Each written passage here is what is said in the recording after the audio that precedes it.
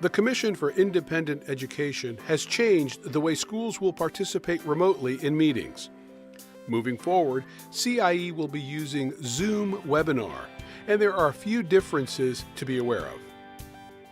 The first process to be aware of is registration. When you click on the invitation link on CIE's homepage, you will be taken to a registration page.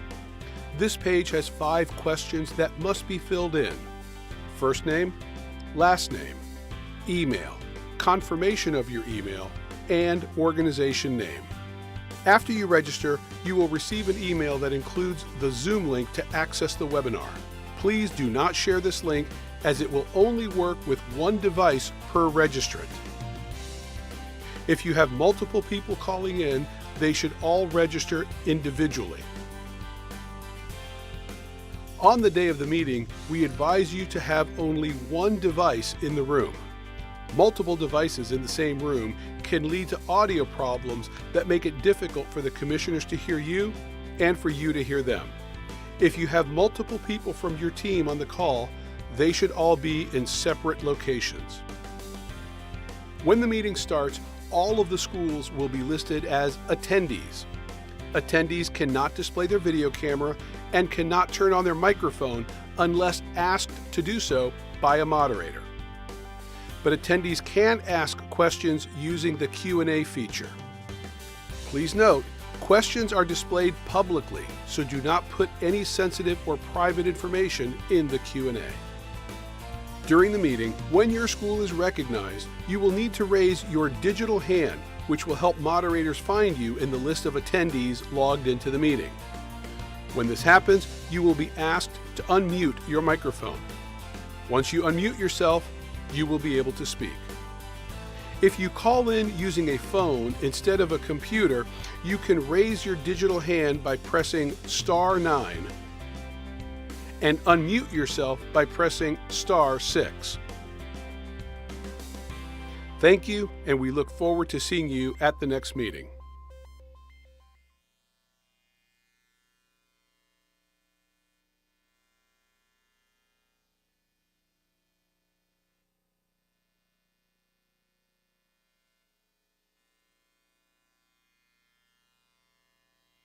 The Commission for Independent Education has changed the way schools will participate remotely in meetings. Moving forward, CIE will be using Zoom Webinar, and there are a few differences to be aware of. The first process to be aware of is registration.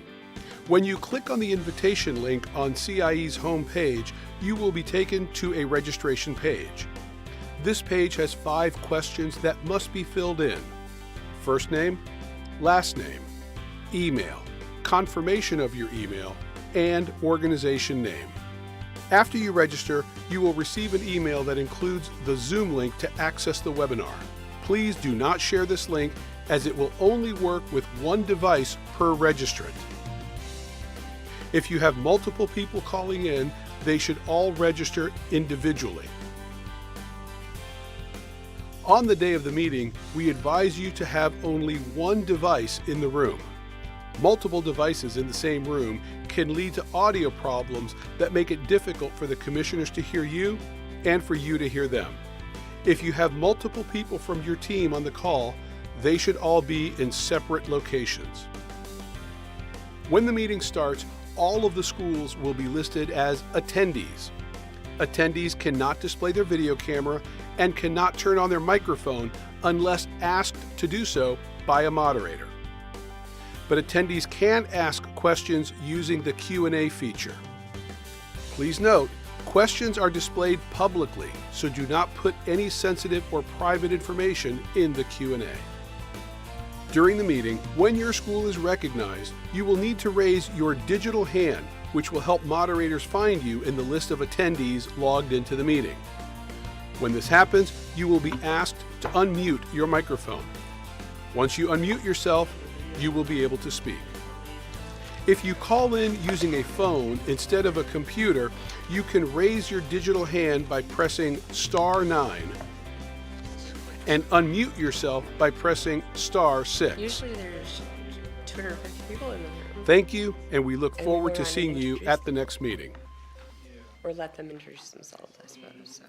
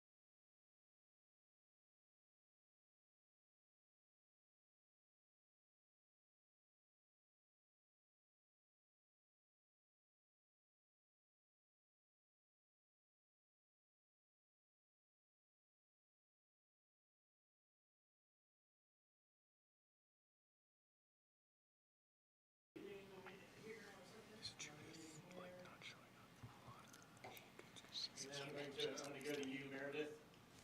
All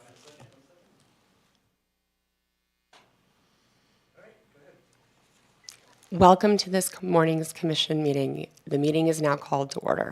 Chair Coyne, the floor is yours. Thank you. Good morning, everyone. This is the Commission for Independent Education, and I am Mildred Coyne, Chair of the Commission. We are meeting virtually via Zoom. Today is March 30, 2023. Ms. Hood, could we have a roll call, please?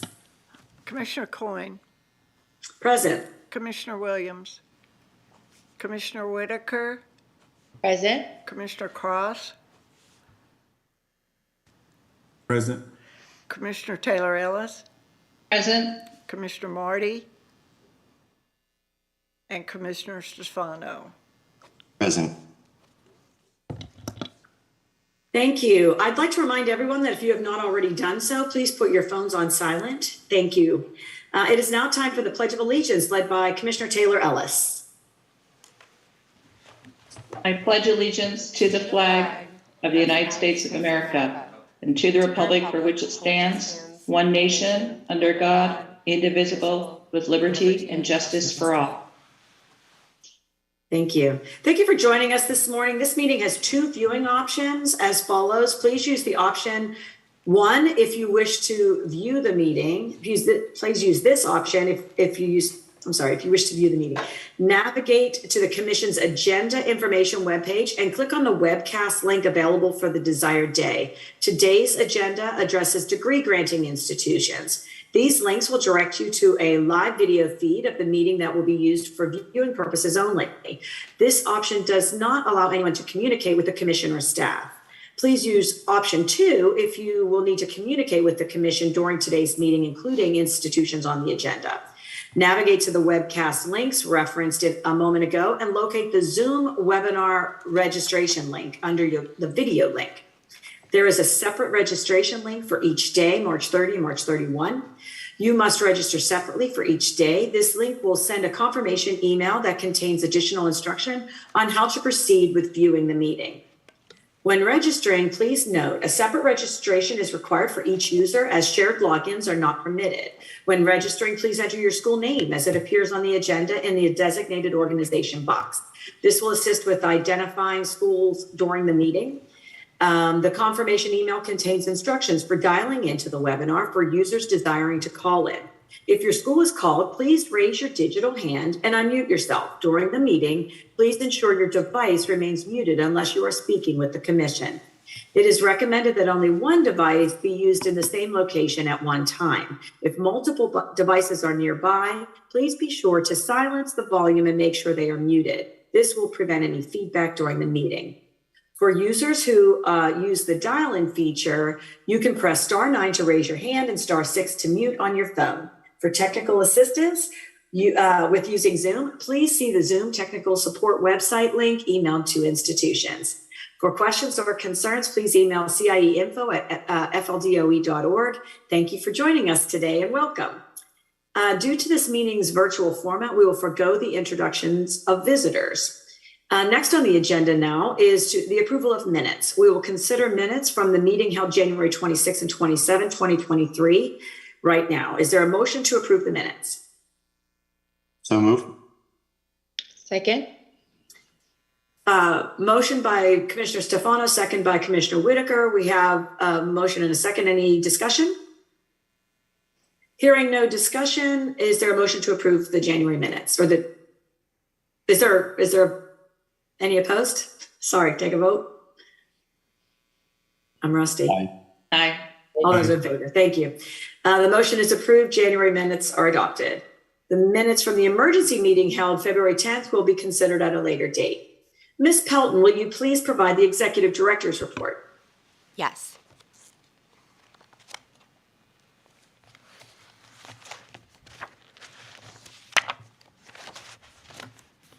The first item in the Executive Director's Report is the Student Protection Fund. Commissioners, you can find a link to this in your materials.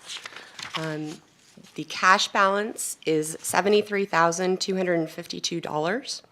The invested balance is $92,880.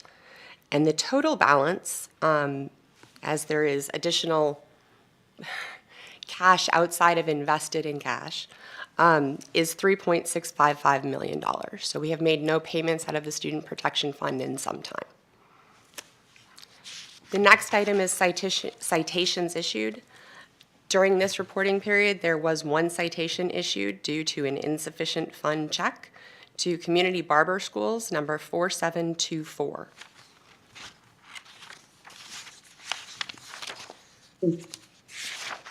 The next item I have is an update on staff work groups.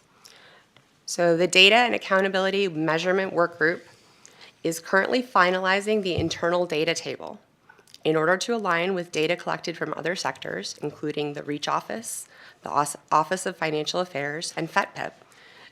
The work group is researching data collection definitions and benchmarks in order to more closely align with stakeholders and partners across the state. The work group has discussed considering what benchmarks are of most value to our schools and our students. The process work group has created and reviewed a flowchart for the licensure process and have identified compliance process as the next priority.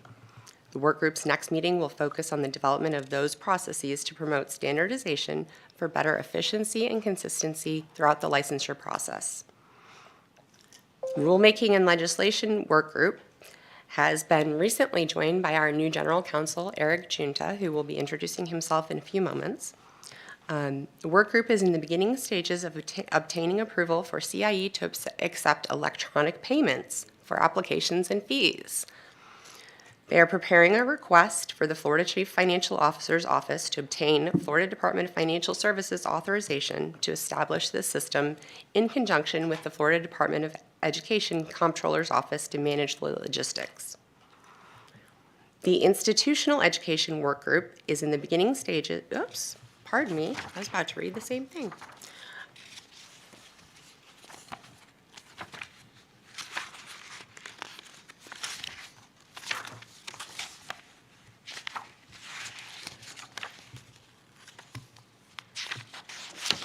The Institutional Education Work Group has completed an initial list of frequently asked questions and answers. This information will be posted to the CIE website under the Links of Interest page.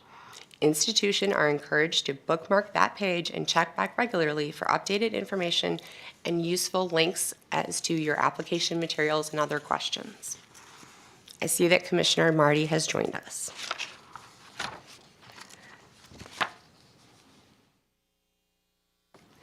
The Student and Consumer Education Work Group is also compiling a list of frequently asked questions, which will be added to a new section to be coming soon to help students develop those questions they should be asking when considering educational institutions in this sector, as well as other sectors, about what a career looks like, what a school looks like, and what are the right questions to make sure it's a good fit for them. My next item is a hard one to share. There is a staffing update. So we will be losing a few staff members here in the next few weeks. The first member of our team that will be leaving is Joey Smith, with whom the sector is very familiar. Joey will be very missed. He has been a tremendous asset and a huge contribution, and I would like to personally thank him for showing me the ropes as I got up to speed. Additionally, Amy Lefstead, a regulatory specialist, is leaving us for the Department of Health. We wish both of them the best of luck and all the great success and thank them for their contributions. As many may have heard, I am also leaving the commission. Tomorrow will be my last day. I would like to say to the commissioners, to the schools, to all of the stakeholders in this sector, thank you for your warm welcome. I know it has been an uncertain time in this sector, but in the last 7 months, we have all worked together to accomplish great things, to drive greater accountability and better reputation throughout the sector. With that, I would like to turn the floor over to Senior Chancellor Henry Mack of the Department of Education. Thank you, Meredith. Good morning, everyone. Good morning, commissioners. Good morning to the commission staff. I would like to echo, first of all, your thoughts and sentiments to those staffing updates, particularly Joey and others who are leaving the agency. Thank you for your service, and most, I think, poignantly, especially and importantly, Meredith, thank you to you for your commitment, for your enthusiasm for the mission, for the work that you've achieved over the past couple months. We were lucky to have you for the short time that we've had you. We wish you the best of luck. And again, on behalf of the commissioner and the governor and everyone here in the Department of Education in Tallahassee, thank you for your hours of service. I know you've done exceedingly more than certainly what's written in the job description, as is expected. But I cannot thank you enough and really profoundly appreciate your time and dedication to the sector. So thank you. It has been an honor and a privilege. Thank you. So, commissioners, again, good morning. Happy to be with you all, and thank you for allowing me some time. Meredith, thank you, to discuss next steps in terms of the commission's future. I want to reemphasize the mission, the aim of accountability, the aim of system improvement, the aim of protecting students, the aim of ensuring that we are providing affordable, accessible, robust, rich access to our residents to acquire the kind of credential that is going to accelerate them to mobility. That is the vision for the commission. Our commission staff, and certainly the Department of Education, stands behind you, the commissioners, in view of achieving that mission, so as to ensure quality across the board. In view of that aim and in view of that mission, we have been fortunate, very fortunate, to find in Tiffany Hurst our next executive director for your consideration and recommendation, at least from our end and from the governor's office end. We commit her to you for consideration as appointment as executive director. Tiffany comes with significant experience. She is personable. She is dedicated. She is detail-oriented, she is a professional, and in her current and past role here, at least two at the Department of Education, bringing with her the experience and the skill set of an IG is, I think, the right kind of individual at this moment in time.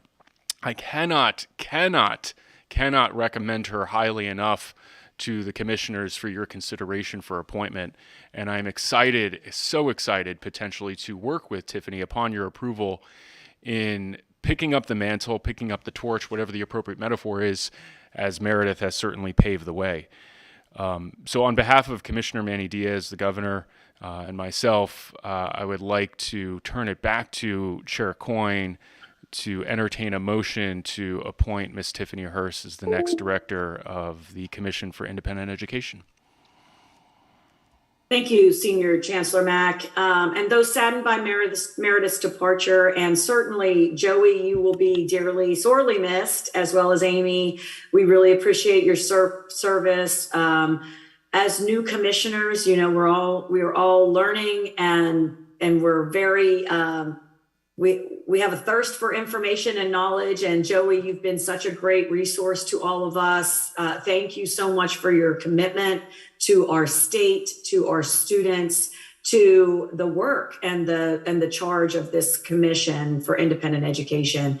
And those saddened by Meredith's departure and grateful for her work in the last few months, we find ourselves needing to appoint a new executive director.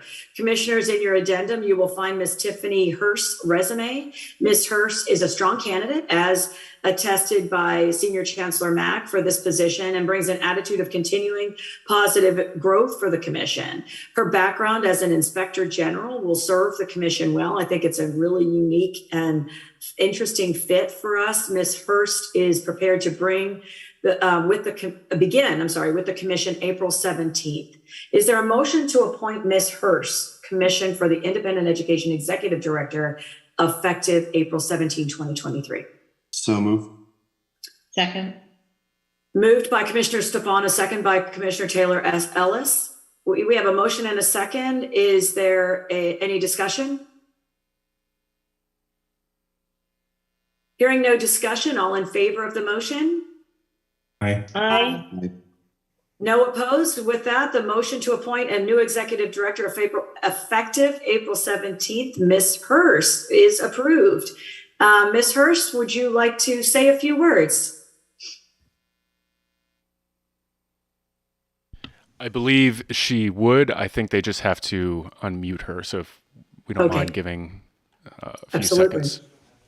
In the interim, may I just say congratulations? Yeah, absolutely. Heartfelt congratulations. Good morning. Can you hear me? Yes, we can. So good morning. This is Tiffany Hurst. First of all, thank you very much for your vote of confidence. I am honored and excited to join CIE, and I look forward to continuing the work that you all have started. And just thank you once again. I'm very excited to join, and I look forward to starting on April 17th. Well, thank you for leaning into the opportunity. I know it's an exciting time, and it's a really interesting sector and very important for for our economy as well as for our communities. So thank you for taking the chance on us and leading into this work. So Absolutely. very well. Go. I'm sorry. So now it is also my pleasure to introduce the Commission's new General Counsel, Mr. Eric Junta. Mr. Junta, would you please introduce yourself and provide our legal counsel report? Thank you, Madam Chair. My name is Eric Junta. I have been a member of the Florida Bar since 2012. I graduated from Florida State University College of Law some 11 or 12 years ago. I have a background in administrative law. I've clerked at the first DCA in Tallahassee.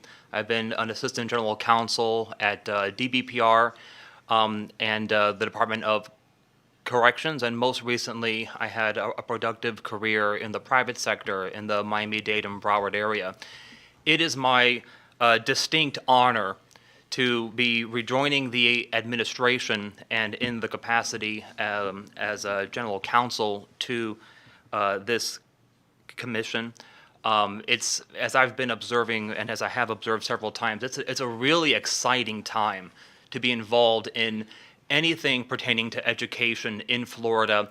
On a personal level, I strongly believe that the state has become a veritable model for the rest of the country in the way that education is conducted and regulated and allowed to thrive in this state. I look forward to join. I've already joined, and to be a member of this particular team to make the way that Florida does independent post-secondary education also a model for the rest of the state, as it's already becoming. On a more personal level, I would also like to extend my gratitude to all of the senior staff of the commission who have done yeoman's work in order to effectuate my smooth transition into the new role. Director Pelton, Assistant Director Rudolph, Ms. Hood, Chancellor Mack, and I am very confident that with Ms. Hurst, I'm going to be able to hit the ground running and to continue the excellent work that we've been doing. Thank you. Well, welcome. We're very happy to have you, and we will be leaning on you to help guide us and make sure that we're fulfilling our mission, and really with integrity and discipline. So thank you so much. Is there, and that's the legal counsel report for today as well? That is correct, Madam Chair. Thank you. Next, any other commissioners have anything to add before we jump into the then full-on agenda? About our administrative changes or anything? Anyone want to say anything? Okay, with that, we'll start right into the rest of the agenda. Next on the agenda are issues relating to degree granting institutions. Item A on the agenda is for institutions ordered to appear back before the commission from the February 10th, 2023 emergency meeting. 2 institutions in this section have voluntarily relinquished the institution's licenses.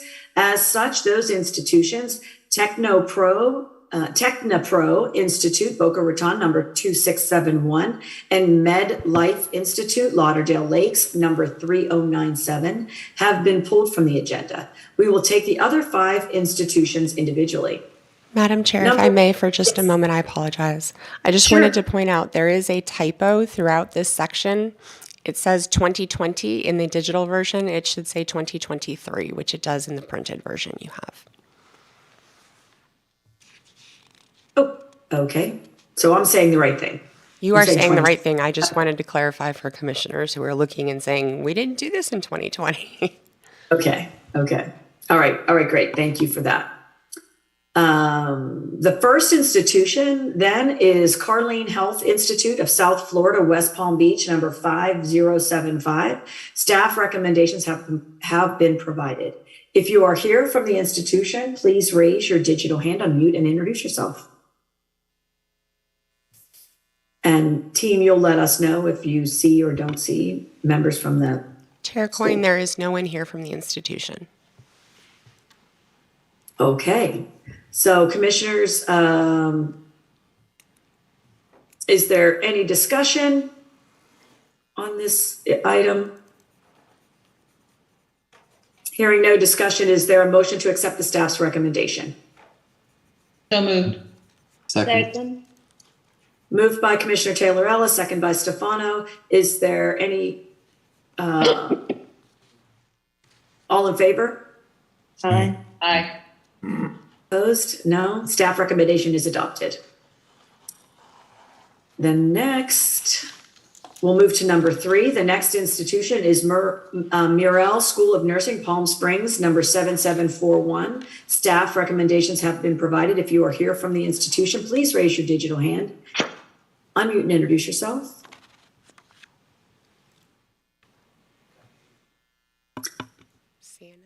It doesn't appear that anyone is here from that school. Commissioners, is We there any need discussion? just one more moment, Sorry. please. Please. Apologies. That's all right.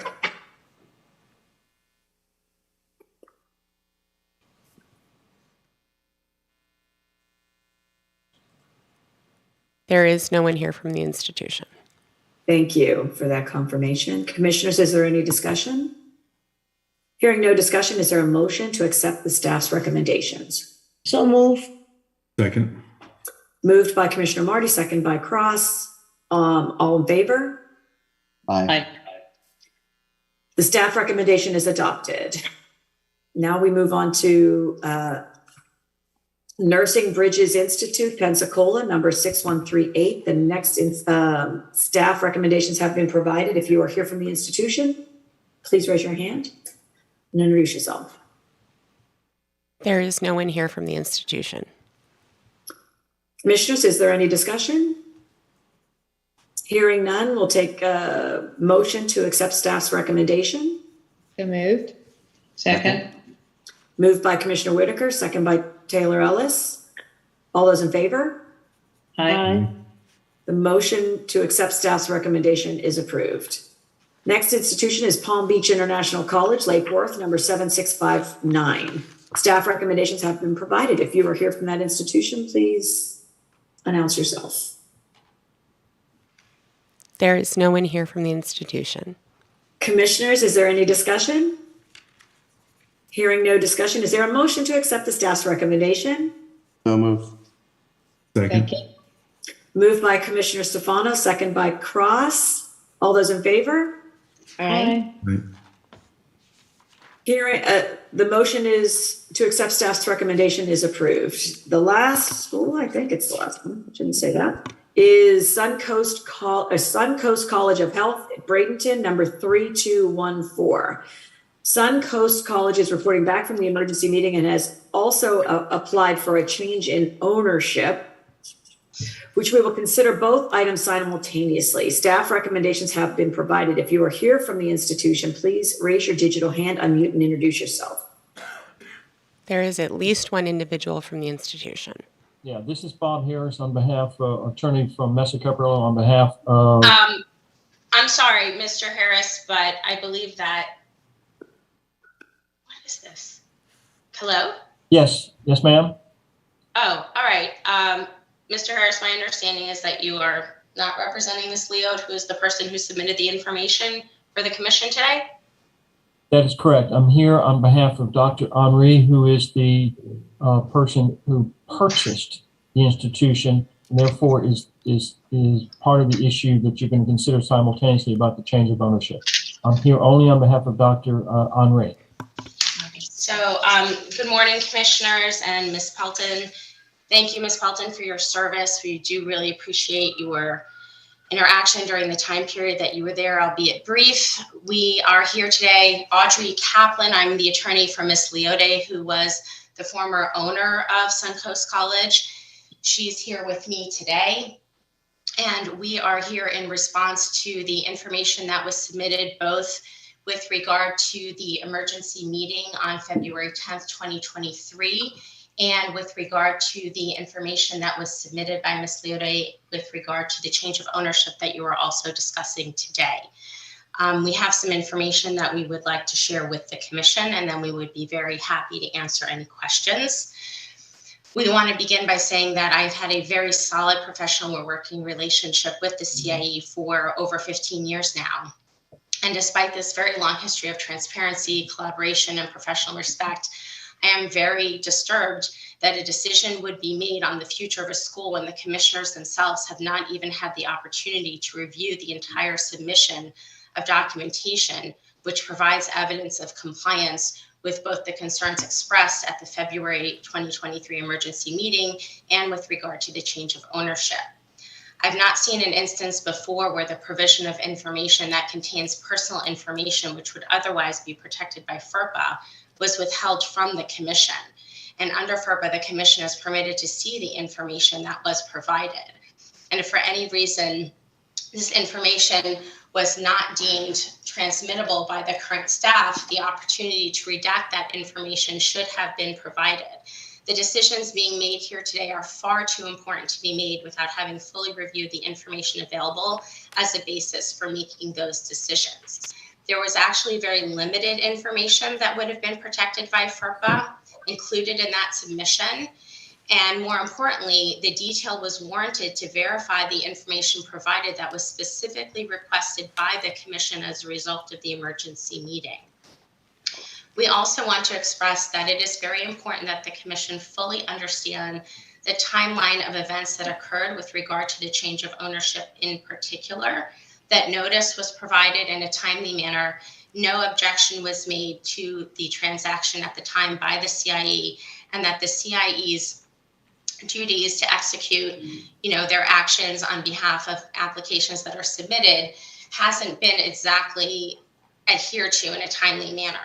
And I understand that there have been staffing issues and people are shorthanded. However, the full and complete application, the response to the deficiency letter were all resolved within days of everything being submitted in early 2022. And this should have been actionable back then and at no later than the meeting in January or even back in November, given that this was done 3 weeks before then. So given that there was ample opportunity to review this in advance and no objection was provided, we have some serious concerns about the provisional licensure being cited as the primary reason why things should not be able to move forward for this school.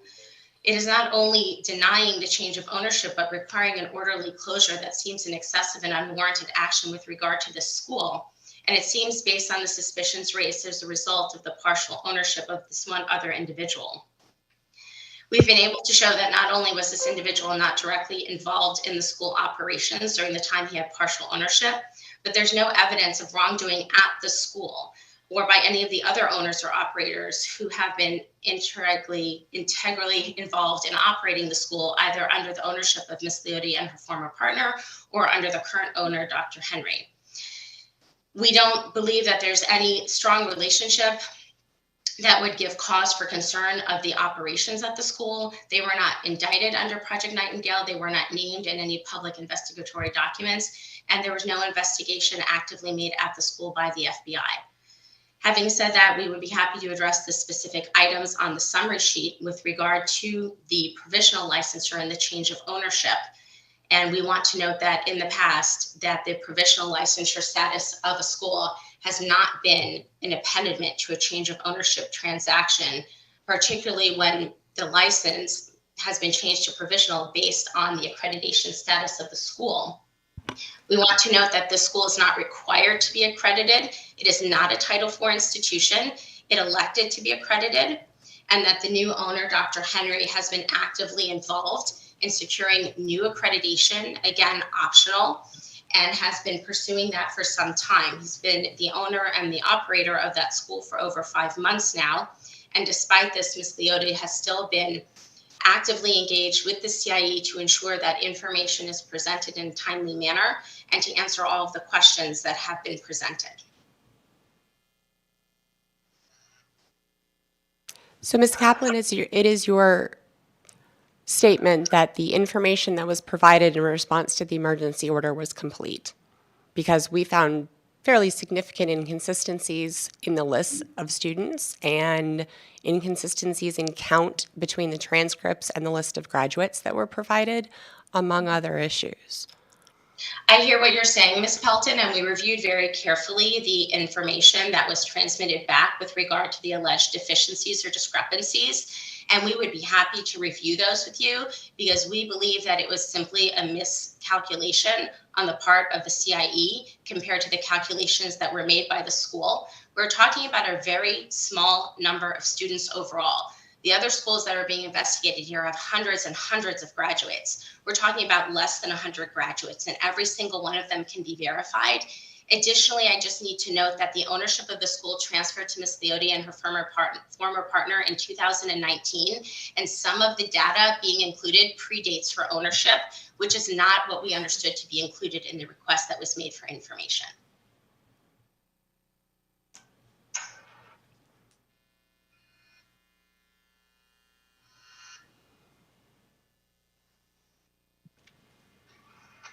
Commissioners, is there any discussion, or do we want to give Mr. Harris an opportunity to speak? I would actually like Meredith for you also to, well, if there's a response to that comment that she just made, that the Ms. Kaplan just made about the discrepancy and its calculation challenges from the staff. And then I would also like you to kind of walk us through the substantive change ownership, the challenges in the information provided on that process. So there were 61 practical nursing students provided to us. The contact information is incomplete. Only 22 have phone numbers. Very few have, all have email addresses. Form 802 for continuing enrollment only reflected 12 headcount students and 1 for RN to BSN. The institution submitted a spreadsheet of 85 practical nursing graduates since 2019, as well as a link to those transcripts. The transcripts do not date back to 2019, but there are pretty clearly, evidently, more transcripts than there are listed in the spreadsheet. Additionally, there have been 70 Florida graduates total since 2019. 7 of those were RN to BSN. None of those were listed in the spreadsheet.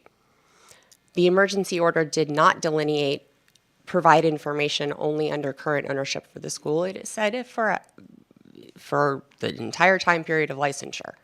Going back to 2011, this institution has had at least 1,200 Florida graduates. So there are hundreds of students pertaining to this institution.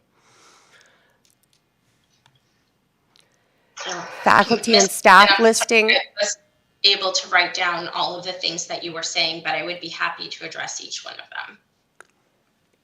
Additionally, the faculty and staff listing submitted only a list of 11 individuals, whereas the files on record with CIE indicate there are 19 faculty and administration. So the inconsistencies cause question about the validity of the data. Well, I think it's important to note that, while the school and Ms. Leoty in particular is willing to cooperate fully, we're not able to provide information on what happened under the prior ownership. A new license was issued to Ms. Leoty, and she can provide documents that exist, but she cannot speak to exactly what happened before her ownership of the school. And it was not clear, I apologize, but it was not clear that we needed to provide information that predated her ownership because that's not normally information that she would necessarily have access to or be able to verify. Again, the ownership of the school happened in 2019, and only since that time period can Ms. Leoty confirm the actions of the school and what was happening at that time. But the owner of the school is responsible for the records of the school if they have accepted a transfer of ownership.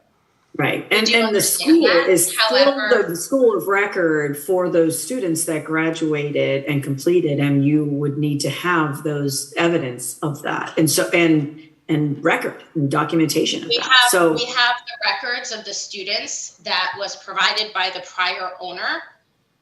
And again, as I said, I would be happy to go through all of the documents. Ms. Leoty would be happy to come to Tallahassee and sit down with the staff and go through every single piece of paper, because she is confident that if she is able to go through everything and provide even an expanded base of information based on what the commission is telling us that they would like to see, we will be able to show that everything matches up. Well, the other Ms. Pelton, did the order specifically state the date that was required for all the student documentation when asked based on following our February meeting? One of the things that I have to note is that we never received the clerked order. We had to email the commission and request it, and we received an email copy of it the day the information was due. And I believe we did extend that deadline, number one, and number two, it was, well, we would have happily. So I'm sorry that that interposed any inconvenience at all. The letter was sent to the address of record by certified mail. It was tracked as received. So And I don't know where it went. Right. But- So, okay. If I may, please, this is Lisa Leotti. As I had communicated with Ms. Pelton when I had received the tracking number that was to that letter, unfortunately, it was still in transit at the time it was due. So, I mean, while I understand that you wanted to verify the receipt of that, But nothing has been brought up regarding that your submission was late. It has been about inconsistencies in data. We're not saying that it was late. We did get everything in on that day. What Ms. Leotti is trying to communicate is that while there was a certified letter sent to an address on record, the delivery date was not before the date the information was due. And as of that particular date, it still hadn't been delivered. And again, that's a post office problem. That's not something we're saying that the CIE, is directly responsible for. So how do we Commissioner resolve the Coyne. inconsistencies in the data? I mean, that doesn't change that there is significant inconsistencies in the data that's been requested and been provided. Again, with all due respect, the inconsistencies are because we're looking at the data from two different perspectives. If we're able to go through the data, we can show that everything there is exactly what it's supposed to be. We have not hidden graduates. We have not issued diplomas or degrees to graduates that didn't earn them. And also our understanding that with regard to the Project Nightingale emergency meeting in February is that the concern has to do primarily with students who were obtaining licensure as nurses in the state of Florida. And again, I'm just trying to explain a little bit here that if the main concern is that students sitting for the NCLEX exam that weren't prepared to do so, students who went from RN to BSN, that's a post-licensure program. And while we're more than happy to show the student base of the students who attended and graduated legitimately from that program, that didn't seem to be the primary area of concern of the commission, which were pre-licensure nursing programs, graduating students and allowing them to take the NCLEX when they were not prepared. But we have the authority to look at all aspects of a school, including the history. Of course, and we respect that. So in that regard, then we are looking into the information, and the required information was asked prior to the current ownership of 2019 and even then into the present day. And so with the inconsistencies and then the lack of evidence or information from those earlier years, I mean, Executive Director Pelton, do you have any other thoughts or timeline that you want to consider the student information that was provided, or is there further discussion that we need to have on this topic? Or Mr. Harris, do you have anything that you'd like to add? Yes, Madam Chair, very quickly. First, I'm going to talk about the data issue, and then I'd like to make a comment when it's appropriate on the staff's recommendation about the change of ownership. But as the information, the only thing I can say is this, is Ms. Leotti is speaking out of both sides. She did not involve Dr. Henry when this information was requested at all. She provided all the information, didn't talk to him, didn't speak with him, didn't say anything. Hey, by the way, we sold you this school. This is your school. Here's what I'm doing. She took. Would you like to give it? Please let's have one speaker at a time. Thank you. Yeah, please. Yeah, I would ask. Yeah, please, no more interruptions. I haven't done that to you. So, Madam Chair, so she took complete control of it.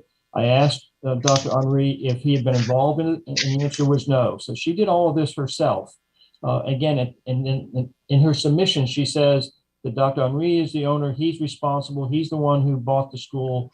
And I have a lot to say about that when we get to the change of ownership issue, but she didn't involve him at all in this. So unfortunately for Dr. Henri, it's supposedly, according to her, on one side, it's his institution. The other side, she didn't include him at all. And so we have no knowledge about the data information that she provided, other than it appears to be consistent with what we have learned, and that is the information that she provided Dr. Henri as part of the transaction is also a significant portion of it's missing. Thank you, Madam Chair. Thank you. Thank you for that context, Mr. Harris. And then I think that it becomes important for us to go ahead and discuss the change of ownership process, where we are with that, because it does become germane to the decision and discussion as to Mr. Henri's ownership or lack thereof of the business and how the information was compiled and presented. Ms. Pelton, I just have to interject that we have communications with the school and Dr. Henri and his staff attempting to work with him on this and with responses from him. Ms. Pelton, can you go walk us through the, unless I have any other commissioners that want to jump in before I ask Ms. Pelton to walk us through this, where we are with the change in ownership. Anybody else have anything? Please just jump in. There are a number of items that have never been received by the commission, but the most notable and most relevant is that 2020 financials were requested, and to date, no financials have been provided for the purchase. Additionally, no completed asset purchase or business transfer agreement of any nature was submitted. So pretty fundamental documents around changing ownership were not provided. Furthermore, the ownership was just changed in Sunbiz prior. My understanding is that the ownership was changed in Sunbiz. The transaction may have occurred in last September. Application for change in ownership was not made until November. That's not correct, ma'am. So as we're required to do, we provided 30 days sorry, notice who's speaking? on September 30th. Who's speaking, please? And please announce yourself. It's hard for us to tell. Sure, I'm sorry. This is Miss Leoty. So the Florida statute requires 30 days notice prior to the submission of the application for a change of ownership. It requires 30 days notice prior to the change in ownership. Correct. And Mr. DeSalvo was emailed on September 30th, notifying him of the ownership change. On October 30th, he was provided notice that the ownership change was complete, and as well as he was provided all of the documents required for the ownership change. In fact, not only did Mr. DeSalvo receive the fundamental documents that you're referring to, he even re-requested the closing documents that were also provided to him. I have full evidence that I can provide to you of all the documents that were provided. Ms. Pelton? Commissioners, the information that I have from the staff is the information that I have. Unfortunately, I can't go downstairs and check someone else's email to tell you if that is true or not. So I am fully willing to give Ms. Leoty and Ms. Kaplan the benefit of the doubt.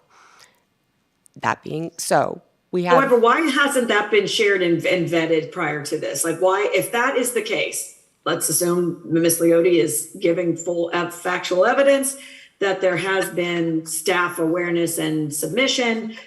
Has that not been verified prior to this? This isn't the first time we've been discussing this. This is not the first time we have discussed this, and staff has checked, and there are financial documents missing. I assert that, and I reassert that. What we have in front of us is what we have in front of us, and what has been provided as evidence for the proper process has not met its requirements. I understand. Essentially, we have a dispute over material fact here because we have emails and attachments that evidence that every single thing that is required with a change of ownership has been provided, and confirmation from the staff member that the application is complete.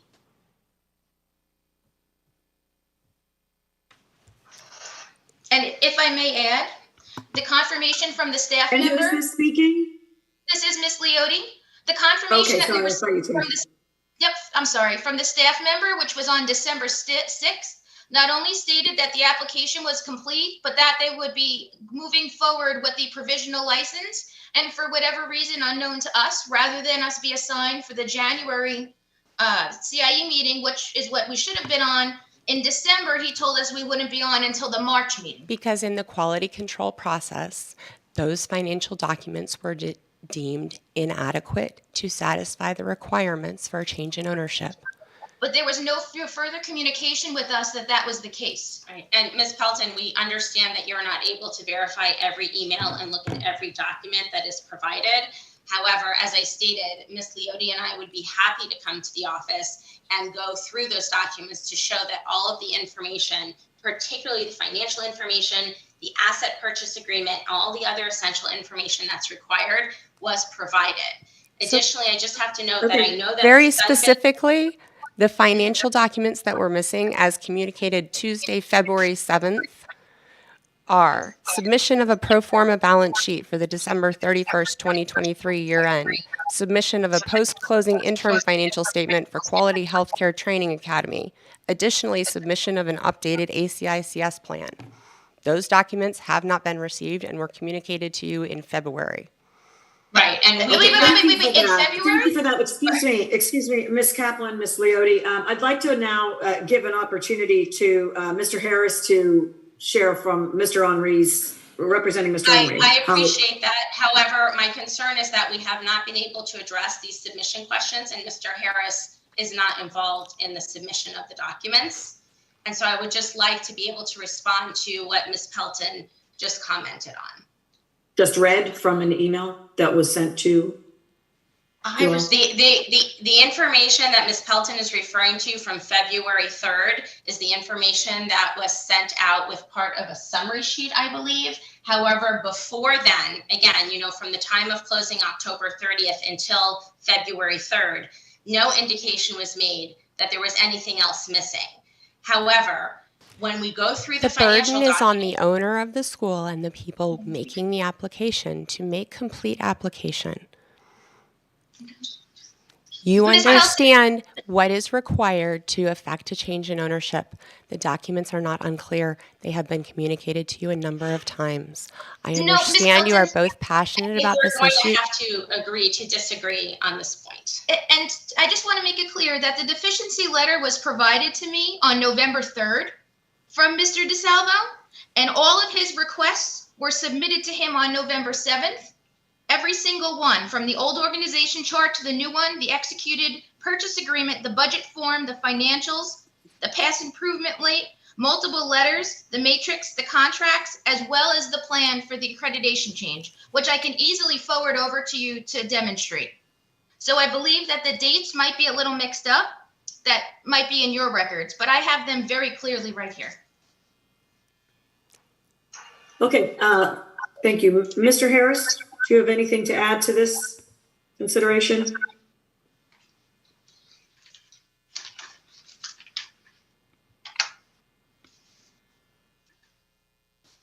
Mr. Harris, if you're speaking, we can't hear you. Mr. Harris appears to have dropped. Yeah. Here he is. I'm back on. Can you hear me? Yes, we can. Okay, thank you. The system dropped me, but I'm back on. Thank you. Okay. Madam, yes, if I could. In addition to the issues that staff has identified, we would urge the commission to adopt the staff's recommendation to deny the change of ownership. In addition to the issues about the timing and submission of documents, we've also learned there were a number of things that were not disclosed to Dr. Henry at the time this transaction took place, a lot of which involved the commission. For example, talking about when the commission was going to meet and approve this. They made certain representations clearly for the purpose. And Ms. Leoty admitted to Dr. Henry that she knew full well about Mr. Saeed, who is a 50% owner of the company, admitted to him that she fully well knew about the investigation going on, and they tried to get this transaction done as quickly as possible so he would not find out about this, and he would not find out about a number of things. That the program was about to go on. Are you meaning Mr. Saeed or Mr. Henry? That I apologize, Madam Chair. Mr. Saeed was under investigation for his involvement. They didn't, she knew full well, she told him that she knew, but they tried to get the transaction through as quickly as possible. That's why they're talking about trying to get this all done by November. So he doesn't know a number of things. They didn't tell him that ACICS was being terminated as an accrediting agency. They didn't tell him that because of the test scores, they were about to go on probation, that they had 0% test scores on some of their ECLED. They didn't tell him any of that stuff. They tried to push this through and withhold a significant amount of information. They didn't tell him, and they didn't tell you, that there were significant a number of debts that the school owed that they made him pay as part of the transaction, including all the way back to August and September, things like rent and faculty pay. They didn't disclose any of that to you. They didn't disclose any of that to him prior to the time the sale took place. They didn't tell him about that the money that he put down for this would be taken. He was told to be kept in escrow until the commission approved the sale. I am sorry. I know you do not want an objection. However, the information. I'm sorry. This is not only completely irrelevant to the CIE's role. Excuse me. We can only hear one person talking at a time, particularly in a virtual format, and well, anytime. So please patiently wait until Mr. Harris has completed, and then we will allow you a chance to say something else. But please do not interrupt. It's just the correct form for this. Mr. Harris, please continue. Thank you, Madam Chair. Again, there are a number of things, for example, that they did not disclose to him about all the finances, about everything that was owed, about Mr. Saeed's involvement. They didn't tell him that, for example, the ACICS had just lost their appeal with the feds and that it was going to be closed as an accrediting institution. They told him everything was great. They lied about the amount of money. They lied to him about the number of students, the same way they didn't disclose the number of students to you. They did the same thing to him. And so for all of those reasons, we believe that the staff recommendation for denying the change of ownership should go through. What you see here is a pattern, frankly, in my opinion, after 40 years of working with the commission, a pattern of misconduct by Ms. Leoty, not only to the commission, but also, unfortunately, to Dr. Henri, who had the vision, he had a vision of having a great nursing program, but what he ended up buying was something that they knew, but he did not know, was bound for failure in so many ways. Thank you for that, Mr. Harris. Commissioners, I'm going to give you all a chance to weigh in before we toss it, before Ms. Kaplan jumps back in. Do I have any questions or further discussion from you all?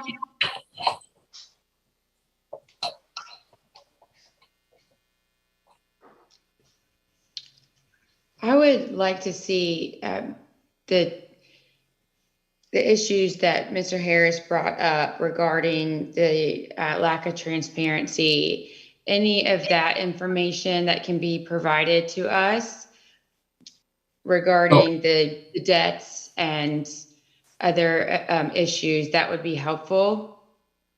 Well, let me, yes, ma'am, I can do that. In fact, I sent yesterday, I didn't talk about it, but I sent to commission staff yesterday a copy of the letter that I recently wrote to Ms. Leoty and Mr. Saeed, explaining all the issues that Dr. Henri had with the failure to advise him of these things. And as a result of sending that letter, what's happened since this time and since they sent all this information to you all is Ms. Leoty has now sued Dr. Henri. Mr. Saeed and Ms. Leoty have now sued him, demanding that he pay the $700,000 as part of this deal. Now, again, as you know, Mr. Saeed, in his situation, is not supposed to be involved in any school. I'm sure the Fed would want to know if Dr. Henri was to comply with that and start sending him money for a nursing school. I'm sure they'd be interested in that. But the bottom line is this, is they have taken the position that this transaction is valid. And we know, based on the facts, that it's not. And again, we did provide that to commission staff yesterday. Okay. That's also perplexing to me, since Ms. Leoty has indicated that Mr. Saeed has had nothing to do with the business for some time, even prior to his indictment. So how is he named in the lawsuit for ownership? You know, I mean, that's I can tell you this too. Ms. Leotti came to, when it happened that Mr. Said was indicted, Ms. Leotti came to Dr. Henry and said, look, give me half of the money of the sale. You don't have to pay Mr. Said. He's got his own issues now. Let's change the deal. Let's renegotiate the deal. Let's do another deal. This was in the spring, okay? Let's redo the deal and you can give me my half of the money. It's unbelievable. It's unbelievable that she did that. But that shows kind of where we are with the situation. Again, why the change of ownership application needs to be denied by this commission. I really have to ask for the opportunity to please respond to these outrageous claims. And I'm sorry, who is that? That's Ms. Kaplan? Ms. Kaplan, first I'd like to ask if there's any other commissioners. Commissioner Stefano, were you going to ask something? I was just going to articulate that it seems like there are different groups of claims happening here, and it might be helpful for us to disentangle them. So one group of claims are surrounding whether or not the orders of the commission were fulfilled and related to the data discrepancy there. So that's a factual question as distinct from the procedural question of its timing and how that affected, decisions of the staff or the commission. Two, there are a series of comments and kind of debate points related to procedure and timing. Three, there is now the question of the context and discussion related to the cell. Commissioners, so it seems, I don't want it would be good to disentangle these things, because what I find is that when we hone in on one, it tends to jump to one of the other buckets. Right. And that's evasive. I agree with you.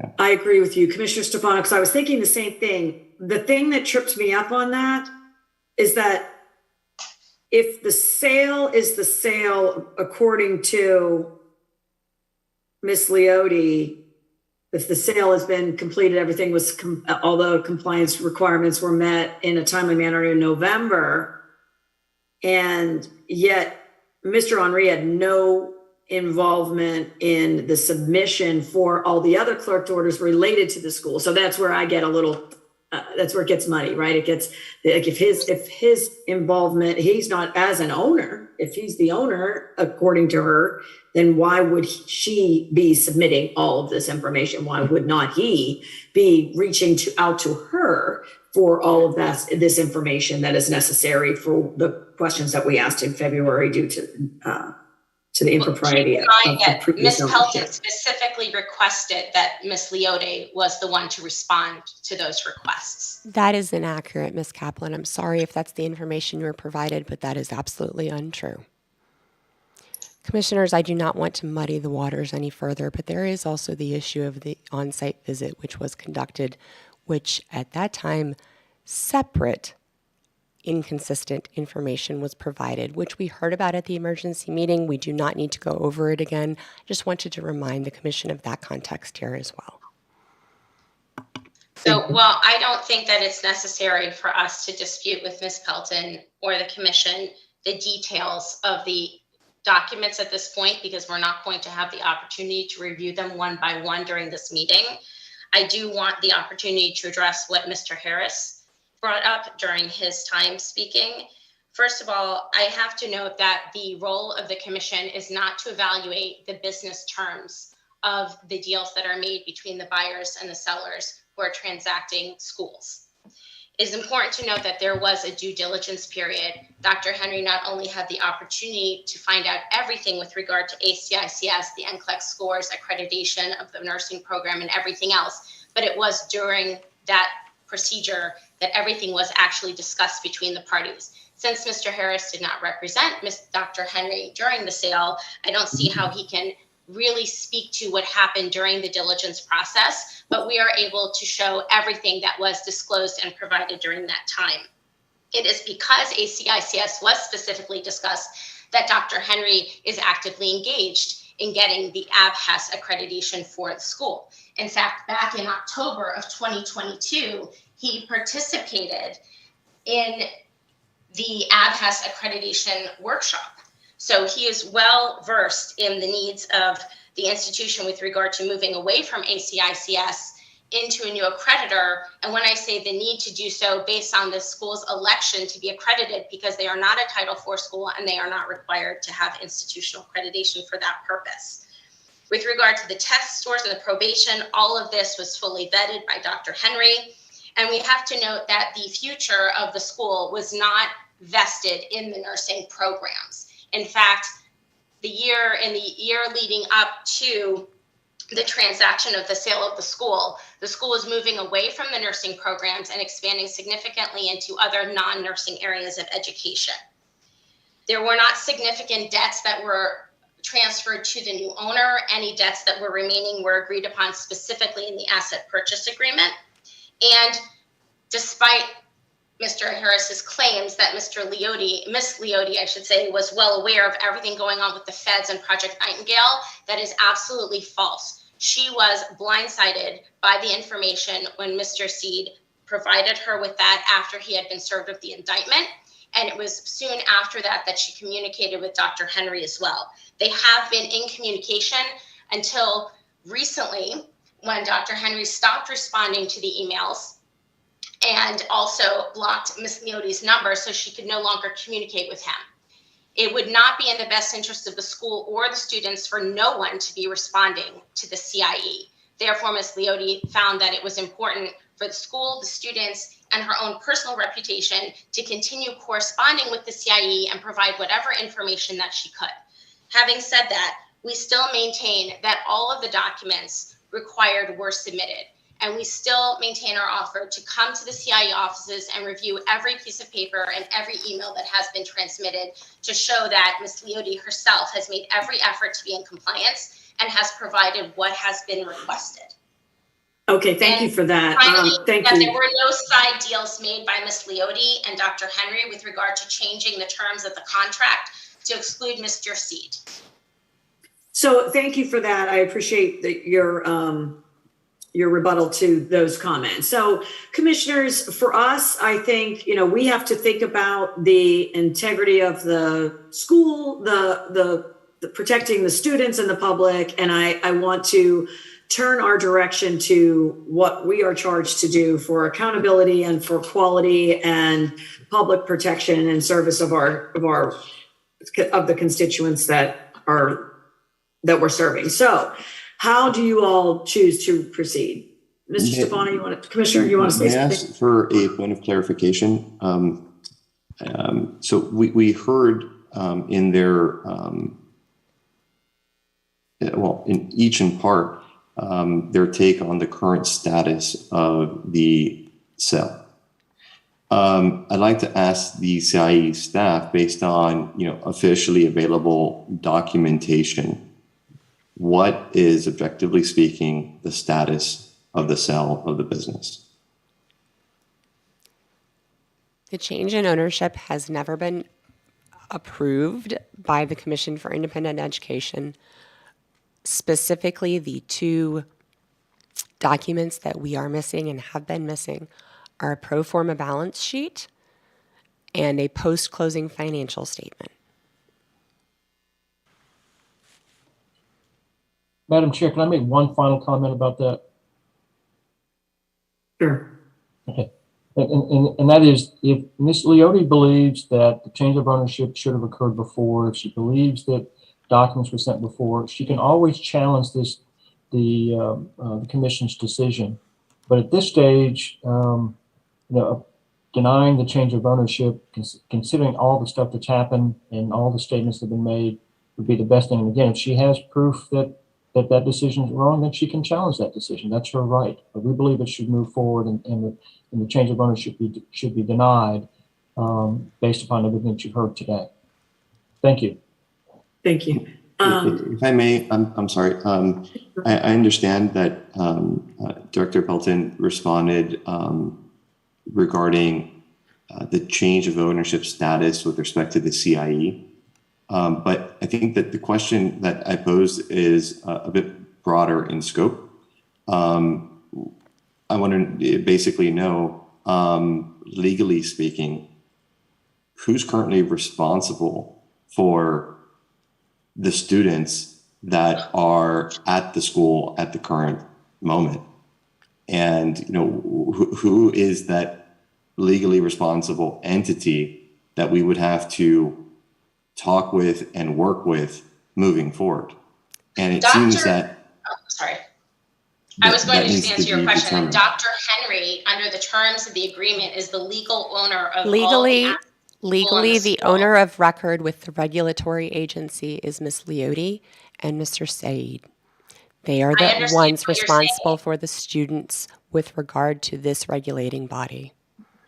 Correct, which is why Ms. Leoty, based on that statement and similar statements that were made previously, has been answering the commission's requests, because it has been made clear that as the license holder that Ms. Leoty is responsible for reporting to the commission. However, separate and apart from the CIE's approval of the change of ownership for regulatory purposes, from a business law perspective and a contract law perspective, Dr. Henry is the owner of the school and took on assets and liabilities associated therewith. So there are two separate parts to this, and we are not saying that the CIE is incorrect with regard to the regulatory oversight and the issuance of a license, but outside of the CIE, legally, the owner under the law is Dr. Henry. Because this is Mr. I Harris. think you just said two different things. Is this? Go ahead. And a Go ahead. contract dispute is something that is being pursued outside of the CIE. And the reason why that's being pursued is that a demand letter was received from Mr. Harris stating that if we did not withdraw the change of ownership in the court of law with regard to the contract, that they would be pursuing legal action.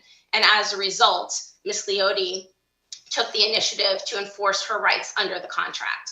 It was not something that was unexpected given the demand letter that was received from Mr. Harris on behalf of Dr. Henry, who is trying to get out of the agreement after the fact.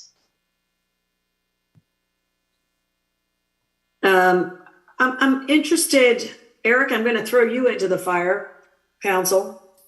If you can, provide us any kind of, clear the waters and give us some guidance as to, or we're just going to take an action based on staff recommendations and see how the commission falls. Counsel, do you have anything to add to this for us?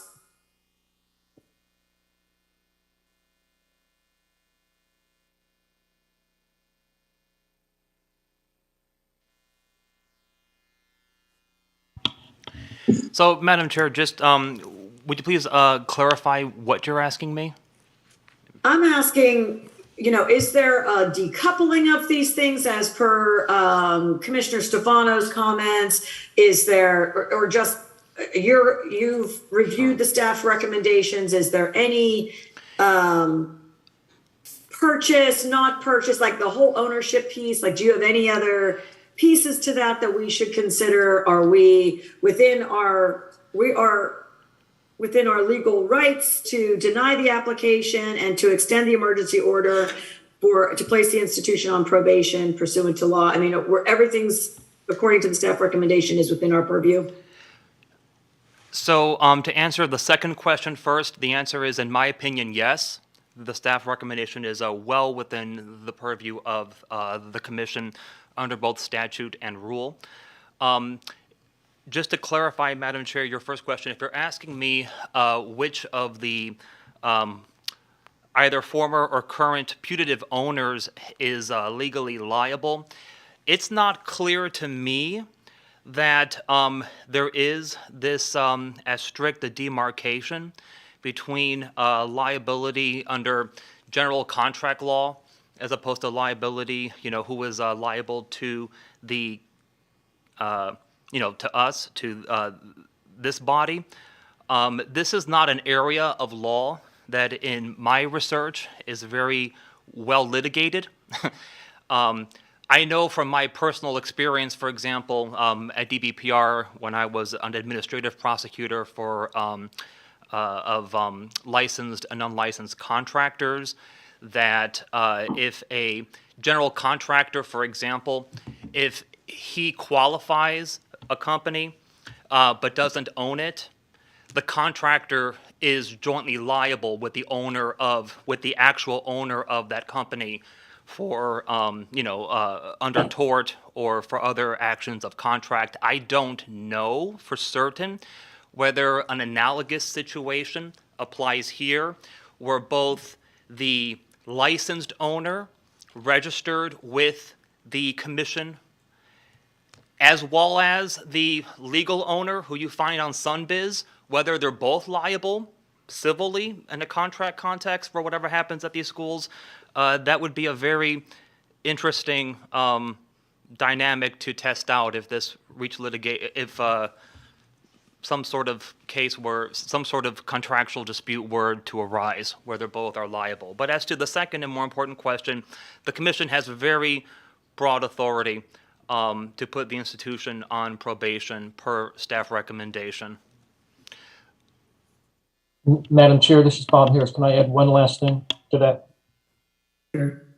Okay. Again, I think Mr. Junter is correct. I think this in very simple forms is this. The commission has a responsibility to take care of students. And right now, the licensee, without this approval of the change of ownership, the licensee is Ms. Leoty and Mr. C. And so to me, it seems if the interest is protecting students, that maintaining the license in the current owner who is then responsible to the commission is ultimately. The issue about whether there's something about a contract dispute can be handled outside, but in terms of dealing with the commission's responsibility and the responsibilities of licensees, maintaining the ownership in the current licensee would seem to be the best thing for students. And that's our bottom line. Well, thank you. Thank you, Mr. Harris. That is what I stated earlier. So I believe that our charge is to protect students, and commissioners, I think we're ready to move forward, and we've heard plenty of discussion. And I think we need to take a vote. Do we hear it? So right now, the motion as it stands, well, we don't have a motion, but the motion would be to accept staff's recommendations, which would place the institution on probation and deny the application for substantive change in ownership. And then and the institution shall conduct an orderly closure. So commissioners, do we have a motion, or do we have any discussion or any other motion with contingencies? I'm open.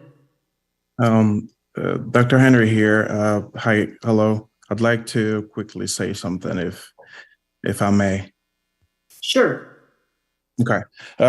So there are a lot of discrepancy when it comes to what Ms. Leoty and of course her lawyer had said. Unfortunately, I don't think we have a way to approach that right now, but I wanted to quickly say that I went into this whole situation, the whole deal with good faith. Okay.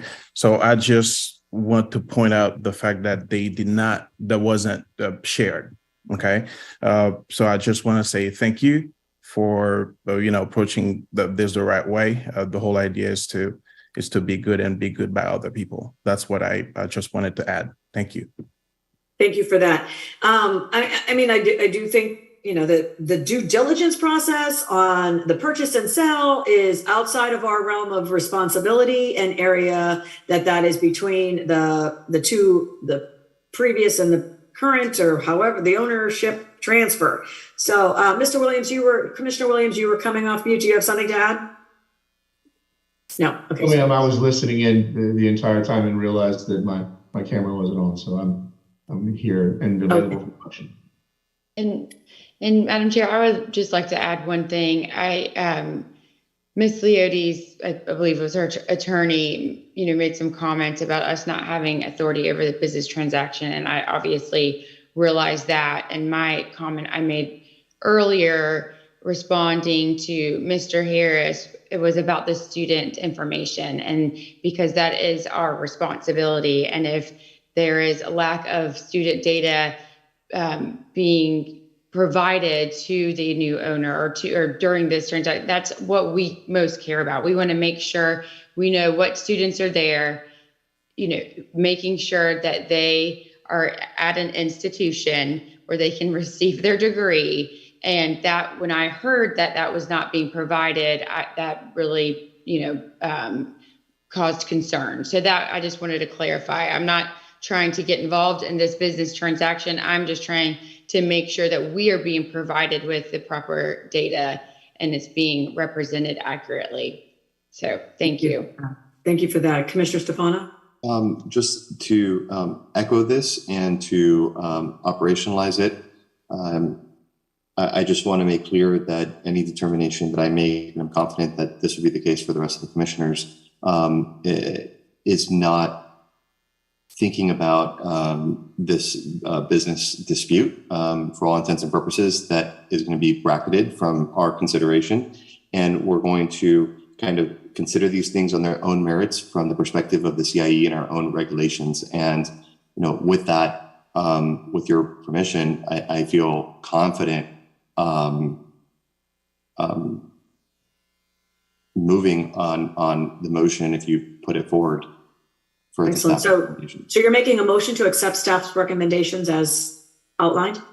So moved. Second. Moved by Commissioner Stefano, second by Commissioner Marty. Any further discussion? All those in favor? Aye. Aye. The motion is approved. Thank you all for your time and consideration of this important agenda item. Thank you for your time. Thank you. Next, we are moving on. It is 10:19. We just want to keep moving on? Are you guys all good, or do we want to take a short break? Good. Okay, moving on. The next item on the agenda is institutions ordered to appear back before the commission. We will take these institutions individually. The first institution in the section is Bethesda College of Health Sciences, Boynton Beach, number 4597. Staff recommendations have been provided. If you are here from the institution, please raise your hand and introduce yourself. Hi, my name is Jackie Marshall from Bethesda College of Health Sciences in Boynton Beach. Hello, welcome. Do you want to share anything that, commissioners, are there any discussions? Let me ask that first.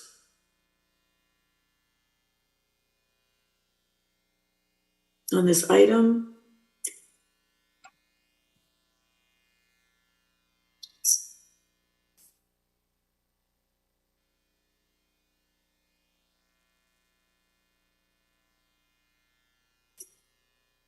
Hearing no discussion, is there a motion to accept staff's recommendations as presented? So move. Seconded. Moved by Commissioner Marty, second by Commissioner Williams. All those in favor? Aye. Aye. Aye. The staff recommendation is adopted. Thank you. Thank you for being here as well. Thank you. Thank you. The next institution is Fortis College, Cutler Bay, number 4423. Staff recommendations have been provided. If you are here from the institution, please raise your hand and introduce yourself. Good morning, Deborah Thibodeau, Fortis College, Cutler Bay. Good morning, Ms. Thibodeau. Commissioners, are there any discussions on this item? Hearing no discussion, is there a motion to accept staff's recommendation? So moved. Second. Moved by Commissioner Taylor Ellis, second by Stefano. All those in favor? Aye. Aye. The motion is adopted. The next school is Fortis College, Orange Park, number 2090. And hello again. Oh, maybe it's a different person. Different location. Anyone here from that school? Yes. Yeah, I think you can hear me now, correct? Yes, we can. This is Ben Sedgren, the campus president. Good morning, everybody. Good morning. Thank you for being here. Commissioners, do we have any discussion on this item? Hearing none, is there a motion to accept staff's recommendation to accept the financial progress report? So moved. Second. Moved by Mr. Stefano, seconded by Whitaker. All those in favor? Aye. Aye. The motion is approved. Next is Fortis Institute Pensacola, number 1956. Is there anyone here from Pensacola?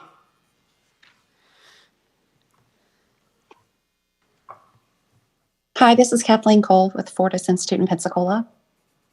Welcome. Thank you for being here. Commissioners, is there any discussion on this item? Hearing none, is there a motion to accept the staff's recommendation to accept the financial progress report? So moved. Second. Moved by Commissioner Cross, second by Stefano. All those in favor? Aye. Aye. Aye. The motion is adopted. Next is Fortis Institute Port St. Lucie, number 3024. Anyone Good here morning, from Nikki. Port St. Lucie? There you go. Good morning. Good morning, Nikki Good. Good morning. Is there, Commissioners, any discussion on this item? Hearing none, is there a motion to accept the financial progress report for Fortis Institute Port St. Lucie, number 3024? So moved. Second. Moved by Commissioner Whitaker, second by Commissioner Cross. All those in favor? Aye. Aye. Aye. The motion is adopted. Thank you. Thank you, Fortis Institute, for being here. Appreciate that. Scrolling along here. The item C on the agenda is applications for provisional licensure. Item number 2, Canadian School of Natural Nutrition, Distance Education, Punta Gorda, number 9055 has been pulled from the agenda. We will take the remaining 3 institutions individually. The first institution is Burrell College of Osteopathic Medicine, Melbourne, number 12639. If you're here from that institution, please raise your hand and introduce yourself. Madam Chair, members of the commission, good morning. My name is John Hummer. I am the president of the college. I have 3 other individuals that are on as well. Dr. Don Pesca, who is our dean of the Florida campus. Ms. Nina Nunez, our associate vice president of enrollment services and institutional effectiveness. And also with us is Chris Giorgetti with Santoro and Giorgetti post-secondary education consultants, who we've worked with throughout the process. Good morning. Good morning, everyone. Good morning. Thank you all for being here. I'm very interested in some of what your programming looks like. Can you give us a little description of a high-level overview of your programming and what your aim is here? Yes, Madam Chair, members of the commission, we're happy to do that. I'll call on our campus dean here in a moment to provide a little bit more insight into the curriculum. But we actually started, we were an accredited medical school based in New Mexico, Osteopathic Medical School. 3 years ago, we started a regional academic center in Brevard County, where we have approximately 34 students doing their clinical rotations, their 3rd and 4th year rotations. Through mutual introductions, we were introduced to members of the community, health systems, partners, and Florida Institute of Technology, the STEM university there.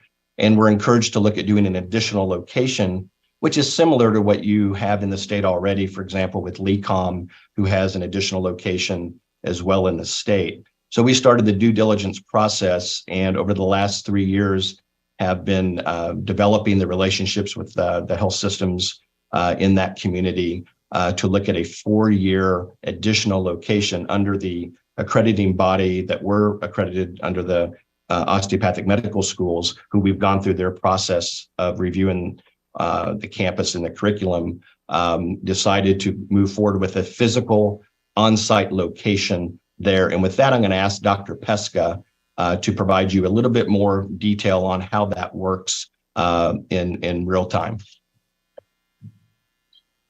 Good morning. You're hearing me? Yes. Okay. Thank you for the opportunity of speaking with you today. I was actually previously the dean of our campus in New Mexico, and before that, Dean of Medical School at the University of North Texas Health Science Center in Fort Worth. The school is conventional osteopathic medical school accredited by the Commission on Osteopathic College Accreditation. We will be conducting a full 4-year curriculum in the state of Florida. We the first 2 years on the campus of Florida Institute of Technology, where the students receive their didactic training, including clinical skills training, as is required of all medical students. At the end of their second year, they'll complete the first part of their licensing board examination. And if successful, we'll move on to year 3, where they'll be doing their clinical training in hospitals. We expect to be entirely within the state of Florida. That's our goal. We'll be enrolling 100 students with your permission. And we believe we will have the full capacity as we are continuing to build those relationships within the state. We do have the ability to move into the rest of our system across the in the Southwest United States if there is backup needed, but we don't believe that will be necessary. They will complete 2 years of clinical training.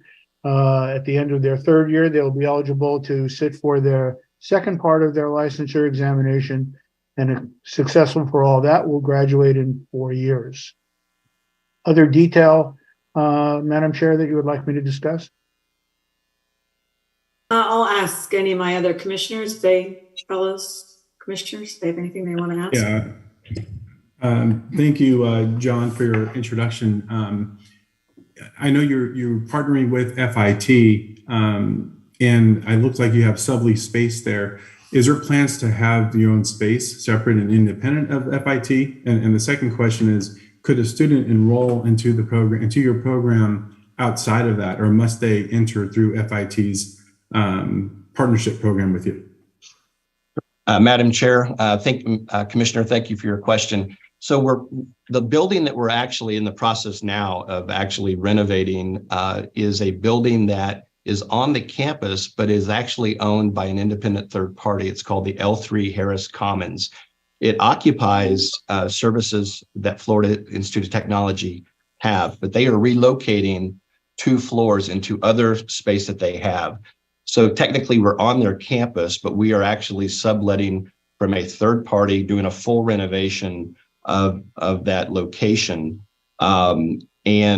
But similar to what we do here in New Mexico with New Mexico State University, we're separately licensed, separately governed, separately owned, but we have an affiliation agreement where our students can take advantage of student housing.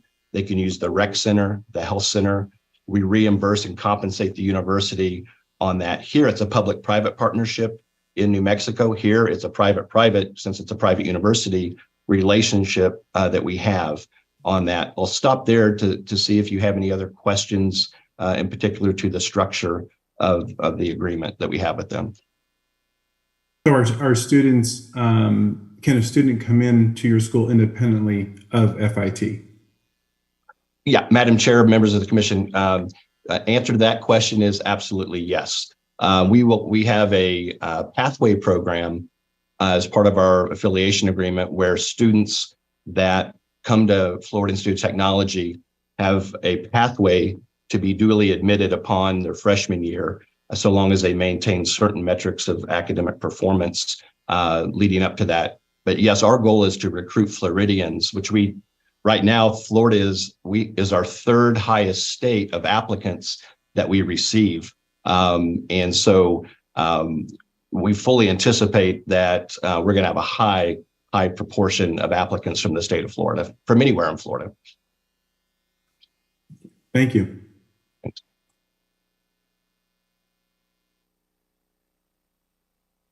Any other questions of the group? Can you share a little bit about your clinical affiliations? Mm-hmm. Yeah, Madam Chair, members of the commission, our 2 large systems that we have a relationship with is Stewart Health System in Brevard County. They have 3 facilities. Health First, which is based in Brevard County. They have multiple facilities as well. So that's our core. behavioral health, we have relationships in Titusville. We have an FQHC, Brevard Health Alliance, that we have a relationship with. And in fact, we have submitted a letter of intent facilitating with them to start a new family practice residency in Brevard County as well. We also have a relationship with Lee Health across the peninsula, and we are developing a regional academic center there for clinical rotations as well. So, and we have other relationships with other facilities throughout the state, but those are our core clinical training sites. John, what's our total number of clinical sites that we have, and then how many students are we anticipating being able to take on to clinical? Yeah, Madam Chair, members of the commission. So as Dr. Pesca said, that we fully anticipate that by the time from 2024 to 2027, we have the capacity now to for 100 students, which our accreditor is looking to accredit us for 100 students, which you are as well, that in the state of Florida, there will be capacity for those rotations. Similar to, say, LECOM, similar to other medical schools that have a presence. There's other osteopathic medical schools from out of state that have clinical rotations going on in Florida. If we had to have some rotations in the Southwest, we can always do that. Right now we have 200 students at our main campus. We're going to be adding 100, that's 300. We have the capacity now through our network to facilitate 400 student rotations on that. So as far as the number of facilities, we're looking at right now, 1, 2, 3, 4, 7, 10 facilities, hospitals in Florida for acute care rotations. We have outpatient centers, multiple physicians in Brevard County, over in Fort Myers area with Lee Health. So we're very confident that, when we went through this process, what you'll find when you see other medical schools, they may tend to come in with, say, 150 to 200 students. We felt that 100 students was the right size based on the relationships that we established well in advance with those 3 years of rotations that we were doing already to make sure that those hospitals were supporting us. They could take the capacity. So that's why we sized it at 100 students per class. Great, thank you. Commissioners, any other discussion? Commissioner Cross, do you have anything else? Yeah, Madam Chair, just one further question. You mentioned you had, I think, 200 or 300 student population in New Mexico. The programmatic worksheet here shows 661. So where does that number come from, the 661? Yeah, Madam Chair, members of the commission, it's 200 students per class. And we were, when we opened in 2016, we were approved for 150 and they allow for an 8% variance. So it's 162. So we've had 162 admitted per year up until this last fall where we were approved for a class size increase. And we were approved for 200. So this is the first cohort this year that we went to 200. So that's why I mentioned that we are now approved for 200. We're going to be, assuming approval, have 100 there. So first year medical students would be 300. So that 641 is based on the current count before we were approved for an increase of 200 students. And I might add too, we're also licensed in the state of Texas. We have students, and we have a regional academic center in Texas. We're 20 miles from the border. We also have students in Arizona, just right across the border. So in a regional area, we have a presence in other states as well with that. So did that answer your question? Commissioner, just for clarity, the number you're looking at is our total enrollment across all 4 years. Yeah. Duplicate. Oh, no, sir. Multi-year. Okay. Anything further? So we have a motion to accept the staff's recommendations as indicated. So moved. Second. Moved by Commissioner Cross, second by Taylor Ellis. Is there any further discussion? Hearing none, is there all in favor? Aye. Aye. The motion to accept staff recommendation is adopted. Congratulations. Well, thank you very much. And Madam Chair, if it'd be okay, I would just like to recognize Dr. Muldrow Brooks for her excellent service. We've enjoyed working with her. Ms. Meredith Pelton as well and her team. We look forward to being a part of Florida for well into the future and working with you all. Thank you. Thank you. Thank you, commissioners. Thank you. Thank you all for being here. The next institution is Mount Scopus University, Miami Gardens, number 12638. Staff recommendations have been provided. If you are here from the institution, please introduce yourself.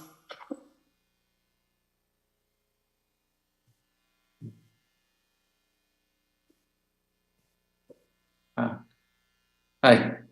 Good morning, Madam Chair, members of the committee. Are you able to hear me? Yes. Okay. Thank you so much for taking the time to meet with us this morning. My name is Benjamin Rappaport, and I am the president of Mount Scopus. And today I have two colleagues with me, Mr. David Iskowitz, who is our director of finance, and Mr. Jeffrey Chesner, who is our director of student services, as well as our consultant, Dr. Jose Otero. Excellent. Thank you for being here. Commissioners, any discussion on Mount Scopus University?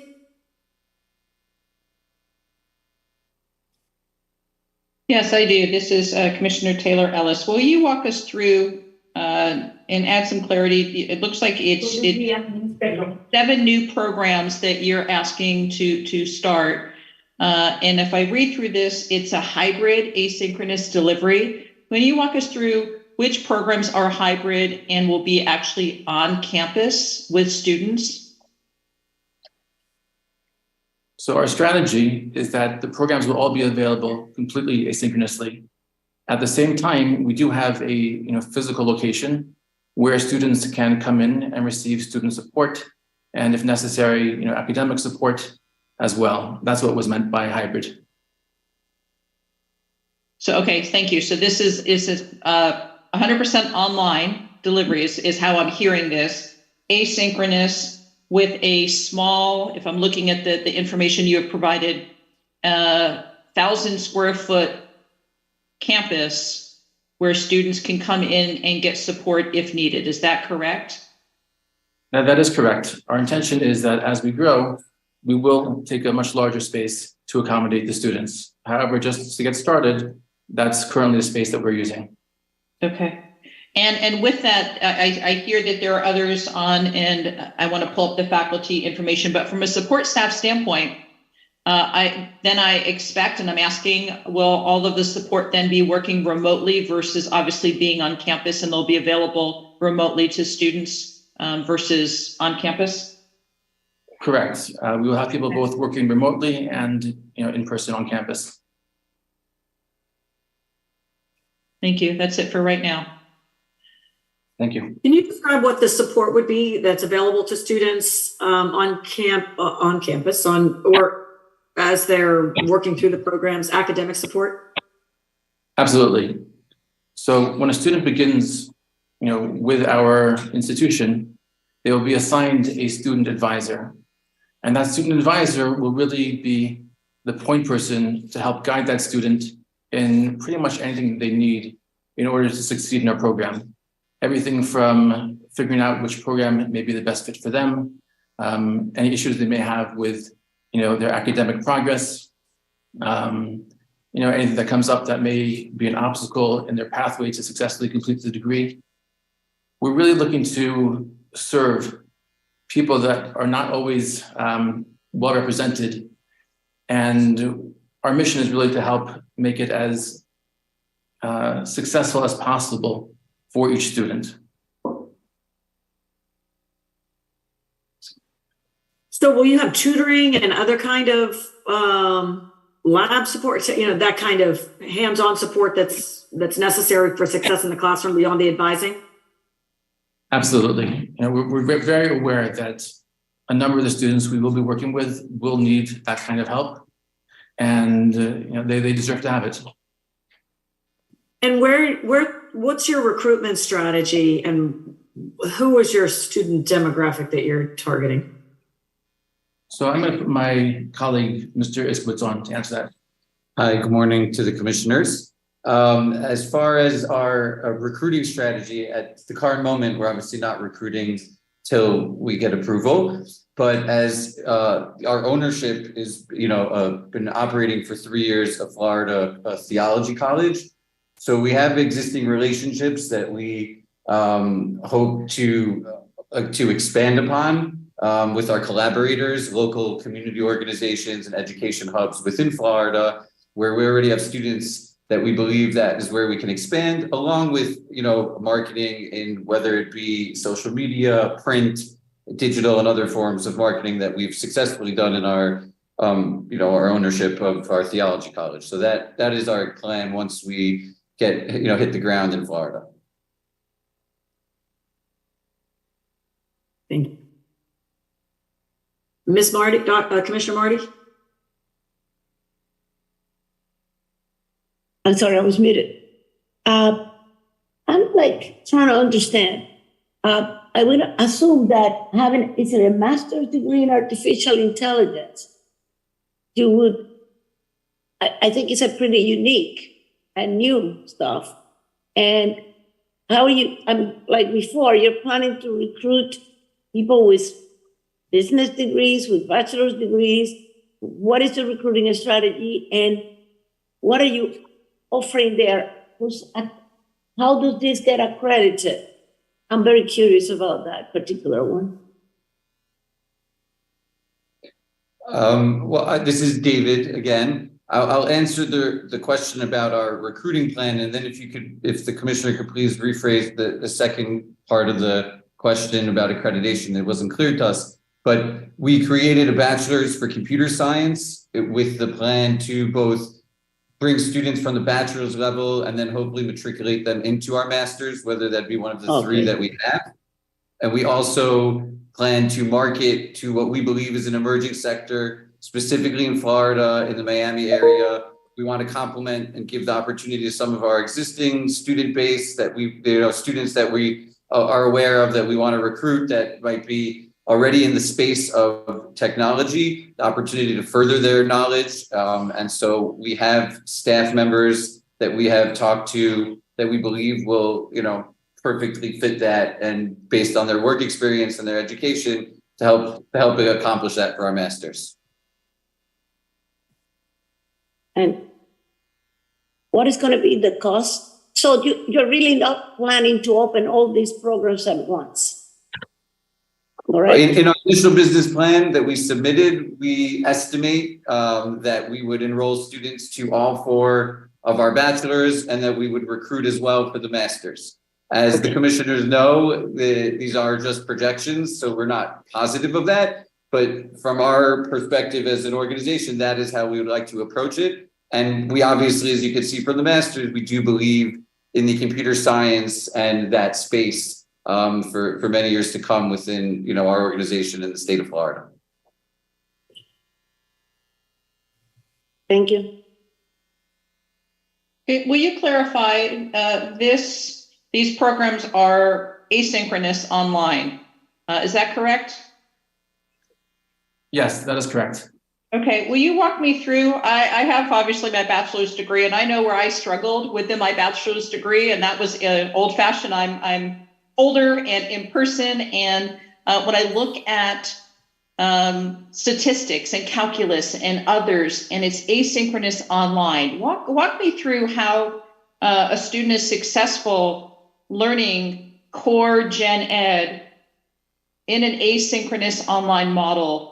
What is the support from the instructor, professor? What is your LMS system in supporting these students to learn this model without any synchronous interaction? So first of all, I love the question and it's spot on. We are going to work with Blackboard, which I'm sure you're familiar with. Mm-hmm. And in the past, when I was a student at Penn and then later an assistant instructor, so they used Canvas, which is also a really great LMS. And it was a hybrid program for Masters in Applied Positive Psychology. And the participation in terms of discussion groups, in terms of teachers reaching out, in terms of working with assistant instructors was very robust. And that experience really gave me the confidence that, even with the challenges that you're mentioning, which are definitely there, that considering how the world has evolved and how people really are very responsive to technology in a different way than when I was, getting my own bachelor's, I do believe that we will be able to meet those challenges successfully. Thank you on that. So what I'm hearing is study groups, like we're doing right now, Teams chats, instructors will be engaged with students as well, remotely and virtually like this. Is that correct? Yes. Okay, thank you so much. Thank you. Any further discussion? Madam Chair, if I may, I would just like to clarify, you mentioned a theological school. Will that school remain separate, or is that being incorporated with the Judaic Studies program? It will remain completely separate. Thank you. Thank you.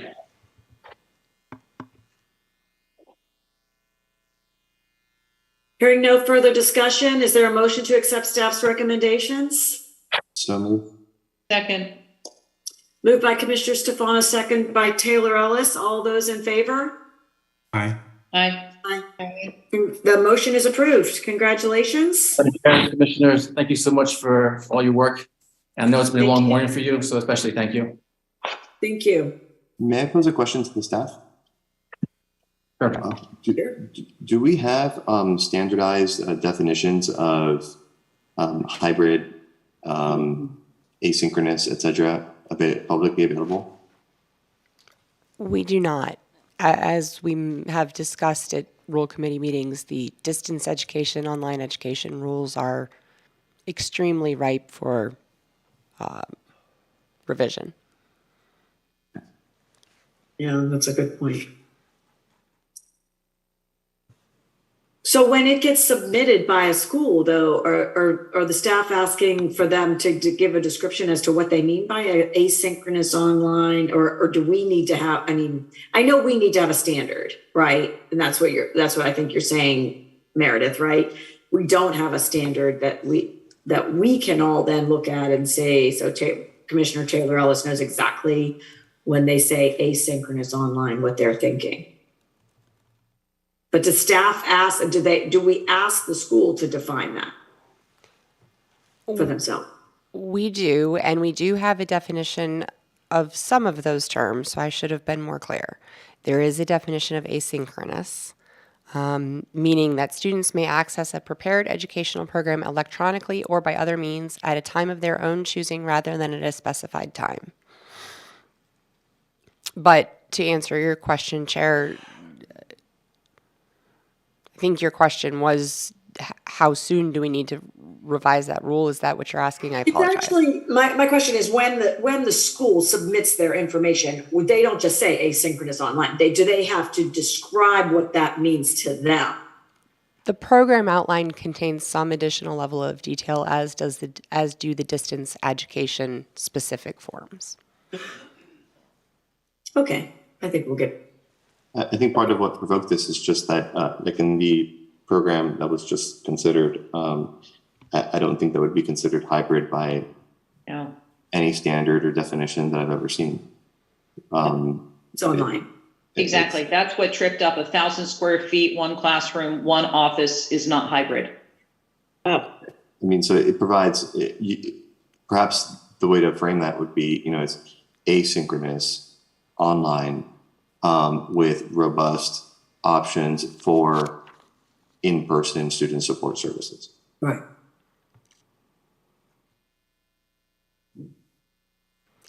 So Marty, does the commission want to return and modify the language about hybrid in the staff recommendation? Is that a piece of this, or do we want to? Are we comfortable with the school that we just agreed to? We're just having a discussion post. You're not changing the recommendation, are you, Commissioner Stefano? No, I just was reflecting on our own process, taking kind of a little walk to the balcony for a moment. I have tremendous difficulty with the hybrids and asynchronous at the same point, but also in the new way that we do a lot of distance education. Some classes could require, like a Zoom, something like what we're doing right now, that is required as part of the class once a month, every 2 weeks, once a week, which is not totally asynchronous at that point because the student has to be available at a certain point to participate. So I think that with all the move into online education, for us to have clear definition, I think is very, very important for the future. I mean, I think that that's pretty clear, pretty easy for us to, I think if the staff can write a recommendation to us, we can say, yeah, this is what we're going to adopt as our recommendation. I don't think this has to be a long committee process, right? No. I think I'm pushing that to the staff. If you all write a recommendation, we can consider it and move forward with that. Do you all agree with that? Yes, I do. Meredith, does that sound fair enough? Yes, and I have asked Eric to make sure that that is something that is taken up. Great. That's perfect. Expediently. Okay, so the next institution, UBIS, University for Business and International Studies, Boca Raton, number 11476. Staff recommendations have been provided. If you are here from the institution, please raise your hand and introduce yourself. Good afternoon. Can you hear me? Yes. My name is Kathy Raffelli, Madam Chair and member of commissions. I'd like to thank you for your consideration today. I'm joined by our provost, Dr. Holloway, and our chief operations officer, Mr. Brent Passy. We deeply appreciate the staff's support during this process and also appreciate their recommendation. At the end of this, we do have one question regarding the contingencies, but I'd be glad to provide you an overview of the organization and our good work over the last 15 years. Thank you. Commissioners, any discussion?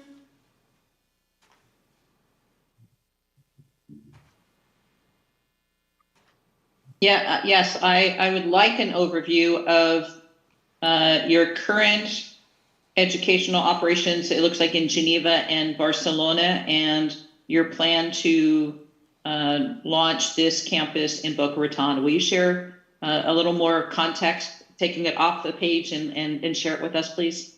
Yes, ma'am, of course.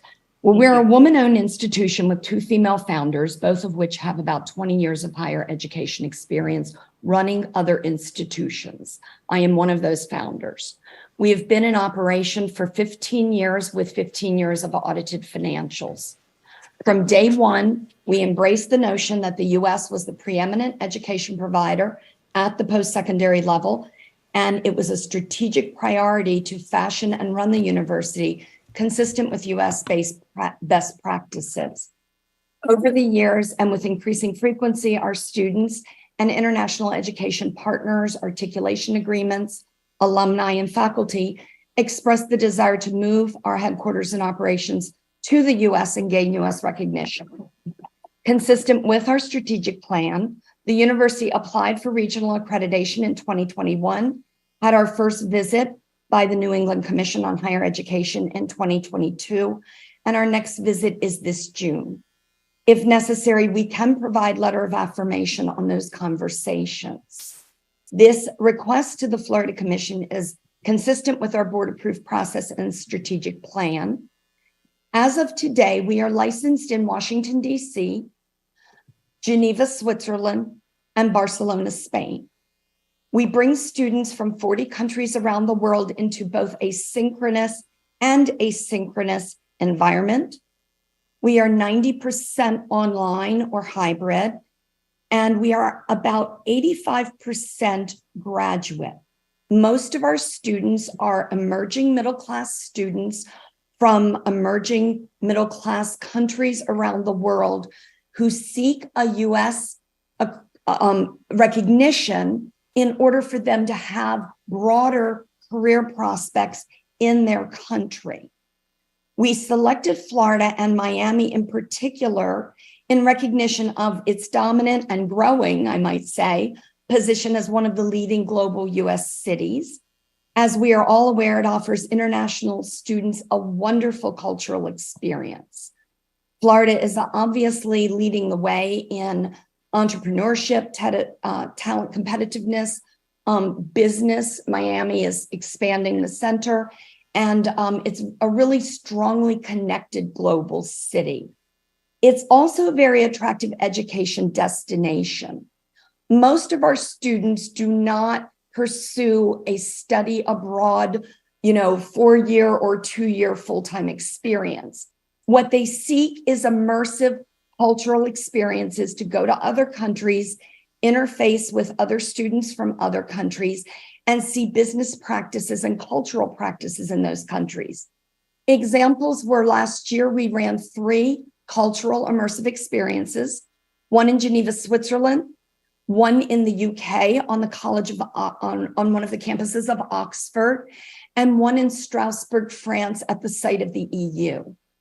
In most of these cases, students were doctoral or master's candidates who came to meet their faculty, their chairs, as well as to learn a bit about the practices in that country. For example, in Strasbourg, they toured the EU, they went to a German manufacturing facility, and they met with some NGOs who talked about how to operate sustainably in a global business environment. So we have evolved during COVID. Like many small schools, we struggled during COVID, and we evolved our model to a virtual approach. We look for students that are mature enough that can handle the synchronous and asynchronous environment of a global provider. We use Moodle, which is a very well-known international provider for education. And we use Cengage to provide all of our materials. So we have a highly digital environment. We cache all of our lectures. If a student is working or traveling and cannot attend a lecture in a synchronous manner, our lectures are cached and they can go back and listen to the lecture in an asynchronous manner. So that's just a brief overview of our university. Thank you. Will you be seeking accreditation in the U.S. for your school? We're in the process of seeking what used to be called regional accreditation in the United States. And we are in the process right now. And we can provide a letter affirming that. Thank you. And will the faculty be shared from your Switzerland and Spain locations? All of our faculty, they're going to be fully in the U.S. Or are they going to be sourced from the U.S.? I don't know. Our faculty is approximately 60% U.S. And I would say up to 70 to 80% Western, meaning UK, France, Italy, Germany. We do use a US-based process to certify, onboard, train, and professionally develop our faculty. This is very consistent with the processes required by both the New England Commission as well as the Middle States Commission. We follow both of their practices. Our faculty do represent 40 countries around the world. So we want our faculty to bring a global experience to our global student base. But all of those faculty do go through a US-based certification process. And our faculty is managed centrally by a dean of faculty in the United States. Okay, that was going to be my next. Is there also, what is the student services and staffing plan? Is that going to be a shared staff from the other locations, or is that going to be its own staff for this South Florida location? So our staff is predominantly and administratively a US-based staff. We do have a few representatives in Europe. And our team is very virtual, so we sit in all corners of the United States. Our student services, we do have a full-time person in Europe, which allows them to communicate with Asia, the Middle East, and African students in a more complementary time zone manner. And then we have a second student services dedicated individual out of Rhode Island who services students as well. Our chair of our DBA program is currently in the UK. And our chair of the bachelor's and master's programs sits in Chicago, Illinois. Our provost today is right outside of Washington, D.C. And I am sitting in Boca Raton, Florida, so I'm a Florida resident. Thank you. Any other questions, commissioners? The institution mentioned they had some questions about the contingencies. Yes, ma'am. We are completely able to comply with the contingencies, but we would like to ask a question about contingency number 3, which is the submission of financial statements of the controlling principles, compiled, reviewed, or audited by an independent certified public accountant.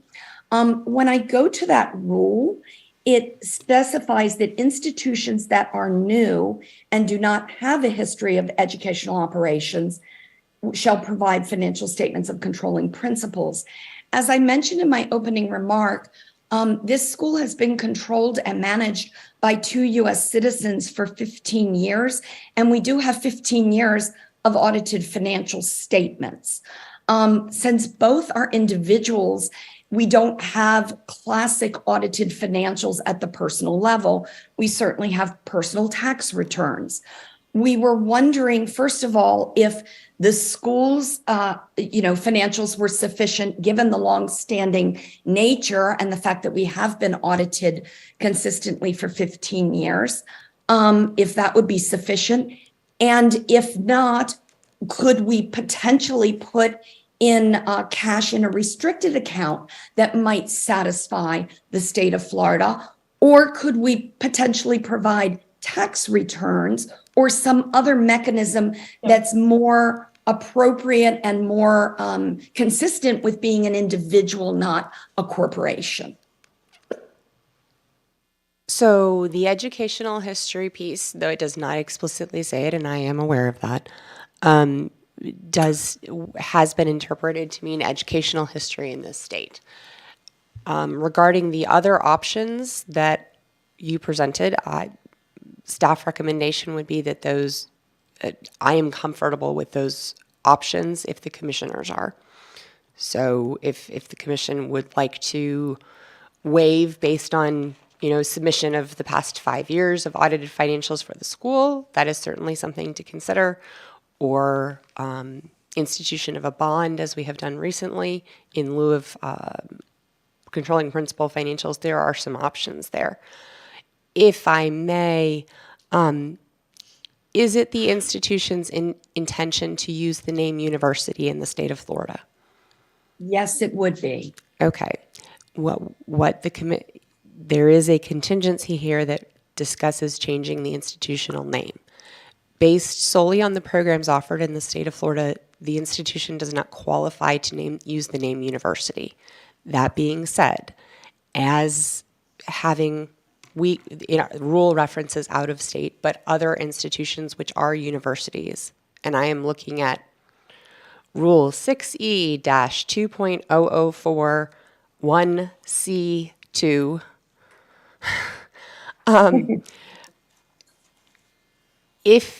If you can provide evidence of the licensure and the program offerings at the Barcelona and or Geneva campuses, then the name university can be used in this state as long as the institution continues to operate at a university level. Yes, ma'am. And I could also provide you our recognition from Washington, D.C., where we were approved as a university. Would that be helpful? It's really more about the level of programs offered. Okay. So I don't want to read it. I'm happy to read it. If an out of state, I have it in front of me, and perhaps okay, great. I'll post this dialogue We could meet with staff and provide any documentation. We were approved as a university in Washington, D.C. last year. We are approved in Spain as a university. Switzerland is in the process of their own regulatory changes. And so we would be glad to provide you with whatever documentation you might. Either or both would be adequate. And I am making the assumption here, so please let's make sure that we're clear, that the programmatic offerings at one or both of those universities are primarily degree programs. Yes, ma'am. We do have some stackable credentials within our MBA program, but for the most part, I think we have less than 10 students taking certificates. Almost all of our other students are degree seeking, mostly at the graduate level. Thank you for the clarification. So commissioners, both on the controlling principal financials, that is at your discretion, and with your permission, you can leave to the executive director the decision about the name. I'm comfortable with granting as a part of the motion to have the executive director give authority to the executive director to follow up on both the university name, item number 3, and executive director authority for the 5C. That was for 5C. I'm sorry, for the financials. But I'll defer to my other commissioners as well. If there's any concerns about that. You agree? I just have one last question, unless there's other commissioners have any other comments about the programs or the school. I have one last question as well, but go ahead, Chair. No, you go ahead. You go ahead. Right, and this may be more of a question for staff, but and I'm just curious. So this institution was recently licensed in Washington, D.C., and it sounds to me they're solely online delivery. What is the incentive to get licensed in the state of Florida? When you are, I would understand if you had a physical, face-to-face courses, but we do, I know, have a reciprocity, the NC SARA agreement, and if they are, seeking accreditation, they could possibly become a member of that reciprocity NC SARA. So what usually is that incentive to become licensed in Florida when they're already licensed, in the United States? I'm happy to defer to the institution. My understanding is that this institution wants to hold culturally immersive experiences for their students in Miami. Okay, so they would actually physically visit and do group visits. Is that accurate? Deferring to the institution? Miami is a very highly desired location for cultural immersive experiences for a very different reason than Washington would be. And given the emergence of Miami as one of the major technology and financial centers in the United States, that's just increasing in desirability for our global students. So you would actually have physical presence in Miami, or is it more like just visiting for coursework and doing? It would be, at most a semester abroad. In the early years, we envision it to be a 1 to 2 week immersive. Our immersives last year were anywhere from a week to 10 days, where a student would fly to another country and visit, Oxford or Strasbourg. Right. So initially, yes, that would be what we would desire. Okay. And this you feel requires, and I can ask the staff, to be licensed in the state of Florida to do this type of immersion program? Okay, got it. Thank you. Yeah, thank you for that. So my question is looking at the programs, 20 programs, 600 students first year. So, and you said the word that I was going to ask about, which is stackable. Can you describe the stackability of the programs of your certificates, I'm assuming, then stack into your degrees. I understand when students declare the primary parent program as the degree, they can earn the stackable credential along the way. That's what I guess I'm asking. Can they earn the stackable credential along the way towards the parent degree? Yes, they can. And unlike the United States, where we have Title IV, which sort of orients a student towards a certain, let me use the word, consumption pattern of their education, around the world, these are all cash pay students. So they are reaching into their own personal resources, their family's resources. In many parts of the world, the family pools resources to send someone abroad or send someone into a Western program. What we have found in our 15 years of experience is that the rest of the world does not consume education in the same way, mostly because of financial barriers. They just can't afford to take a full-time, master's degree program in the cadence that we enjoy in the United States. So what we've moved to over the last 2 years is taking our MBA program and allowing them recognition of earning certificates and badges, if you will, towards their MBA so that they can leverage that learning into better job prospects, maybe a promotional advance. So it's simply a way of allowing them to consume and be recognized for progress against their MBA in their educational journey prior to the degree being awarded. Perfect, thank you. So the courses within the certificates meet the parent degree requirements? Yes, they do. Okay, so I mean, it's a great model. We have that very clearly outlined in the Florida Department of Education curriculum frameworks, and it's really a very solid method of helping students have wins along the way, along their education journey. So I appreciate that model. Yes. Any other thoughts, comments? Hearing none, do we have a motion to accept the staff's recommendations with the added contingency that we grant the executive director the authority to address number 3, the financial statements of the controlling principles as discussed, as well as 5C, the school name? Oh, I'm sorry, that might not be the right number, just addressing the university name being used. So moved. Second.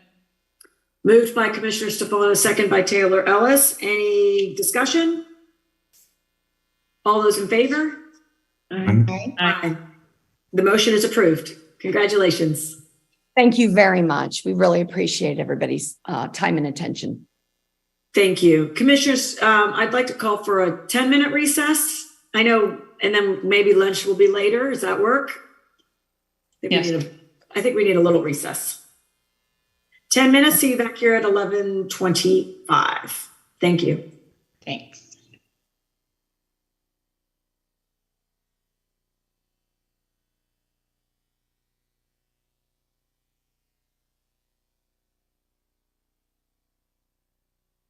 The Commission for Independent Education has changed the way schools will participate remotely in meetings. Moving forward, CIE will be using Zoom webinar, and there are a few differences to be aware of. The first process to be aware of is registration. When you click on the invitation link on CIE's homepage, you will be taken to a registration page. This page has 5 questions that must be filled in.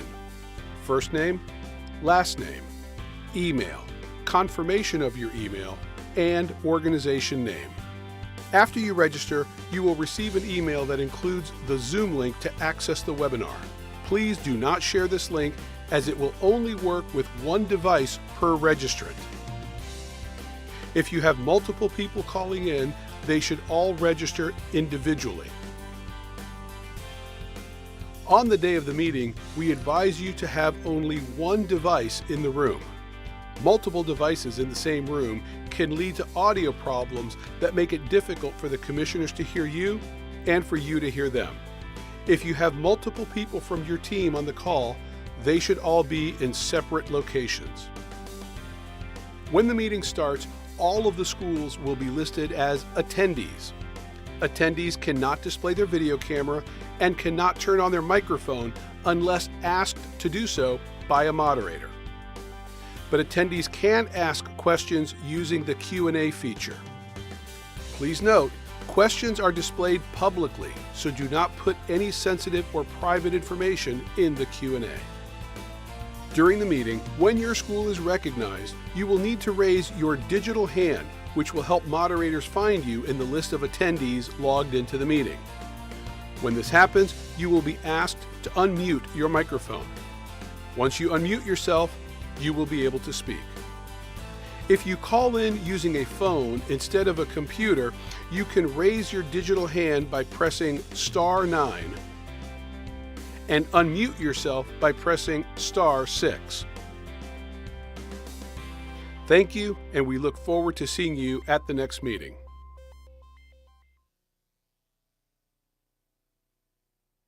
The Commission for Independent Education has changed the way schools will participate remotely in meetings.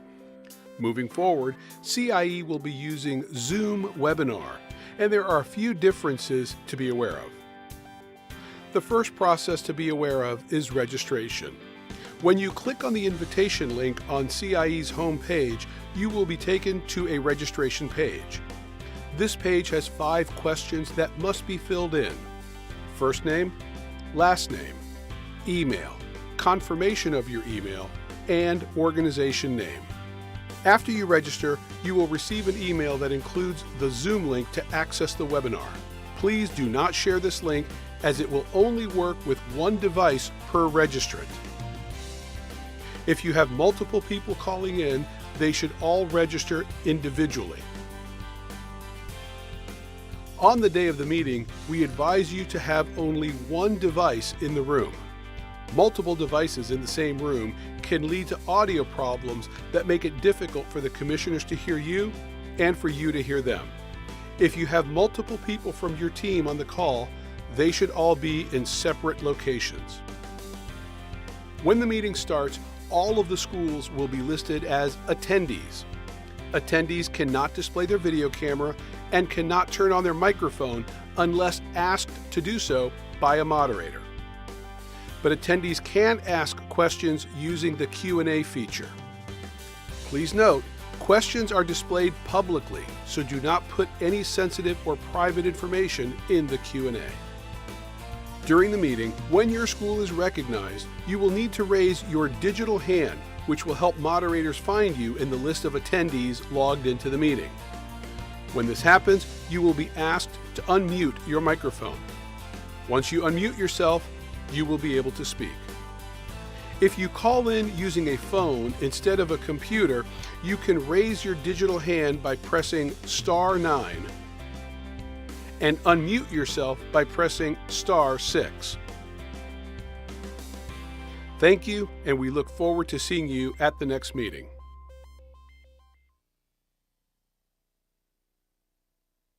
The Commission for Independent Education has changed the way schools will participate remotely in meetings.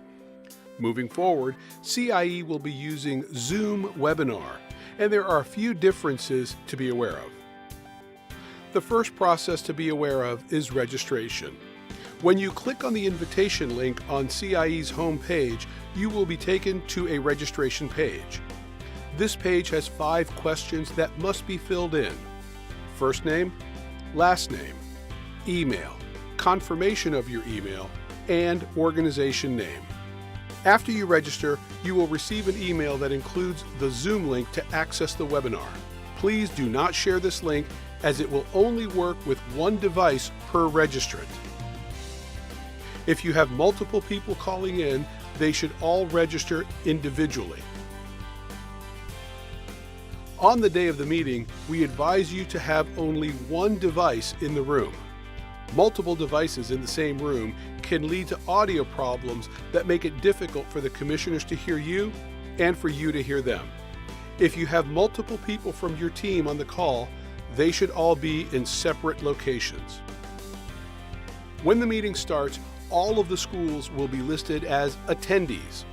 Attendees cannot display their video camera and cannot turn on their microphone unless asked to do so by a moderator. But attendees can ask questions using the Q&A feature. Please note, questions are displayed publicly, so do not put any sensitive or private information in the Q&A. During the meeting, when your school is recognized, you will need to raise your digital hand, which will help moderators find you in the list of attendees logged into the meeting. When this happens, you will be asked to unmute your microphone. Once you unmute yourself, you will be able to speak. If you call in using a phone instead of a computer, you can raise your digital hand by pressing *9 and unmute yourself by pressing *6. Thank you, and we look forward to seeing you at the next meeting.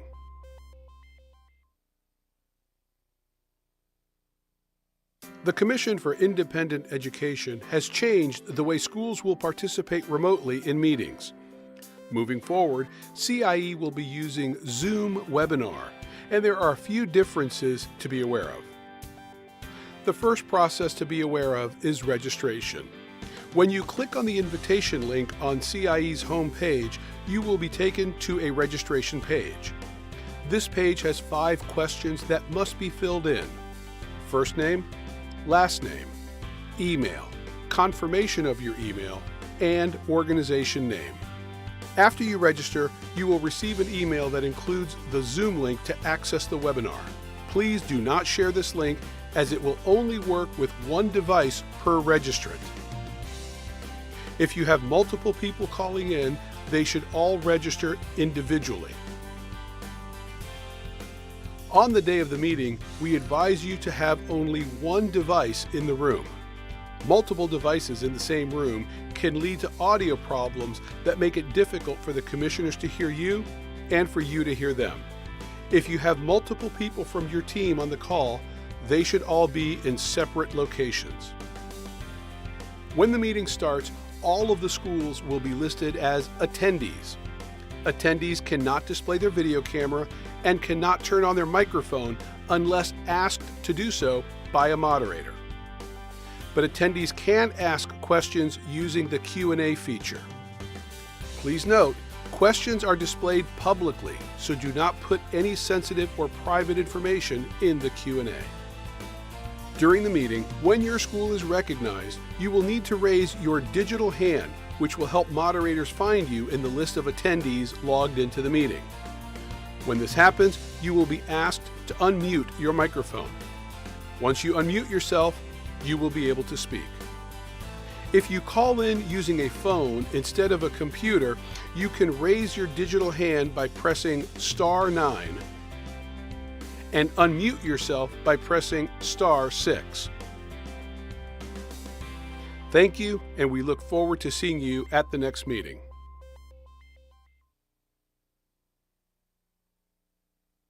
The Commission for Independent Education has changed the way schools will participate remotely in meetings. Moving forward, CIE will be using Zoom Webinar, and there are a few differences to be aware of. The first process to be aware of is registration. When you click on the invitation link on CIE's homepage, you will be taken to a registration page. This page has 5 questions that must be filled in: first name, last name, email, confirmation of your email, and organization name. After you register, you will receive an email that includes the Zoom link to access the webinar. Please do not share this link, as it will only work with one device per registrant. If you have multiple people calling in, they should all register individually. On the day of the meeting, we advise you to have only one device in the room. Multiple devices in the same room can lead to audio problems that make it difficult for the commissioners to hear you and for you to hear them. If you have multiple people from your team on the call, they should all be in separate locations. When the meeting starts, all of the schools will be listed as attendees. Attendees cannot display their video camera and cannot turn on their microphone unless asked to do so by a moderator. But attendees can ask questions questions using the Q&A feature. Please note, questions are displayed publicly, so do not put any sensitive or private information in the Q&A. During the meeting, when your school is recognized, you will need to raise your digital hand, which will help moderators find you in the list of attendees logged into the meeting. When this happens, you will be asked to unmute your microphone. Once you unmute yourself, you will be able to speak. If you call in using a phone instead of a computer, you can raise your digital hand by pressing *9 and unmute yourself by pressing *6. Thank you, and we look forward to seeing you at the next meeting.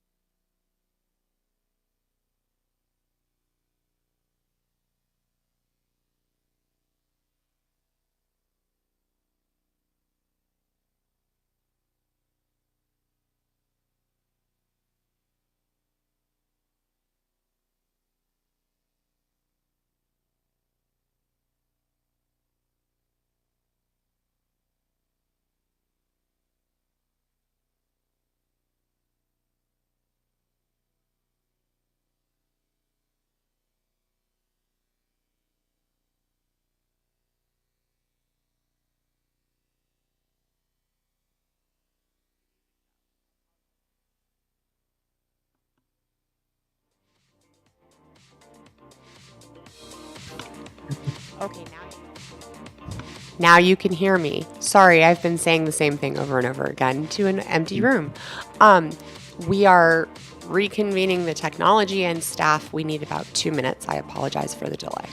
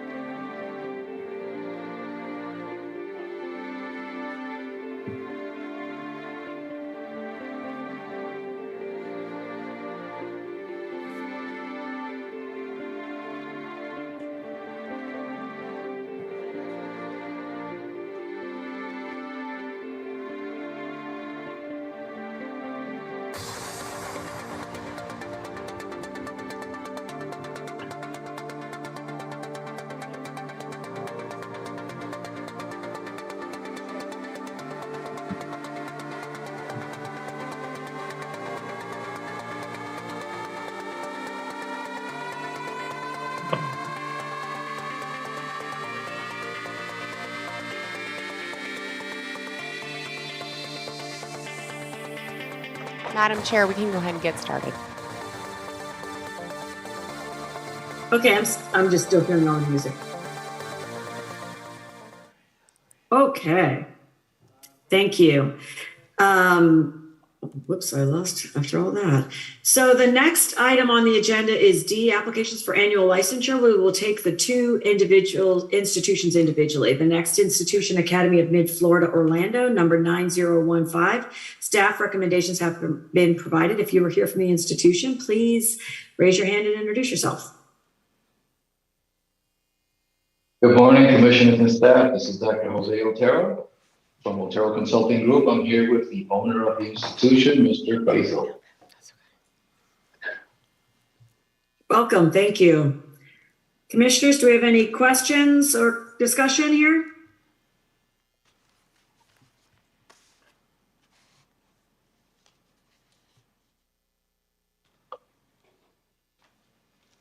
Hi there, good morning. It is still morning, I had to double check. Will you share with us, I see the headcount enrollment is at 0. Is it still at 0 or are there active students now in the school taking the MBA program? Yeah, good morning, Commissioners. How are you? This is Faisal Ismail. How's everything? Can you hear me? Yes, I can. We can, we're great, thank Yeah, you. I finally enrolled students for the summer sessions semester. Thank God. Thank you. I'm sorry, how many was that? 2 students. 2 students, okay.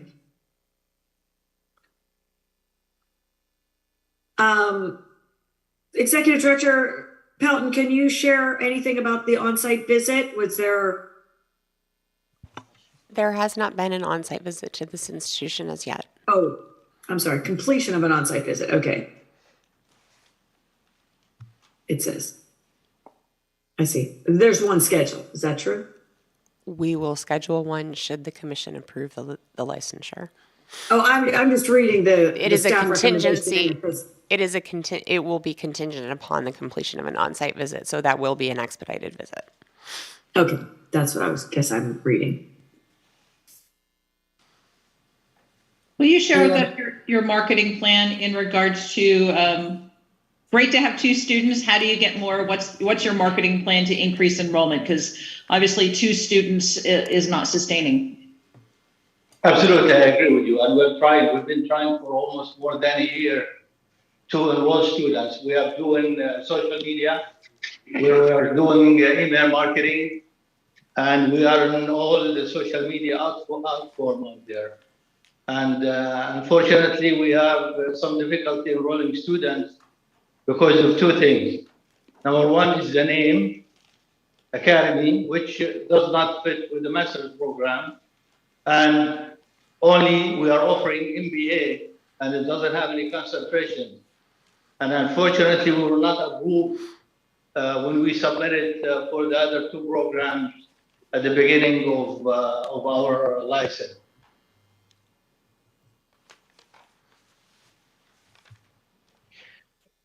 If I Who are can you clarify. looking for? Who are you targeting specifically for your enrollment? Everybody in Florida that has a bachelor's degree program, or that I'm sorry, that has a bachelor's degree.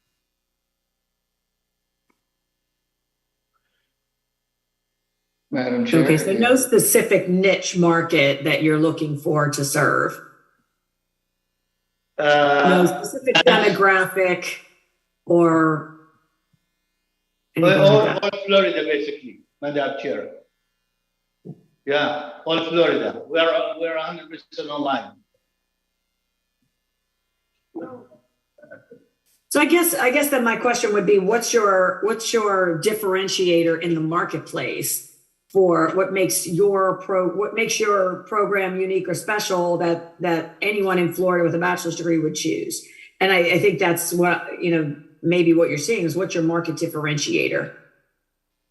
Madam Chair, would you mind if I clarify a bit? There's a piece missing, the large piece. Sure. When Mr. Faisal originally, this was before the current commissioner's time, He was well prepared with his master's programs, and he was named university. Upon removing two of the programs, he was then informed he cannot use university, and thus his name was changed, which put him in a predicament where he now only has one master's, which is an anomaly. I've never seen this before. There is one master's program. He had to change to academy, so he has trouble getting students. He has an amazing office in the city. He's well prepared. Everything is ready for instruction. And then when this fell into an academy status, it complicated everything. So he's doing 110% of advertising and getting some feedback, but it makes it almost impossible for him to be able to do this unless we can have some kind of an agreement on a name change. Otherwise, he's going to continue struggling with students. And I think Executive Director Pelton, do you want to weigh in here on the rules so that the commission can be brought up to speed on how you get named a university? What are the...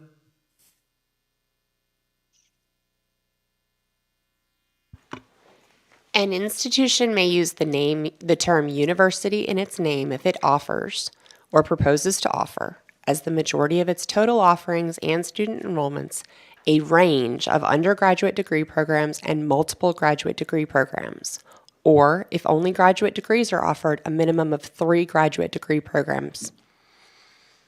So that's statute. So that's the problem, right? So it's not, we're complying with the law.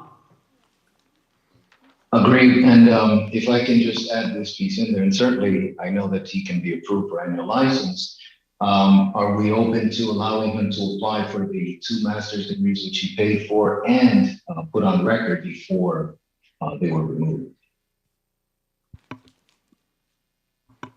And I'll defer to staff again. Certainly separate application can be made for those programs, or if the applications are with the commission, then we can follow up on those applications. And when those programs are approved or in conjunction with the approval agenda, the agenda placement for approval of those programs, a name change may also be applied for.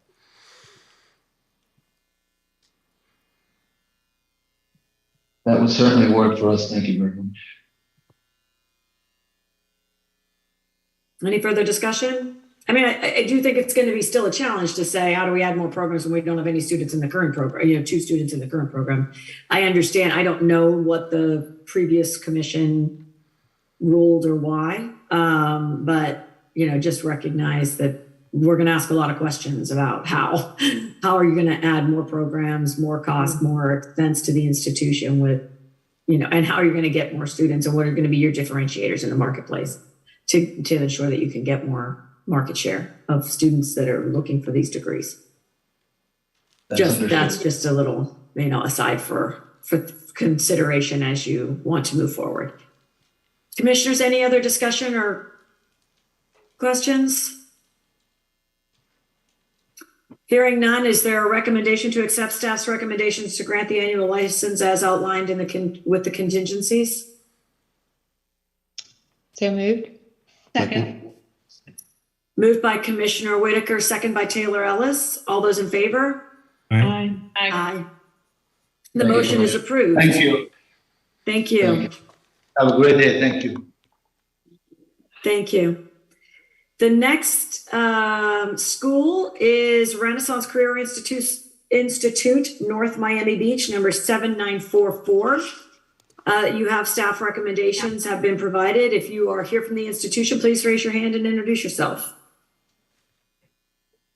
Good morning. My name is Dr. Jude Metalos. I'm here with Miss Elsie Metalos. Good morning. And Good also morning. we are represented by Dr. Otero, Dr. Jose Otero. Okay. Welcome. Thank you. Commissioners, do we have any discussion?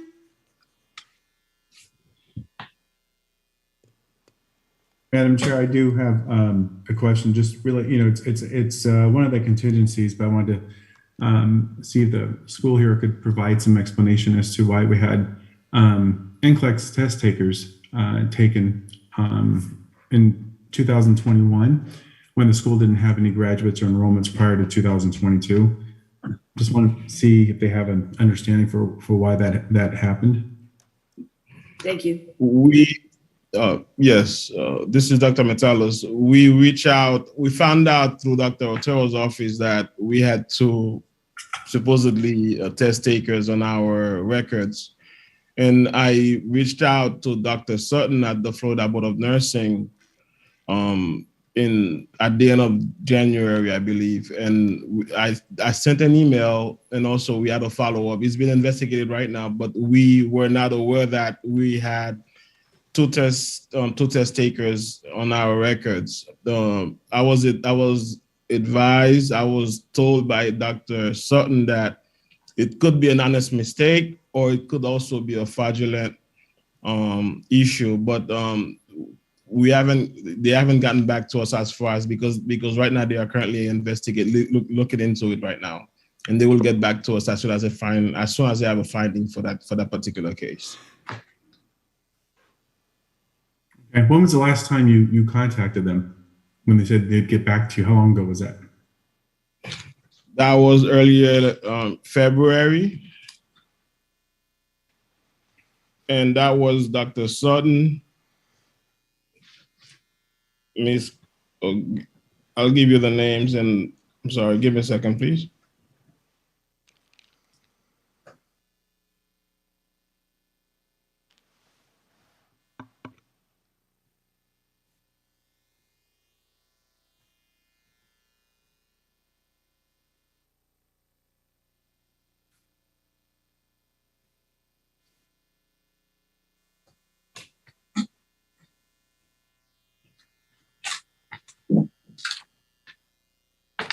See, I put up the.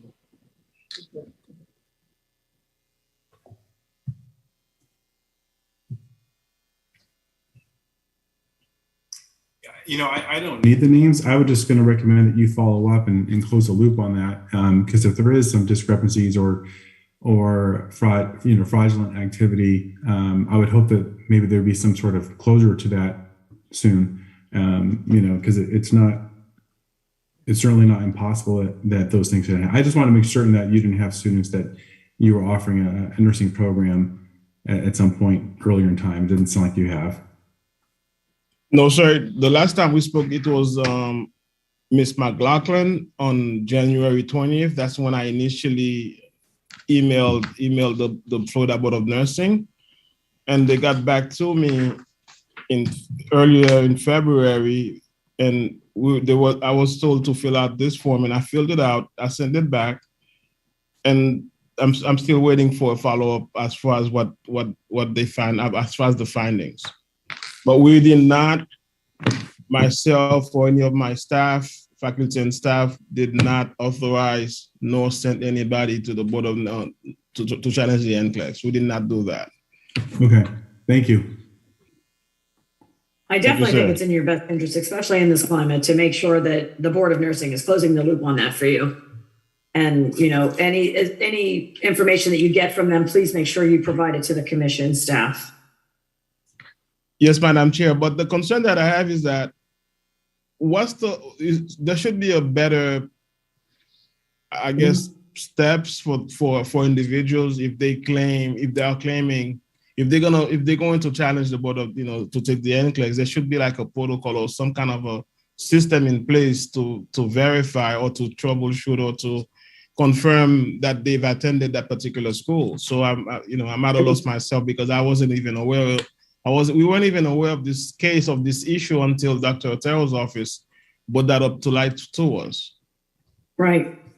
And so, yeah, I would completely agree with you that there should be some check and balance. People shouldn't just be able to just select any school that they choose and say that they graduate from there and then get to sit for the exam. But that's not our purview. That's going to be, Meredith, if you want to chime in there. But, I don't know if there's any current or pending legislation or if there's any rules within the state Applicants that, to the Board of for the NCLEX and to the Board of Nursing do have to supply academic credentials, transcripts.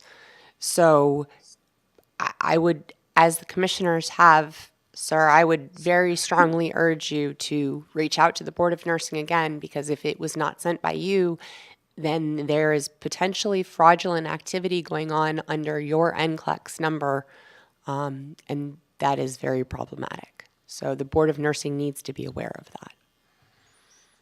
Yep. Yes, ma'am. We will stay on top of that, and I'll follow up with you guys as far as the updates. very well, thank you. Any other comments, discussion? Yes, I have a question. Good morning still. Will you share, it looks like you have current enrollment of 27 students. Have you had any students in the program for medical assisting or mental health technician, and have they graduated? And what's the placement for those students if you've had students that have been in the program and have graduated? We have not had any students for those programs yet. Okay, thank you on that. And then nursing and practical nursing, I believe you launched August of 2022. Are those 27 students still in school or have any graduated? They are still in school and we have no graduates yet. Thank you. And how is your retention rate for those 27? Did 27 start and are currently in the program, or have you lost some along the way due to withdrawals? It's 100%. We have no withdrawals right now as of yet. Thank you so much. Thank you. Very good. Any other discussion? Hearing no other discussion, is there a motion to accept the staff's recommendations? So move. Second. Moved by Commissioner Stefanos, seconded by Taylor Ellis. All those in favor? Aye. Aye. Aye. The motion is adopted. The recommendation is adopted. Thank you very much. Thank you very much, guys, and God bless you. Thank you. Yes, thank you. The next section is item E on the agenda is applications for extension of annual license. There is one in this section, Academy for 5 Element Acupuncture Inc., Gainesville, number 2631. If you are here from the, I have 2 different things about you. If you're here from the institution, please raise your hand and be acknowledged. Good morning. This is Angela Zistris Kruger from Academy for 5 Element Acupuncture, and our registrar, Jessica Babaker, is also on the call. Good morning. Good morning. Team, any discussions, questions, comments?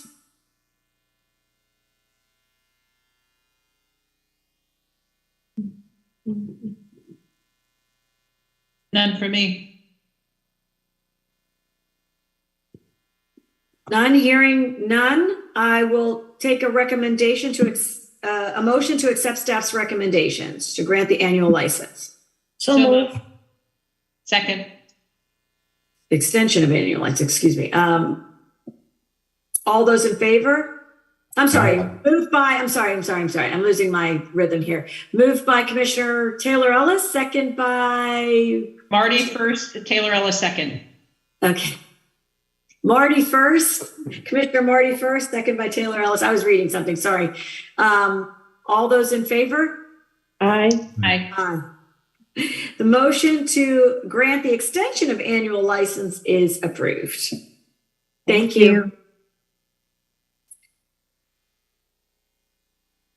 Okay, next is the item F is applications for annual renewal. There are 2 additional institutions for write-ins in this section. Number 6 will be University of St. Augustine for Health Sciences. St. Augustine, number 2578. Number 6A will be University of St. Augustine for Health Sciences, Coral Gables. Number 5346, Commissioners. These materials have been found in the addendum to the agenda. There's a total of 7 items in this section. Is there a motion to consider these applications by consent? Moved. Second. Moved by Commissioner Cross, second by Commissioner Marty. All those in favor? Aye. We will now, the motion to take this section by consent passes. I will now ask each commissioner whether there are any items they would like to pull or consider for further discussion.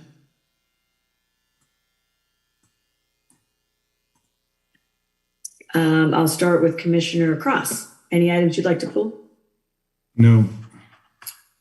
Commissioner Marty? No. Commissioner Stefano? No. Commissioner Taylor Ellis? No. Commissioner Whitaker? No, I'm good. Thank you. Commissioner Williams? I don't know if I know he's been in and out. Director Pelton, does staff wish to recommend pulling any items? No. I have none to pull. Is there a motion to accept staff's recommendation on all 7 items? So moved. Second. Moved by Commissioner Stefano, second by Commissioner Marty. All those in favor? Aye. Aye. Motion passes to accept staff's recommendations on all these institutions. Next is item G. There are no applications for license by means of accreditation. I'm getting confused. Item H on the agenda is annual review of license by means of accreditation. There are 7 items in this section. I'm flipping pages. Is there a motion to consider these applications by consent? So moved. Moved by Commissioner Stefano, second by Commissioner Taylor Ellis. All in favor? Aye. Aye. Motion to take this section by consent passes. I will now ask each commissioner whether there are any items they would like to pull. Commissioner Cross? None. Commissioner Marty? No. Commissioner Stefano? No. Commissioner Taylor Ellis? No. Commissioner Whitaker? Oh, no. Commissioner Williams? Director Pelton, does the staff wish to pull any items? No. And I don't have any items to pull either. So is there a motion to accept staff's recommendation on items 1 through 7, licensed by means of accreditation? So move. Second. Moved by Commissioner Marty, second by Commissioner Whitaker. All those in favor? Aye. The motion to approve all items has been adopted.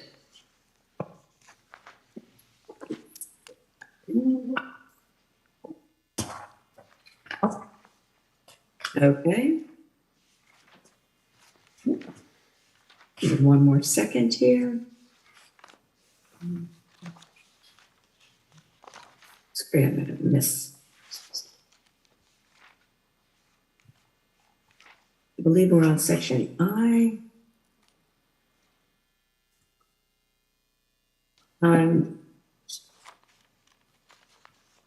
Sorry, I went too far.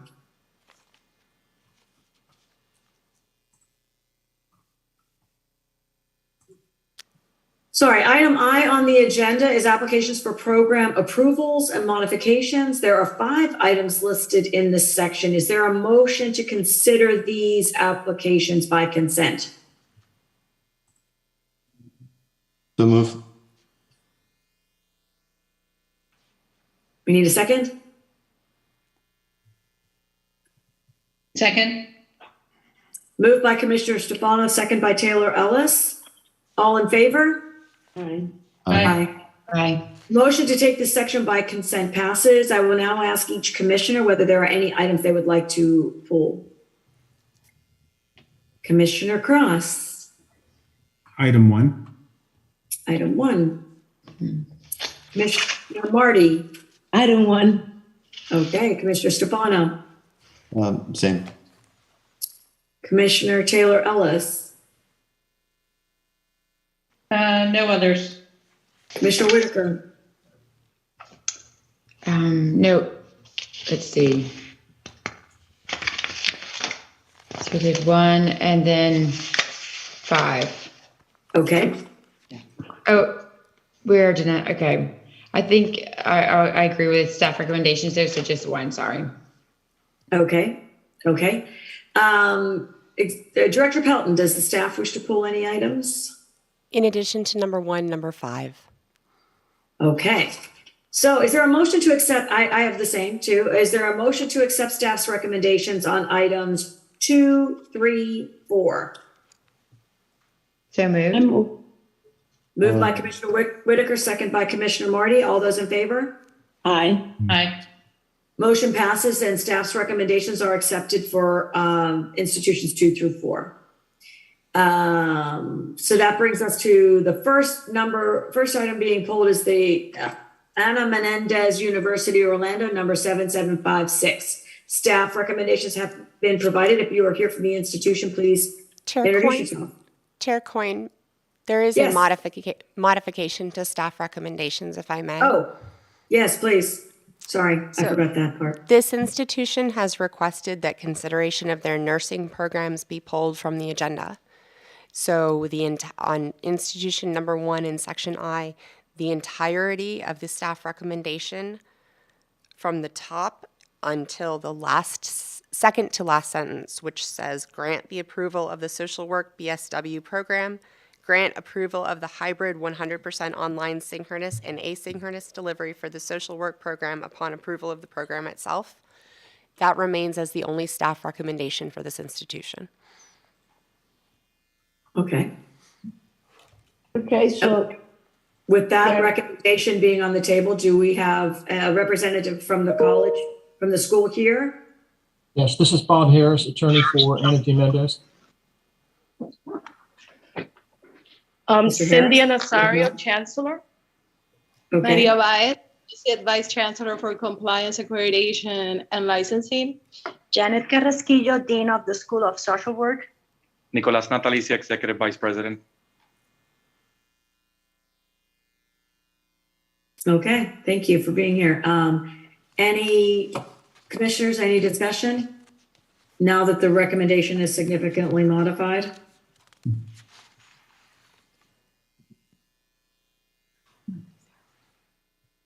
So how would the recommendation read now? I'm sorry. To grant the approval, I'm going to read it. The last 2 sentences of what is written. Social PSW program, grant approval of the hybrid 100% online synchronous and asynchronous delivery for the social work BSW program on approval of the program itself.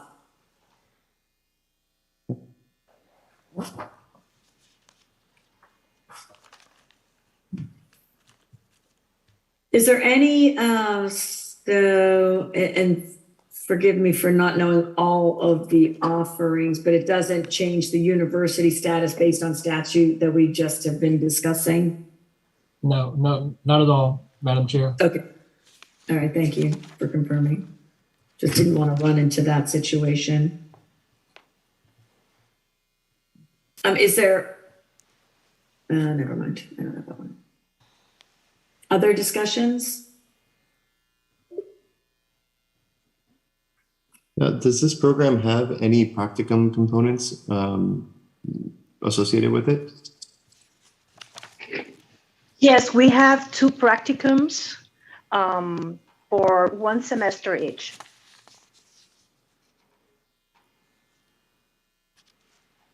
Okay. And do you help your students source those locations, or are they on their own to figure that out? We do. We offer all the assistance and advisement in the practicum process. And you have relationships that ease that process across your network? We have a field director, and we are following all the standards, accreditation standards of the Council of Social Work Education. So that is one of the requirements.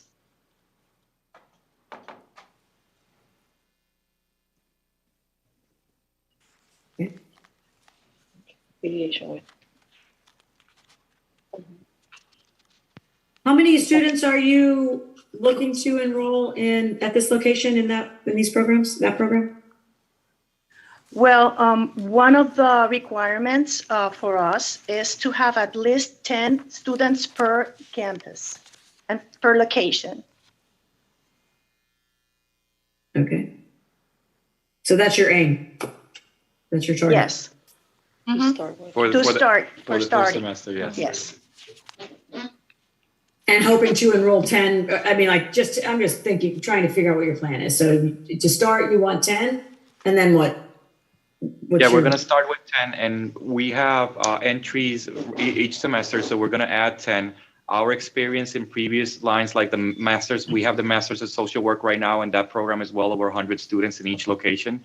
So we're hoping to be able to replicate that in a very short amount of time. Hopefully, by the first year, we already have 100 students between the 3 campuses. And the expectation is that these BSWs would roll into your MSW? That's correct. We have a configuration of transferring up to 27 credits of the BSW to be accredited in the master degree program. Only 27? 27, it's the requirement of the Council of Social Work Education, if the student qualify for that transferring of the programs. Okay.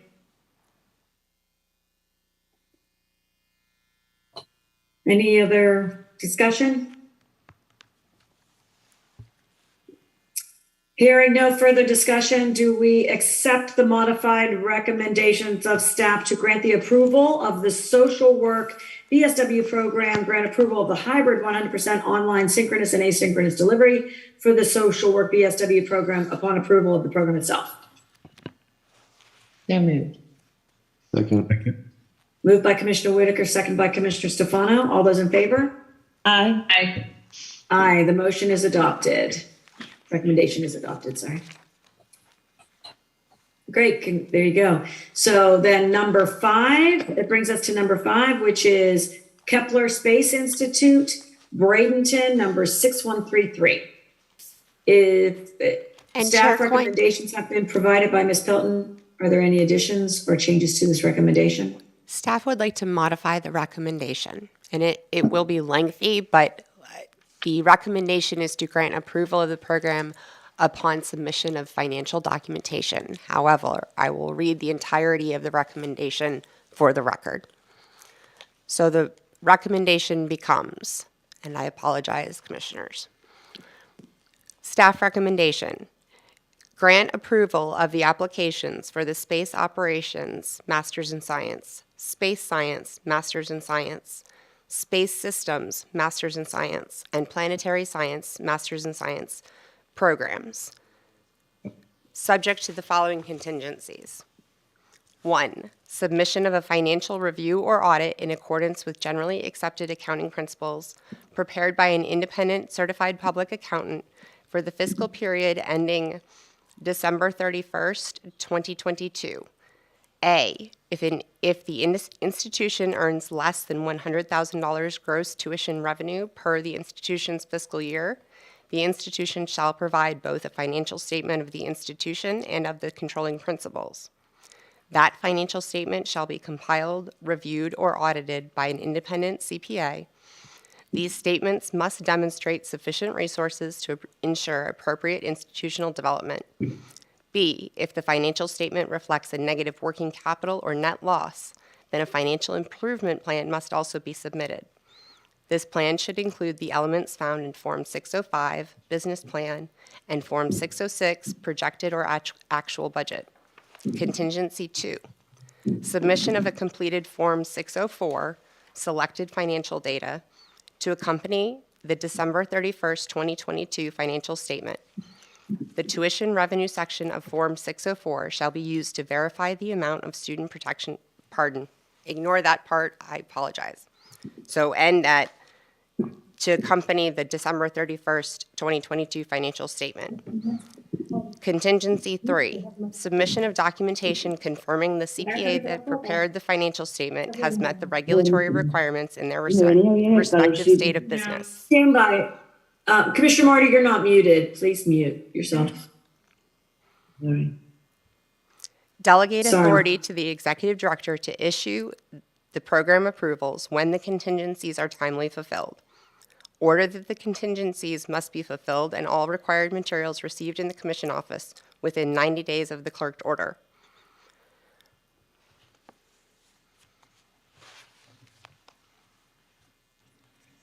Okay. So the short version is contingent upon receiving updated financials, grant approval of the programs.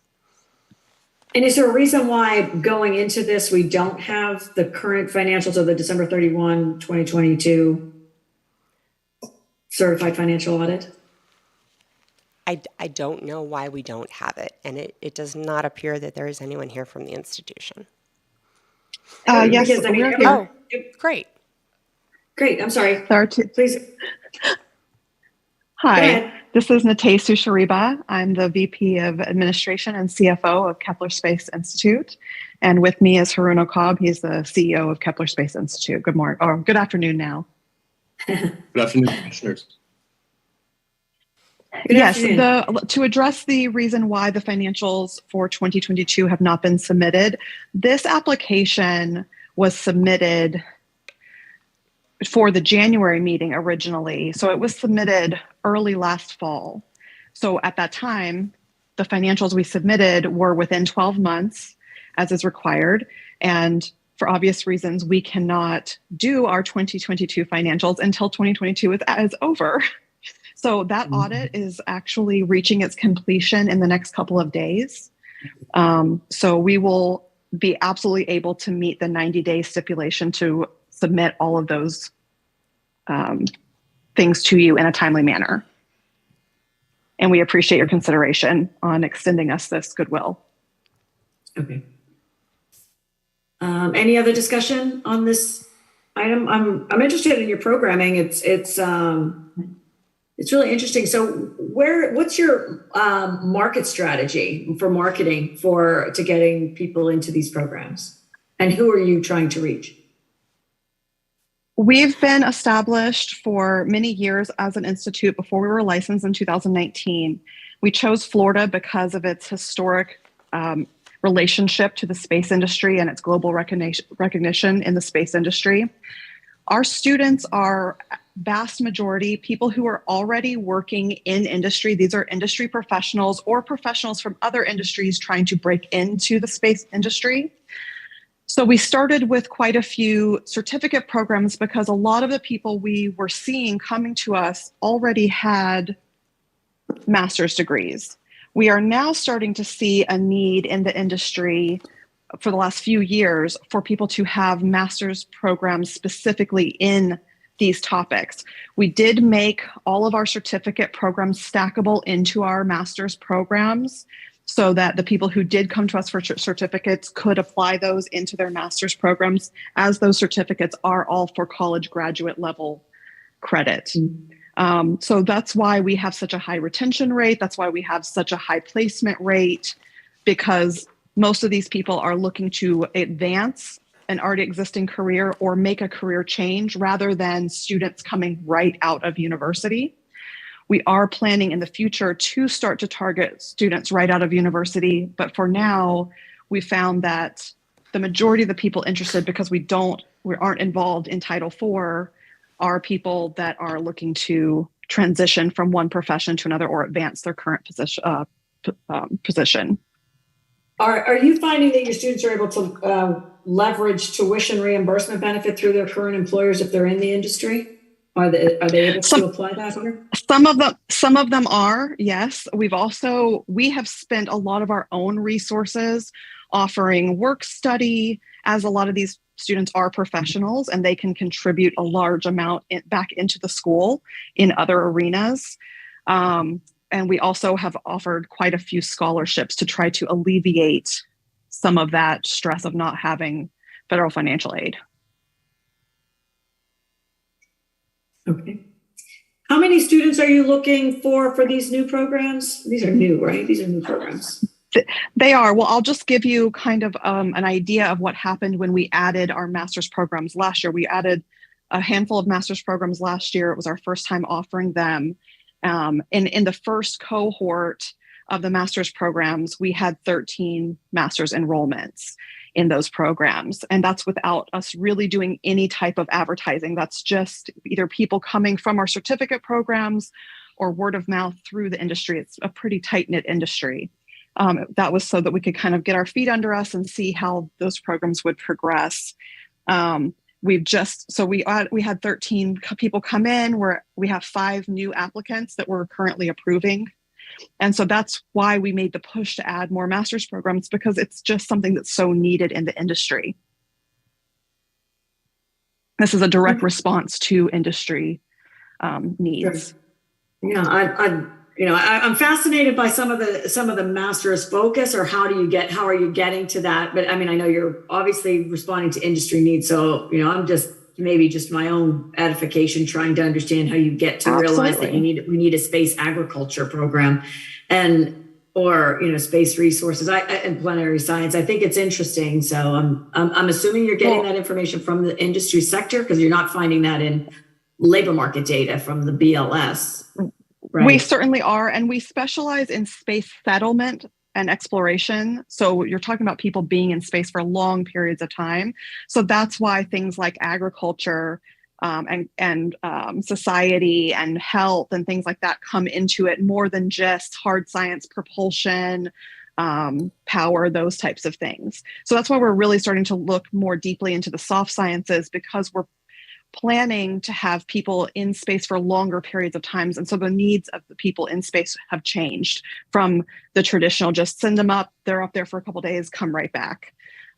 So that's where we're trying to anticipate those issues and do the research needed and prepare these students to go into industry and work and have the answers to those questions.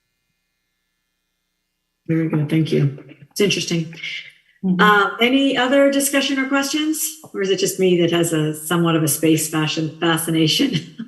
No, we love that. I hope to get to be with you guys in person sometime, and then you can talk to us and really pick our brains. I will ask. It was misleading in the info that we saw that there was a head count enrollment of 2. That was concerning right off the bat. What I'm hearing is that's not truly the case. And what I'm seeing is these college credit certificates are a faster turn of a student going in and get this certificate. For 2022, what was your total student enrollment?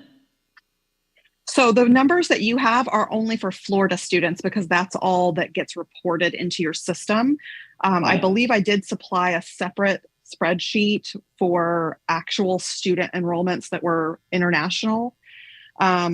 We have on our roster about 50 students that are in various stages. As I mentioned before, a lot of our students are working in industry, so they don't take multiple courses a semester. Plus the courses are pretty intense because they are all research based and graduate level. And sometimes they don't take a class every semester. So we have people kind of coming in and out in those certificate programs. The master's program so far, as we're in the second semester, we're seeing people get in and stay in and take multiple classes.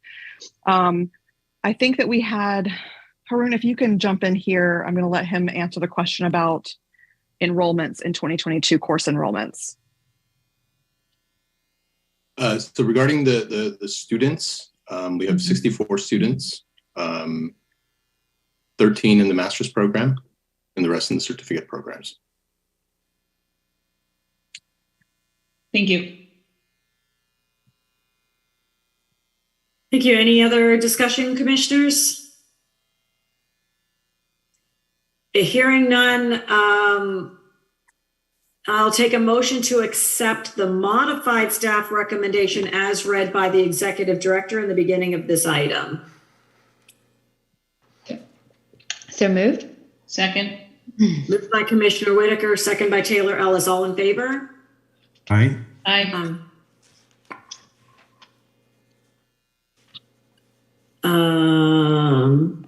The motion carries. I'm sorry, Commissioner Stefano, you're still good? Yeah, absolutely. Okay, the motion is approved. Thank you. Thank you very much. Thank you. Thank you.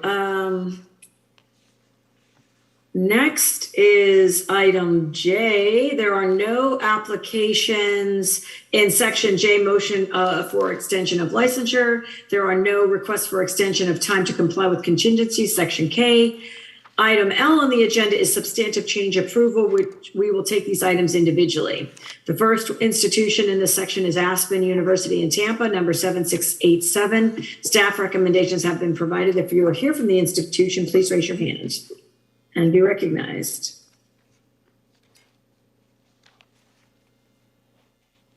Good morning.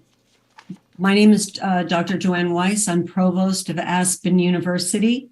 Can you hear me okay? Yes, we can. Thank you. Awesome. Mr. Michael LaMontagne, who was Vice President of Finance, had intended to be with me today. And unfortunately, he's having significant internet issues and is not able to join us. So I'm available to answer any questions that you might have. Okay, great. Thank you.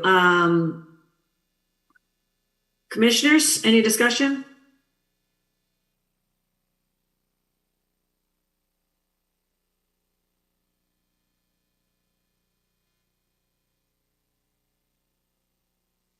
So here, the staff recommendation is based on a change in accreditation.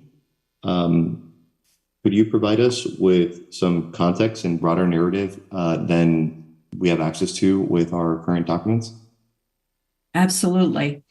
On February the 1st of 2023, we received notification from our institutional accreditor, the Distance Education Accrediting Commission, that it had issued a show cause directive, and it was requiring us to undergo a special visit.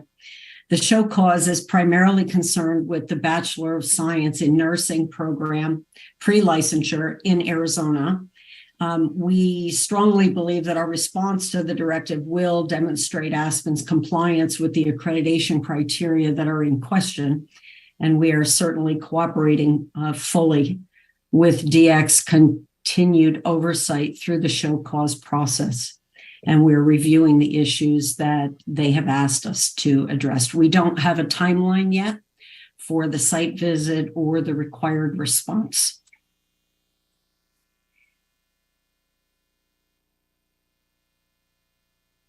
Would you like to have some information regarding the historical context and an update regarding the regulatory situation with Arizona State Board of Nursing? Please. Please. On March the 31st of 2022, Aspen signed a mutually agreeable consent agreement with the Arizona Board of Nursing. One of its conditions was that by the end of 2022, we were required to meet the first-time NCLEX pass rate to avoid a potential lifting of the stay of revocation of our license. By September of 2022, we understood that we would not meet the required 80% benchmark in Arizona because the curricular changes that we were making wouldn't manifest in an acceptable NCLEX pass rate in Arizona until the second quarter of 2023. 6 months was just not enough time to demonstrate those needed results. And so as a result, in September of 22, we engaged with the board in dialogue and signed a consent agreement that permitted a teach out of the program within 2 years. It affected Arizona, and by extension, it affected locations in Texas and Florida and Tennessee. All of the state authorizing units, including Florida, CIE, and the state boards of nursing were notified of that teach out in September of 22. Unfortunately, in December of 22, the Arizona board found some fault with Aspen's clinical and testing practices. And on February 23rd, as is noted in the summary sheet, they did indicate their intent to lift the stay, which would have immediately affected about 400 students across 4 states. Instead, our students and our legislators here in Arizona, our governor, the Arizona Nurses Association, a number of other organizations, all stepped in and urged the board to reconsider that. They did do so. And on March 23rd, we signed an amendment to that September consent agreement permitting the program to continue. As a result, the Arizona students are going to be taught out in January of 24. And of course, in Florida, we are scheduled for teach out in September of 24. I do want you to know that as of March the 6th, the Arizona board had already licensed 359 Aspen graduates. 2 of them are graduates are licensed in Oregon, 4 in California, 2 in Montana, 1 in North Carolina, 1 in Illinois. All have unencumbered licenses. None have been brought before their respective boards for any disciplinary concerns. As of March the 23rd, and since our first graduating cohort in July of 2020 in Arizona, 382 of 470 graduated students did pass the NCLEX, although not all on a first attempt.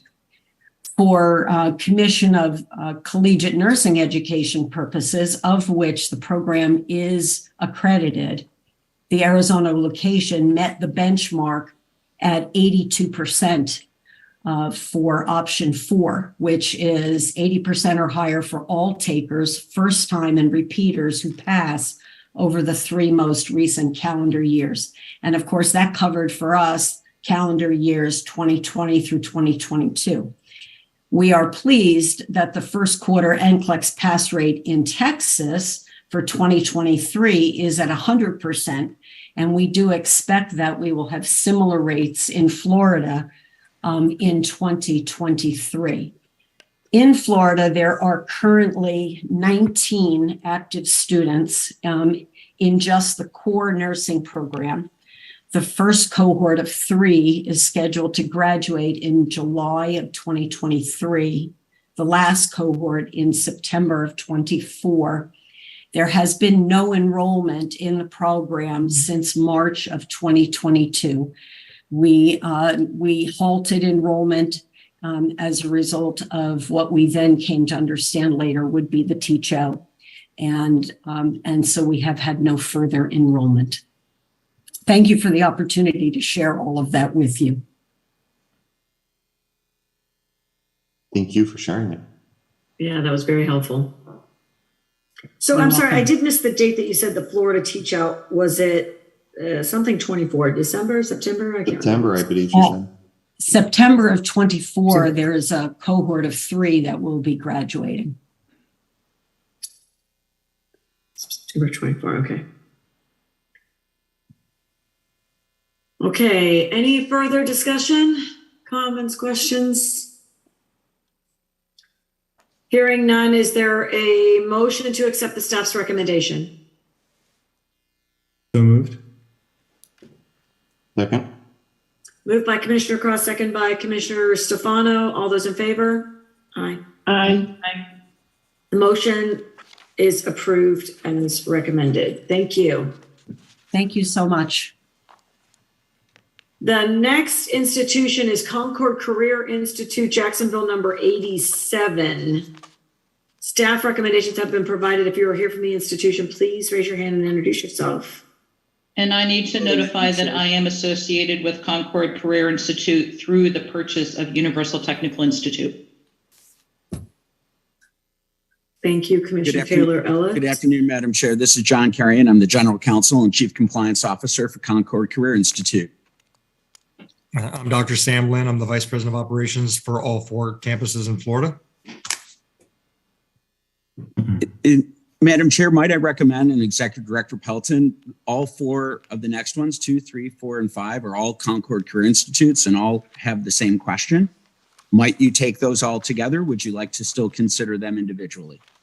Yeah, I was just going to make the thank you for, I was just going to say the same thing. So commissioners and Meredith or Executive Director Pelton, if you have any objections, please let us know. But can we consider 2, 3, 4, and not 5? 5 is not. No, and 5. Yes, please include 5. 2, 3, 4, and 5. Should we also include 8 because it's the other half of the equation? I recommend there are other folks who will speak to that from Universal Technical Institute. So maybe that one should be kept separate because we are separate. I would agree with that. It's a different issue, different recommendations. Meredith, is there any objection from staff's part if we look at 2, 3, 4, 5 together? Absolutely not. I'd encourage it. Okay. Do I need a motion for that? Counsel? No, you're just allowing them to come to the podium together. So okay, you will need to individually should the staff recommendation be modified, it will have to be done individually and voted individually. But we can discuss with the institution all at the same time. Okay, sounds good. Commissioners, any discussion on 2, 3, 4, and 5?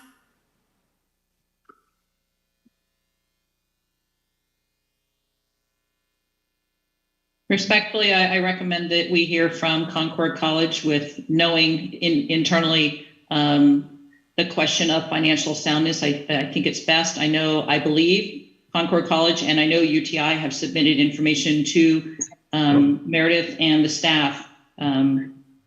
So does it make sense to have them share that information first? Sure. Happy to do so. Thank you, Ms. Taylor-Ellis. Appreciate that opportunity. Yes, the staff recommendation centers around Universal Technical Institute's 10K annual report, where the net working capital, the current assets minus current liabilities, was negative to the tune of about 1.5 million. That was on the September 30th fiscal year ending 2022. At that same time, Concord Career Institute was not part of the company then. They were purchased by Universal Technical Institute on 12/1/2022. And what we provided to Executive Director Pelton and to the staff is the opening day balance sheet, also known as the same day balance sheet for the combined companies, showing substantial total assets and total liabilities, because there wouldn't be an income statement, or anything that would show revenues. But we showed the substantial total assets and total liabilities, and even total shareholders' equity substantially in the positive. And cash on hand was substantially greater than $100 million. So the financial soundness of the company is really, as the day of the opening day balance sheet, is not in question.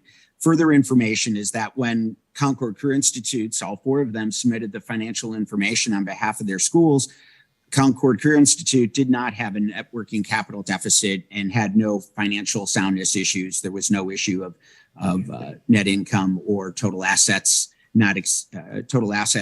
greatly exceeded the total liabilities. So what we were trying to suggest to the commission and to yourselves and to Executive Director Pelton is that the company combined is financially sound. The reporting obligations of financial improvement would be strangely difficult, because there isn't much you can improve when you're already in a positive net income situation, positive total assets to total liabilities, extremely positive shareholders' equity. So the recommendation, while we accept, absolutely being on provisional till this gets resolved, I think we were suggesting to the commissioners that there isn't much we can show you as far as financial improvement. It was a minor blip in the net working capital of UTI at that point in time. And even we provided the first quarter filings with the United States Securities and Exchange Commission, which showed the net working capital, current assets minus current liabilities, was positive. So, just from that perspective, I think we were demonstrating that the financial soundness of the combined companies is well within hand and not subject to financial improvement at this moment.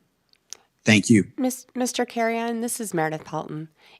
If you could, and staff is certainly prepared to modify the staff recommendation, but you referenced the negative working capital as a blip. Can you give us a little more context around why that blip happened? It is my understanding that it was connected to the purchase and sale transaction. Is that accurate? No, it was not, Executive Director Pelton. No, because remember, we weren't part of the combined companies on September 30, 2022. The transaction, when we filed all the paperwork with yourself in your office, it was in pre-advance to give you advance notice, but when the post-closing activities started taking place with your office and providing information to yourself and Mr. Smith and Ms. Miller, it was as of December 1, 2022. The bill of sale, in fact, shows December 1 of 2022. Ms. Christine Klein, who will come up for Universal Technical Institute, can give you more details as to exactly why that was on September 30, 2022, but the combined companies were not in existence then. Is that helpful, Executive Director Pelton? That would be a better question directed to the commission. Okay, sorry. For sorry. me, that doesn't. It conflicts with some information that I was given earlier this week, frankly, but that's fine. And staff is comfortable with the financial soundness of the institution. It's just that we would like to understand why the anomaly happened. And I hear Okay. you weren't the owner at the time, but since we're now looking at combined financials for all the institutions, Sure. Getting Sure. that understanding may be helpful to the commission. Not a problem at all. Let me see, I'm going to see if, I think Ms. Klein might be paying attention, but maybe she'd be able to raise her hand and come on, because I truthfully can't speak to why that took place, it not being the, in control of the company then. Hi, this is Christine Klein. I'm the corporate controller for Universal Technical Institute. Can you hear me okay? Yes, we can. Great.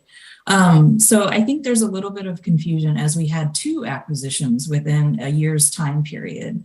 So the reason that Universal Technical Institute's working capital was in a negative position as of September 30th was largely due to the acquisition of MIAT College of Technology, which was purchased on November 1st, 2021 for $26 million. Additionally, UTI had a significant amount of capital expenditures during the fiscal year of 2022 related to the campus openings at both Austin, Texas and Miramar, Florida. So due to the significant cash outlays for the purchase of MIAT College of Technology and the opening of the two new campuses, our cash position was decreased as of the end of our fiscal year. Additionally, we had some higher accounts payable balances due to timing issues related to some payments. So that's what caused the minor decrease or the minor negative balance in the working capital. It was related to an acquisition, but it was related to the acquisition of MIAT. As John noted, the acquisition of Concord then occurred on December 1st. And we had a revolving credit facility of $90 million that helped fund that acquisition purchase price of approximately $50 million. Ms. Klein, if I may, from an interim financial perspective, when do you anticipate that the institutions would have positive working capital? We have positive working capital right now. We had positive working capital essentially in October. Okay, so if we were to request, for example, and I understand that we do have potentially first quarter, though, Mr. Carrion, I apologize, I can't find them from Concord. If we were to request first quarter interim financial statements, they would demonstrate as such. Is that accurate? That is correct. We have submitted our Q1 10Q filing, which was filed with the SEC, and that shows $46 million of positive working capital. And Executive Director Pelton, I apologize. I did not provide that particular one to you because my friends over at Universal Technical Institute already had. So my apologies for not providing that to you in our response as well. No problem. So does that change the staff recommendations, Ben Meredith? It does. So at this time, we would recommend that we do grant approval of the annual license for each of Concord Career Institutes, subject to the contingencies that are listed for the provisional licensure. However, let me back up. I said that totally wrong, so please let me rescind my comment. Staff recommendation with regard to the change in ownership for Concord Career Institute remains the same. Same contingencies, same. We would recommend that when the change in ownership is resolved, that the executive director be granted the authority to return Concord Career Institute to its previous level of licensure. without any further financial submission, and that we not place Concord Career Institute on probation.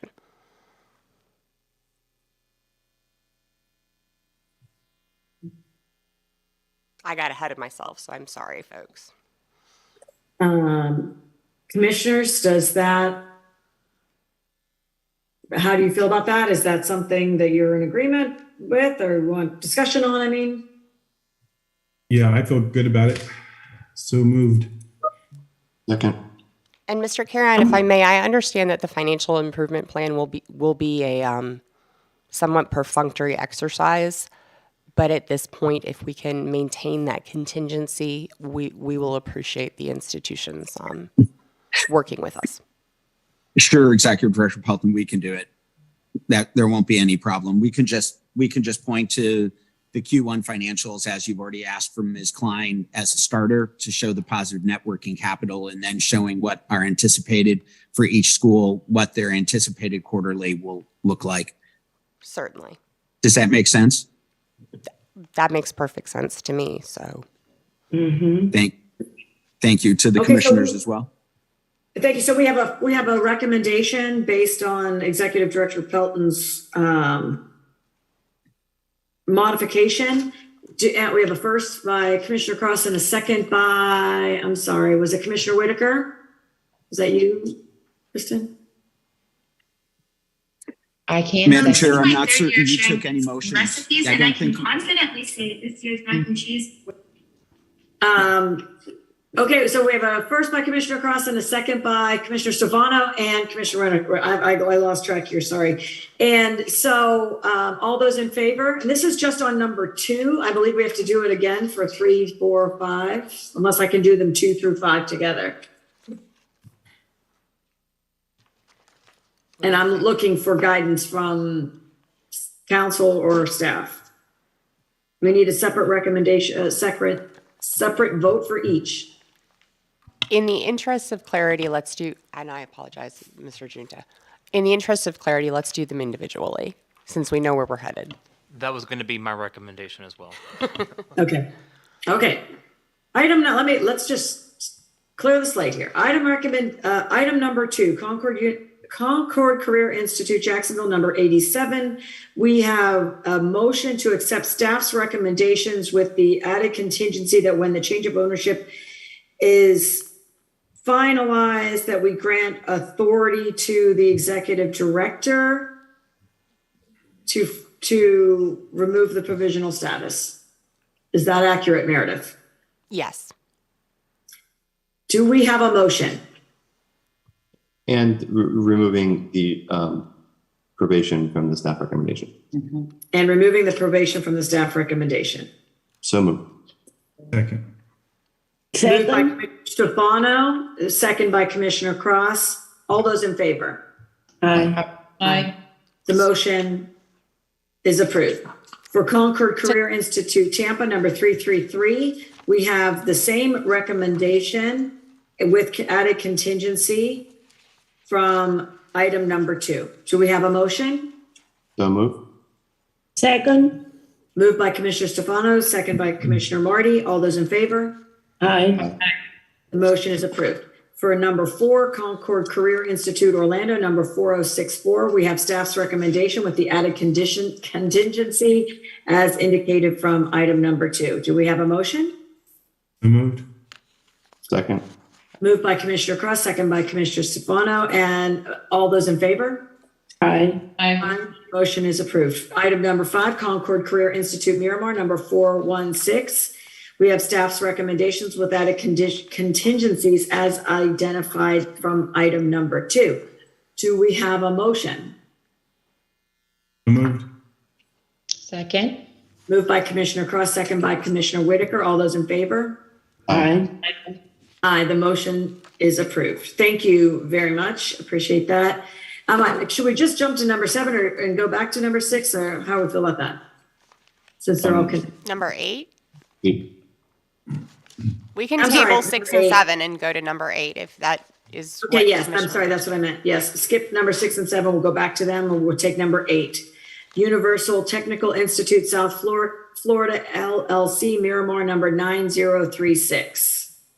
I again will note that I am directly related to Universal Technical Institute and the request for the second new program of automotive technology plus one industry emphasis, which is BMW. Thanks. Thank you. And do we have any? The staff recommendation is modified to where it says find about a third of the way down. The remainder of the staff recommendation is removed.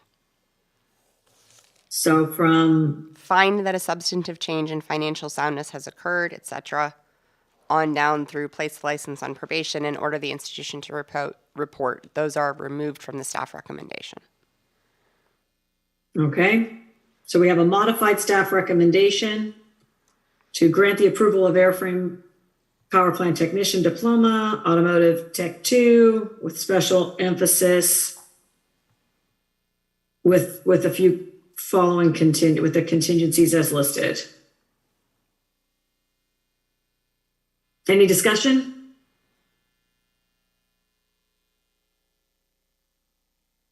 Hearing none, we'll accept a motion to accept the modified staff recommendations as indicated. So moved. Second. Moved by Commissioner Whitaker, second by Commissioner Stefano. All those in favor? Aye. Aye. The motion is approved. Okay, now going back to number 6, Florida Global University, Durrell, number 3180. We have staff recommendations. Do we have anyone here from the institution? Yes. Morning, Commissioners and staff. This is Dr. Jose Otero Consulting Group. The client has agreed to the staff's recommendation also and the contingency set forth. And I'm just here to see if you had any questions related to that. Okay. Commissioners, any discussion? Hearing none, I'll take a motion to accept the staff's recommendations as outlined. So moved. Second. Moved by Commissioner Whitaker, second by Commissioner Cross. All those in favor? Aye. Aye. Motion is approved. Thank you, Mr. Otero, Dr. Otero, for being here. The next item, MIU City University, Miami, number 5359. We have staff's recommendations. Is there anyone from the institution here? Yes. Yes. Hello, Rafael Garcia, Executive Director. With me is Linda Dosas. Good afternoon. Good afternoon.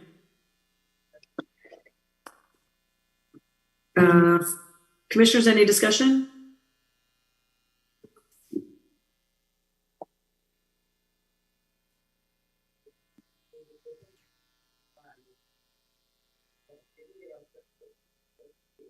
Hearing none, I'll take, I'm sorry, was anybody, I didn't know if anybody was going to say anything. Hearing none, I'll take a motion to accept the staff's recommendation. So move. Moved by Commissioner Marty, second by Commissioner Cross. All those in favor? Aye. Aye. Aye. Thank you. The motion is approved. Thank you. Thank you very much. Okay.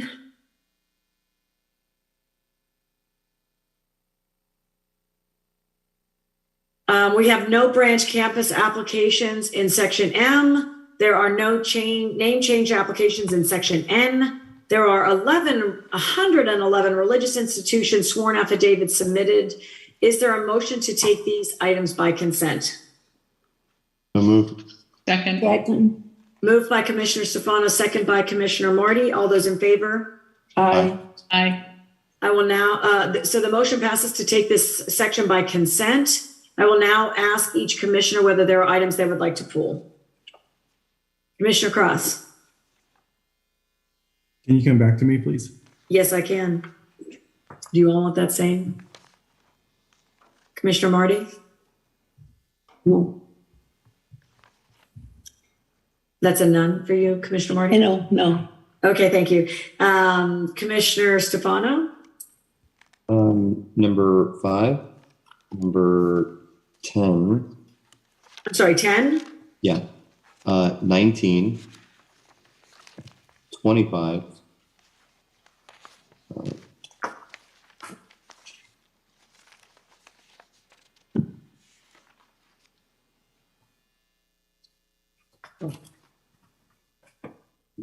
66,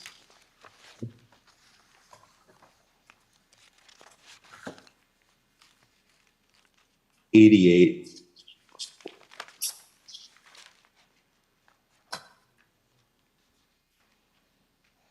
and for the remainder, I will wait to hear staff's recommendation.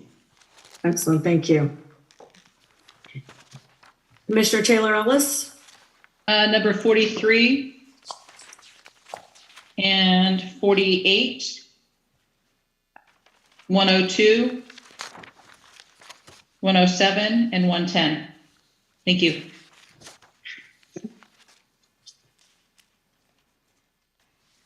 Commissioner Whitaker? You're on mute. I'm still going through. I believe if the staff has any others. Okay. While I'm finishing up, that would be great. Okay. Commissioner Cross, can I come back to you yet or no? No additional ones. Okay, thank you. Staff, are there any others? There are not. That you would pull? The ones that have been named, staff has belief that some of these institutions need to be licensed and other names are not in compliance with statute. With the ones that have already been pulled? Yes. So you have no additional ones? None additional. Okay, with the knob. Okay, as well. With the ones that have been named. Okay. I'm sorry, Commissioner Cross, did I give you a chance to finish? I can't remember. Yeah, I didn't have any additional ones that were. Okay, all right, super. Thank you. Okay, so here, and I have no others in addition to this. So staff, so the recommendations are to pool 5, 10, 19, 25, 43, 48, 66, 88, 102, and 107, and 110. So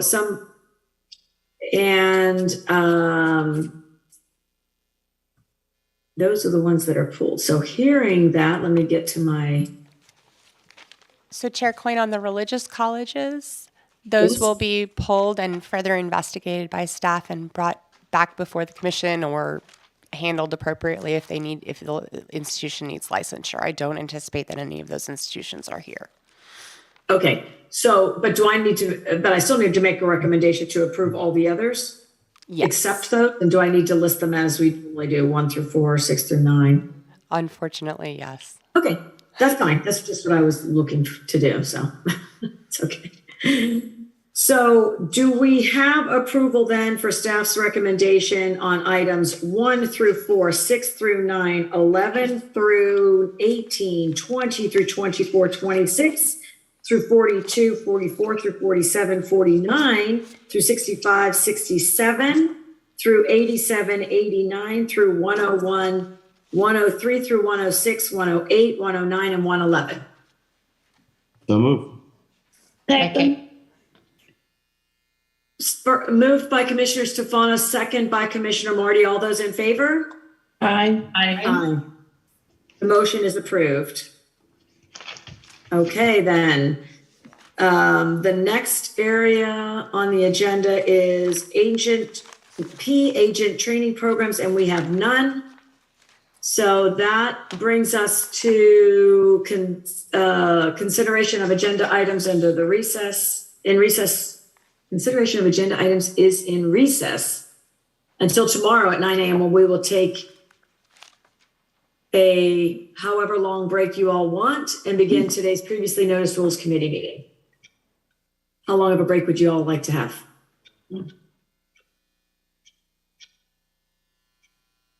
I don't know if you guys are free. Excuse me, I don't know. Can you explain again? Oh, sure. So we are in recess. So the meeting is adjourned for today. We'll pick up the agenda for tomorrow, which is our non-degree schools. But we do have a previously noticed rules committee meeting that would take up right after following this agenda. Right, Meredith? Am I saying that correctly?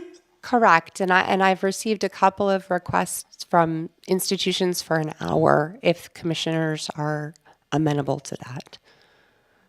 But it is at the commission's discretion. Commissioners, it's 12:52. At 2 p.m. Fine. Commissioner So Marty? the rules would be at 2 p.m.? Yes. Is that agreeable to you, Commissioner Marty? No? I prefer to do it now and finish, but is that possible? I'm leaving it up to you all to tell me what you want. How long is what we will be covering Yeah, next? what's the rules? So we have noticed rules. We have noticed rules committee meetings for immediately following today and for tomorrow. There are two presentations that the commissioners have requested. One is around a deeper dive on some standards. That's going to be about 30 to 35 minutes. And then there is a status update on the accreditation review that has been done to date. That will also be about 30 to 35 minutes. So we can do one today. We can do both today. But I don't anticipate it'll go any longer than an hour unless there is significant discussion among the commission, and we may be able to reserve that for tomorrow. Discussion among the commissioners would take it longer. Of course. So we have 2 30 to 35-minute presentations with our own discussion, which, because we're publicly noted, we get to have, right? This is our chance to get to have discussion as we need to. So the will of the group. Do you want to do one today, one tomorrow? We have both publicly noticed, so we have time. I will tell you that I am likely to not, me personally, but this is just me, not have availability tomorrow much longer than our regularly scheduled agenda because I have some pressing family issues. My suggestion is, since we have available time today, we do it today. I don't think we need an hour break. I'm speaking for myself. I mean, we could do 30. We do need a break probably, but maybe 30 minutes. Right. Do we come back like at come back about 1:30? So 1:30 is the option on the table. How do you all feel about that? That's great. Okay. Wonderful. Does that work for staff that are going to be sharing? That works. Okay, so 1:30 it is. We'll see you back here. This meeting today is adjourned. We'll reconvene as the Rules Committee at 1:30. Thank you. Thank you. Thank you.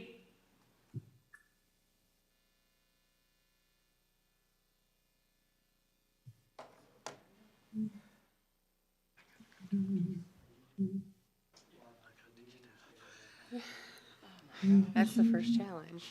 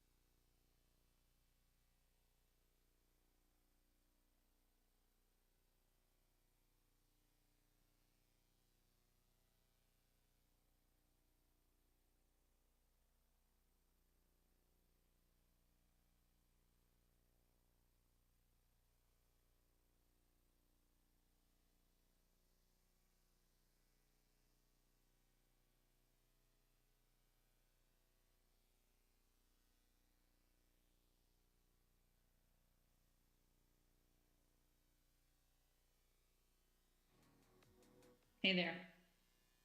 Congratulations are in order, it sounds like. Soon. She's Soon. still, I know. she's kind of, so she's 41 weeks plus 1 day today. So tomorrow is the absolute deadline. I keep telling her the baby has nowhere to go but out. Very cool. He's coming tomorrow for sure. Very cool. I know. It really and not on April Fool's Day. That's what I just said to her too. I said, well, you could always. She's like, no. But yeah. Baby this is her third child, third son, all boys, and my fourth grandson. So very cool. No granddaughters? No girls. Yeah. I have 1 daughter and 3 sons, so I have a lot of boys, I guess. All good. Yeah. Very exciting. So Meredith, when I hear from you, I know we're good to go. I don't know if we're live or not. I can't tell. You can never tell.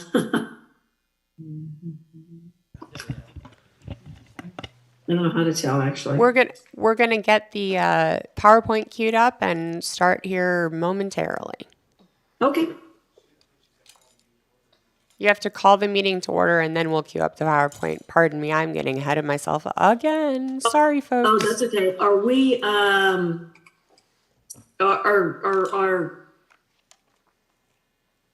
public committed, or are we all live now? We're live. Oh, okay. Well, welcome back, everyone. I'm going to call the Rules Committee for the Commission of Independent Education to order. It is March 30th at 1:34. Welcome, everyone. And Executive Director Pelton, I'll turn it over to you to start us on our learning journey. So per our conversations at the September rescheduled to October and then November meetings, we are still in the process of developing some commissioner professional development. So in those interests, today Joey Smith is going to dive into the specifics of what we look at when we examine Standard 6 for financials. So that is the PowerPoint presentation you will be seeing, and Joey will be happy to answer any questions you've got.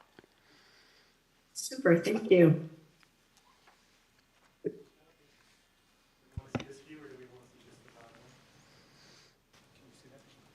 Oh, that's good. That's good. Yep. Good afternoon, commissioners. Before I get started, and this is hard for me. I've been with the commission for 23 years, but it's truly been an honor to work with this commission, with Meredith, with Sam, Risa, Susan, and all the people back at the office. We've accomplished a lot over the years, and I'm grateful for the opportunity and for the people, as well as you commissioners, and I greatly appreciate all of your support. Joey, you have been just so impactful for all of us as we've been on our learning journey, and I truly hope that you know how much I appreciate you and your professionalism and how you have just navigated all of this new and change so masterfully. So, to open it up to anybody else to have any other comments, because I've had nothing but a really positive experience working with you.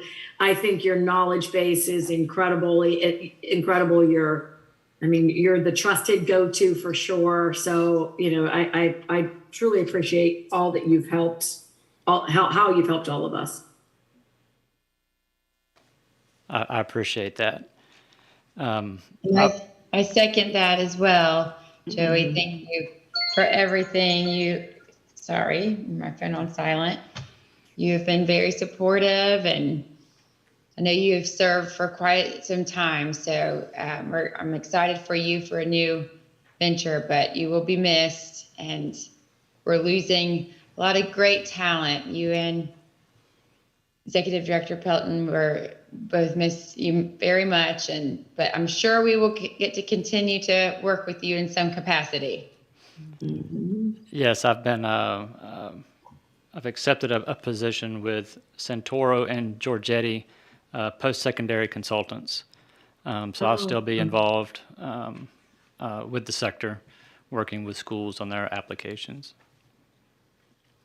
Well, good for you. That's our loss is their gain for sure. Okay. Standard 6, financials. Let's see if is it working?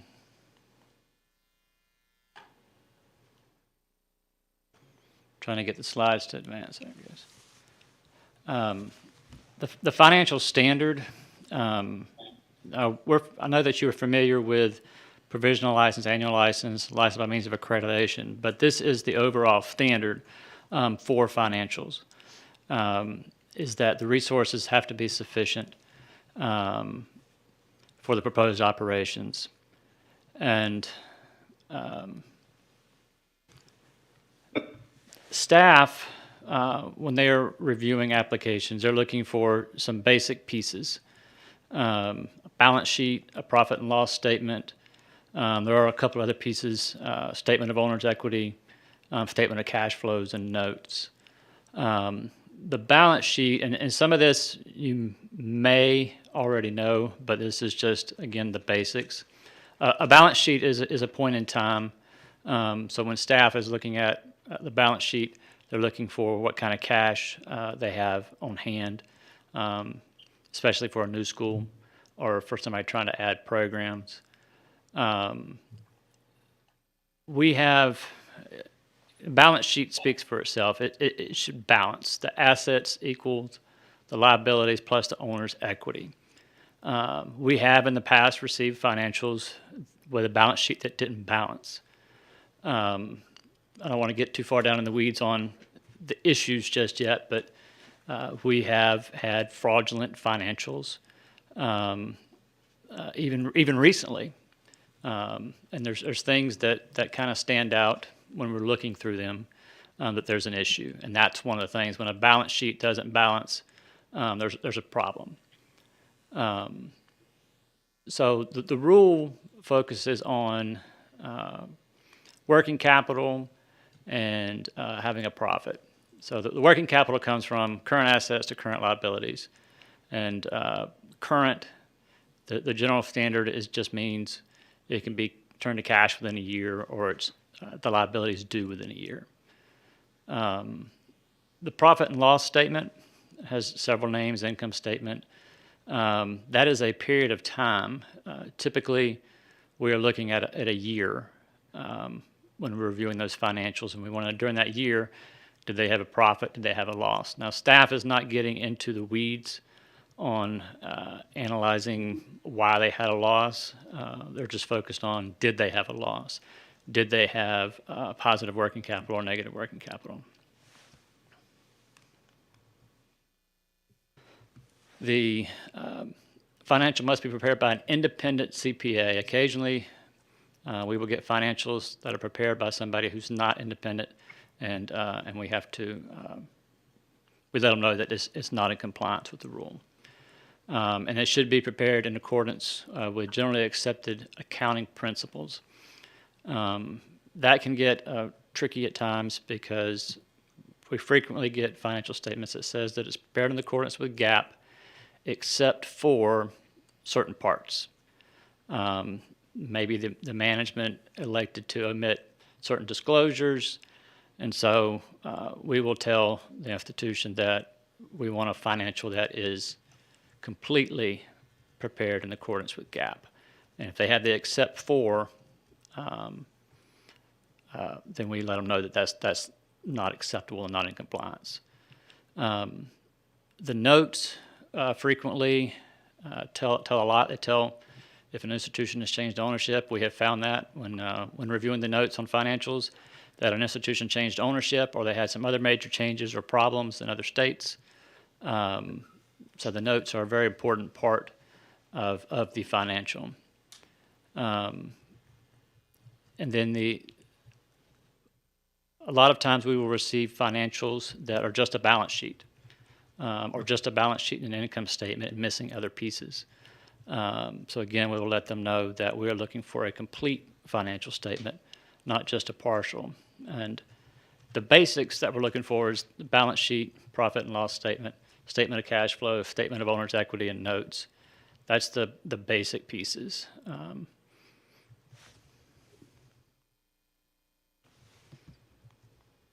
advance, Brandon.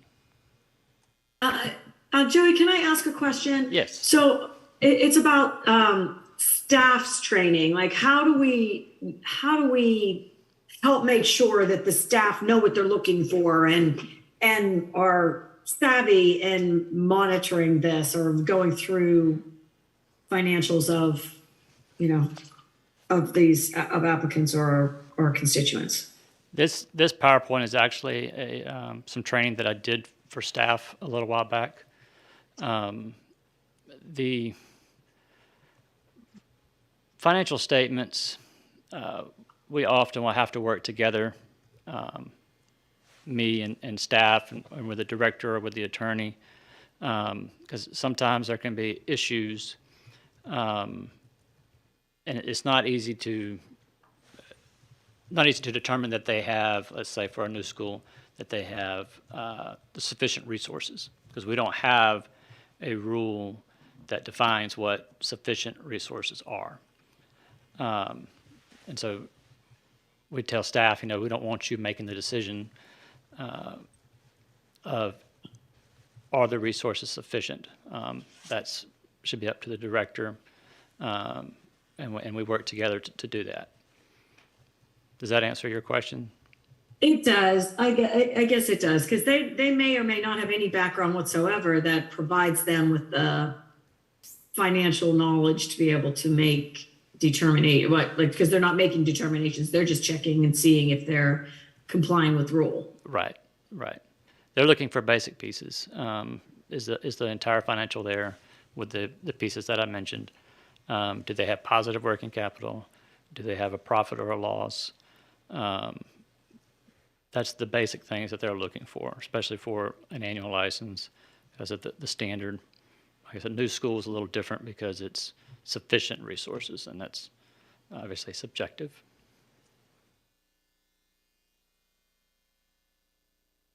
Any other questions regarding? Yeah, Joey, I have another one. Is in our rules, is it satisfactory to provide the parent company's financial statements? Or I know we like to see the financial statements that are in the local Florida branch or campus, but do we have it in the rules appropriately? Or what does staff do when they get financials that are part of the parent company? Is that acceptable? The rule for, let me see if I can advance a few slides here. The rule for provisional license is specific, and it says the parent financial statement. The rule for annual license, I'm going to skip forward here again. It does not specify parent, but that is what we ask the school for. We want the parent company's financial. Now, as far as the individual campus financials, again, I'm going to skip forward here. The rule is specific about non-Florida corporations having to provide a P&L for each location. And that's only for annual license. That's not for license by means of accreditation. That is only for annual. And that's only for non-Florida corporations. And that's not for renewals as well, just the first initial license? That's for an annual license. Not the renewals? If they renew an annual license, then yes. But again, it's only non-Florida corps, and it's only the P&L. Okay.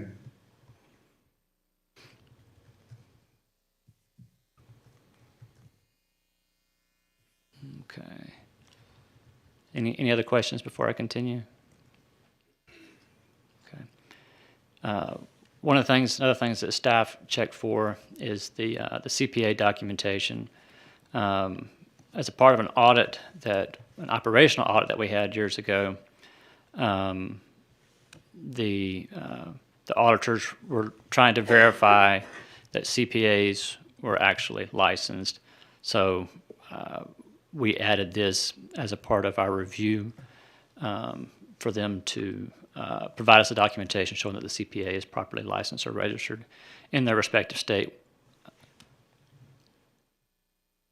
And that goes for the CPA who prepared the financial statement and Form 604, which is the selected financial data.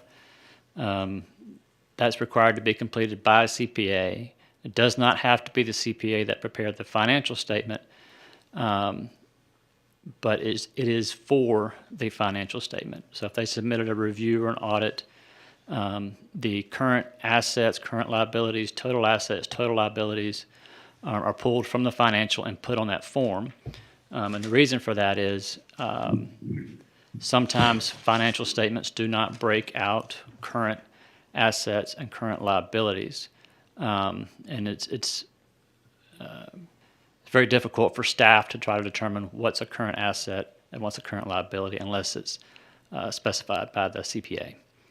So that was part of the purpose of having that form.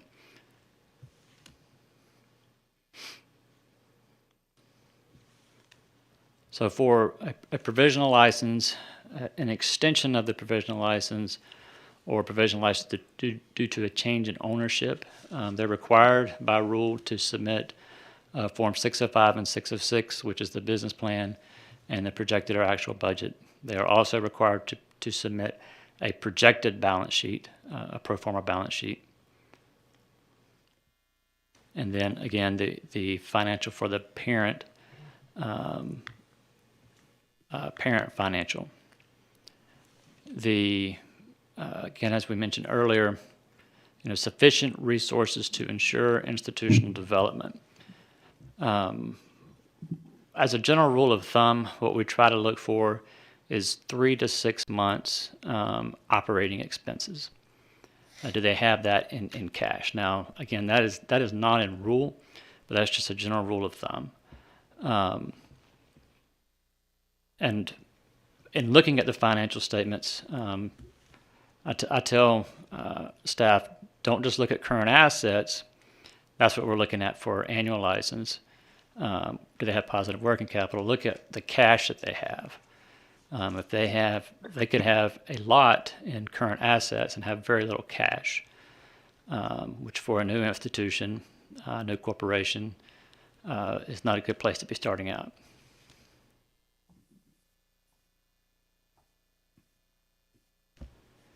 And then if they have no history of educational operations in Florida, I know that the director mentioned that earlier, that it's not specific in the rule, but that is what we're looking for, is history of educational operations in Florida. They have to provide the controlling principals, and that's the individuals who own and are controlling the parent corporation.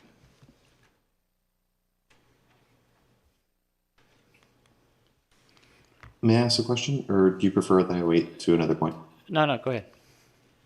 I'm wondering if, for instance, a school has a religious exemption for some time, and then they decide that they're going to expand to other degree programs and therefore need other kinds of accreditation.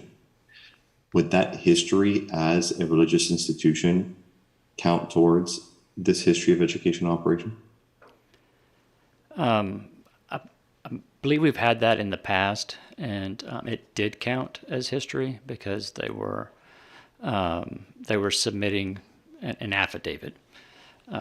So we were somewhat familiar with the institution and their operations here in Florida. And thank you. Okay.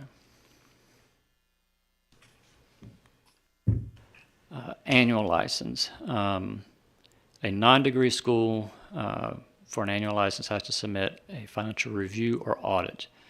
For a degree granting institution, it is only an audit is permissible.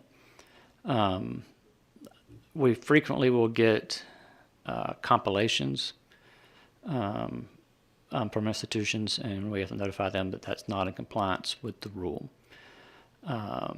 There's a part of the rule that talks about for controlling principals, they can submit a compilation, and institutions will frequently confuse that rule with what they're actually supposed to be submitting, and so they will, unfortunately, they will go and pay somebody to have a compilation done, and they have to go back and pay to have a review or an audit done.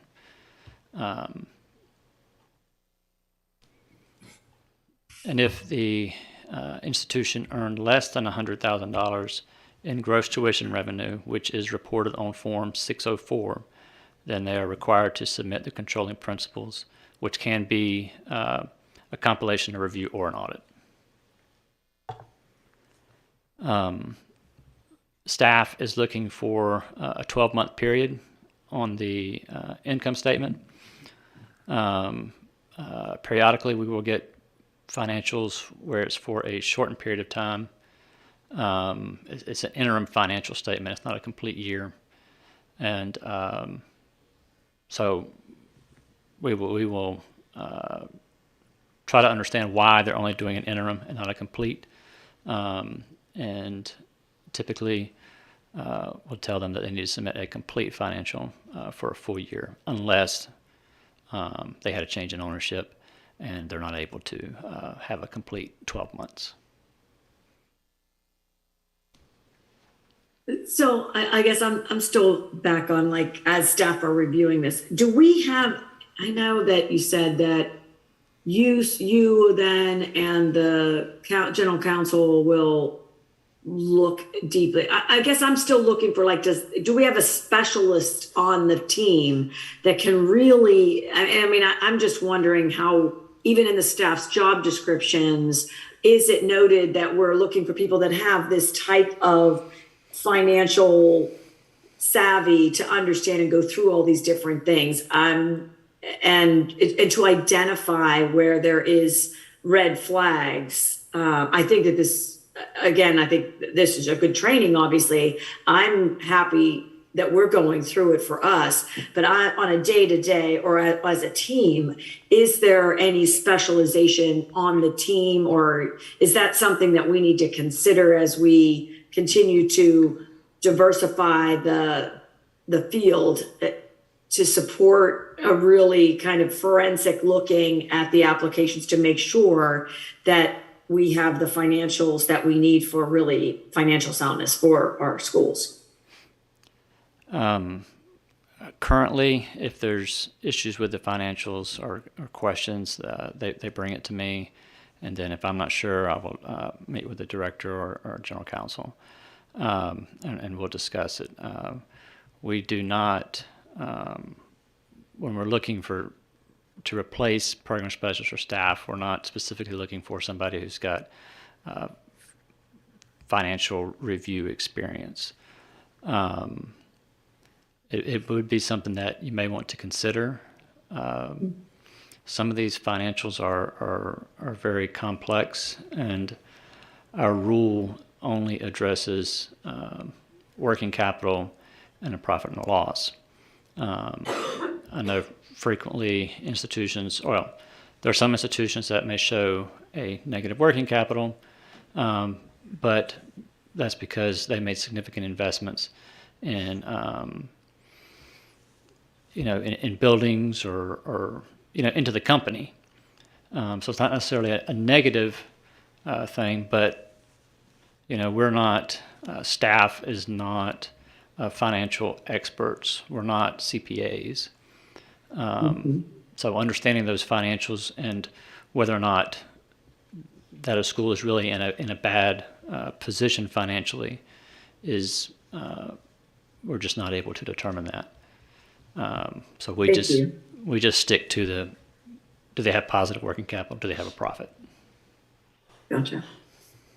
Troy? Just a thought. I don't think that this fully addresses your concern, and it's a notable one insofar as one perspective thing that we could take from this is that we should ensure that there is at least a resource or a designated person, that can serve as a resource for more detailed or intricate questions. So I think that there's, the kind of the specialization that, is needed to have a competent resource in that way. But there's a broader question here about consistency in a certain degree of training. And it makes me think that it might be worth partnering with an institution to develop a short kind of certificate that's a certain financial literacy for this kind of thing. And that could be used not just for staff, but it could also be part of the commission's goal to provide educational resources to institutions regarding what best practices are. So it can really, solve two problems at once. Increase financial literacy among staff and, institutional stakeholders. Yeah, I love that. I am, growing increasingly aware that we might not have a deep competence in this area as we're reviewing. And I think we're doing what's expected, but I'm not sure that, but I'm saying from a commission standpoint, from our, commissioners, I'm trying to have the best recommendations based on the deepest analysis, because that's what we're trusting in, right? We're trusting in the staff's analysis and their recommendations because, of the magnitude of schools that we see going through all different stages of the process. It's not likely that any of our expertise are going to be able to drill into each and every financials, right? So having a deeper bench or competencies on the bench is definitely where I'm headed with my thought process. You definitely picked up on that, Commissioner Stefano. Thank you. And I think that your idea to lean into some of our own schools that might be able to deliver that for training for us as a continuing education or some ongoing training for our staff as well as for other schools is really ideal, because the more we have our schools deep within the system fully understand what we're looking for, what are financial soundness standards that are, that we espouse to make sure that our institutions have that financial soundness is really important for the sector. I love the idea. And there may be already existing schools that have those competencies to do that. And so, Joey, I guess just from this, I would like to kind of make a footnote or a side note. Meredith, I know you're here too, to relay that to our incoming executive director to look through the inventory of schools, see who would be, I don't know how we would do that. Is that something that we can put out a call for proposals for schools to, it might be more cumbersome than that. That might be too cumbersome, but I'd really like to take this up as an ongoing support for staff to build the deeper competency so that there are more than just one person that this funnels up to make decisions, so that we have a real confidence as when it comes to us that it's been deeply reviewed.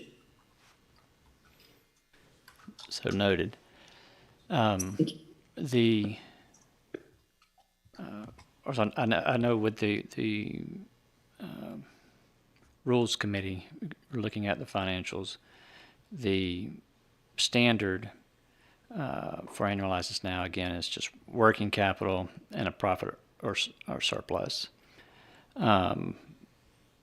From my understanding, general understanding, those are they're not always an indicator of the financial health of an institution. I don't know what all goes into the United States Department of Education. They have a financial composite score. I know that there's some other things that are mixed in there that we don't deal with. But that score is what the feds rely on. And I'm not saying that we should have that specific formula, but I think that it should be considered what other measures should be in the rule or standards should be in the rule that will help give you a picture, an accurate picture of the financial health of the institution.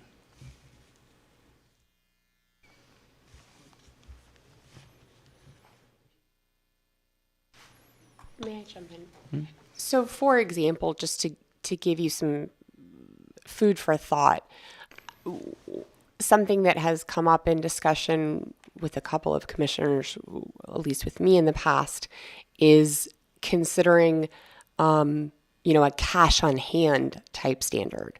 So, do you have the cash on hand to support students and pay rent and pay your faculty and all that kind of thing for a period of 90 days or 6 months or whatever the commission may determine. But as we look to whether these are the right measurements for the standard, there are other measurements that may be more appropriate and could potentially be easier for schools to understand and easier for staff to understand. So that's not to go away from, we need to enhance the competency and financial literacy, but also to consider that there might be, a couple different ways of slicing that. Apologies for interrupting. Very well said.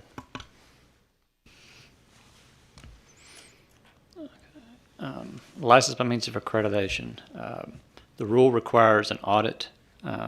Institutions are already having to prepare an audit for their accreditor and for USDOE if they're receiving Title IV.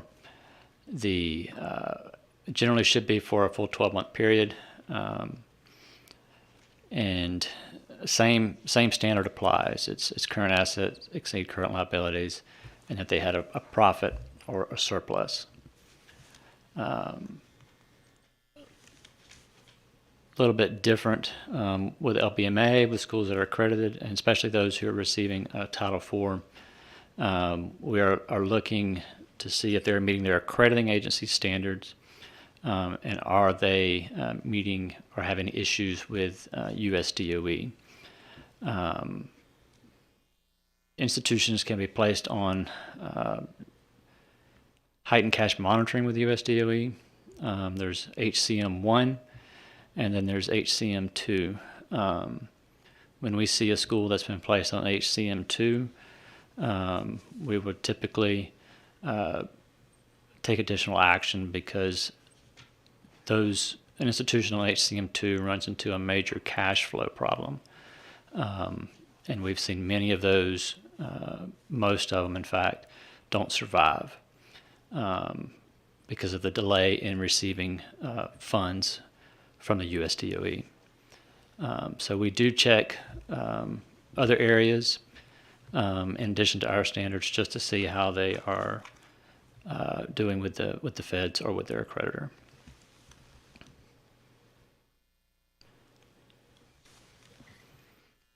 Form 604 has to be submitted when they submit an application for annual license or annual renewal or license by means of accreditation. And it should match the financial that's presented. Occasionally, the form won't be completed, it won't be signed. The numbers don't even remotely match the financial, and so we have to return it. Staff is not looking and verifying that the CPA accurately determined current assets or current liabilities. That's up to the CPA. The tuition revenue is used to determine how much non-degree schools owe in Student Protection Fund money. And again, that only applies to non-degree schools. It also determines if it's less than $100,000 that they are required to submit the controlling principals financial statements. And again, it should match the financial statement and be for the entire corporation, not only for the institution itself.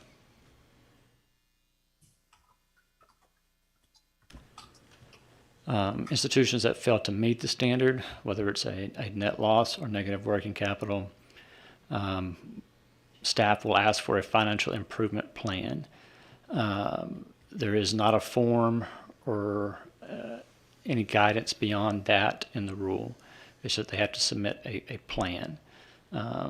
We will typically guide institutions that it needs to be a comprehensive plan, not just this is what we're thinking about doing. We're going to market more. Now again, we don't have a rule specific on that. So if they give us a plan and it's not very well prepared, then that's what we forward and attach to the summary sheet for the commission to review. An institution may be placed on quarterly reporting, and it may be considered a substantive change. Generally, and I believe you saw that today, if the school had negative working capital, we were putting it on as a substantive change. And occasionally an institution, as one today, had more current information that shows that they now, in fact, have a positive working capital. The staff is looking for financials that are prepared by a CPA. So if an institution submits a financial that is prepared internally, maybe printed out from QuickBooks, we're not going to be using that to determine action on the school. We're going to use what was prepared by the CPA. It also affects the ability to add programs or modify the license. If an institution has negative working capital or has very low cash, we will typically recommend denial of any new programs or program modifications until the institution meets the financial standard.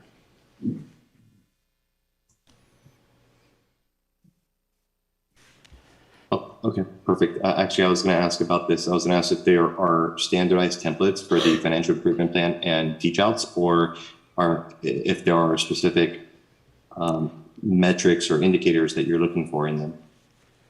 Yeah, the rule only requires submission of a financial improvement plan.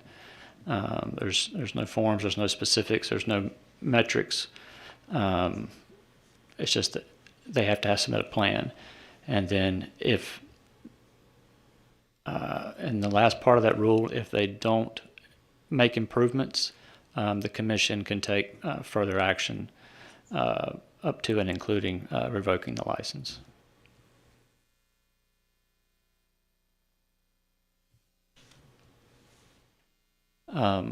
Some institutions will submit a letter of support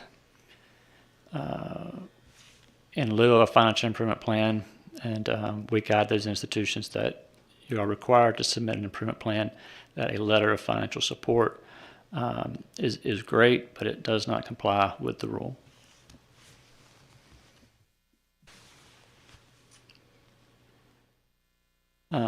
Common issues that staff identifies: insufficient resources. Again, for a new school, they have very low cash. The financials not prepared in accordance with GAAP, negative working capital, net loss. The Form 604 is incomplete. The financials prepared only for the school and not for the entire corporation. That does happen. And it's not always clear when you're looking at the financial that it's only for that particular campus. That's why when we've instructed staff, the CPA cover letter should be specific to the corporation. And honestly, in looking at the CPA cover letters, a lot of times we realize that the school formed a new corporation. And typically those issues do not make it to the commissioners. We handle those in-house and let them know that they have to submit a change in ownership application. But there's a number of issues that come up with financials, and it's very telling of what's been happening at the school. And sometimes schools just don't realize that they can't just form a new corporation and start operating the school up under that corporation. So we have to guide them into filing the proper paperwork. Any other questions?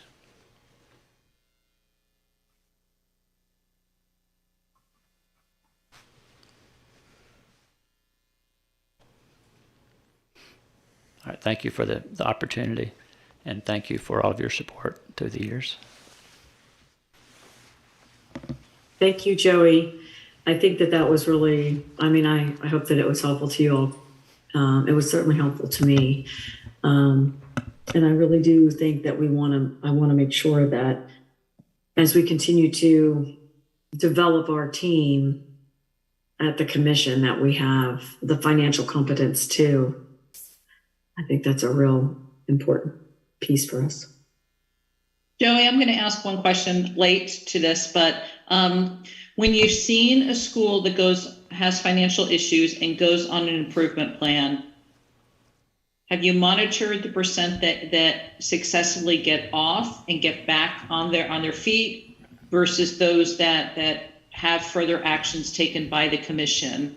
Number one, and is there more scrutiny, more review on that financial improvement plan? That's one that I now know I need to look deeper into with some of those schools that I have not looked at that. It is free form, which makes it difficult, but has there been more scrutiny on those financial plans with any recommendations to give to us as well? To answer your first question, in the past, the majority of institutions make improvement. It may take them a couple of years to get positive working capital, and some have not made it. Some have closed, but the majority of them make the changes, make the improvements.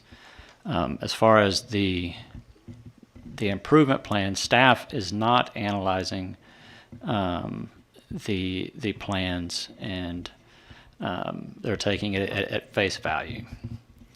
Now, we do put them on quarterly reporting, and what we're getting then is interim financial statements, and we prepare a document that shows side by side from their original financial statement for each quarter and how they are progressing. But again, staff is not analyzing that; they are only taking those numbers and putting them in a document for your review.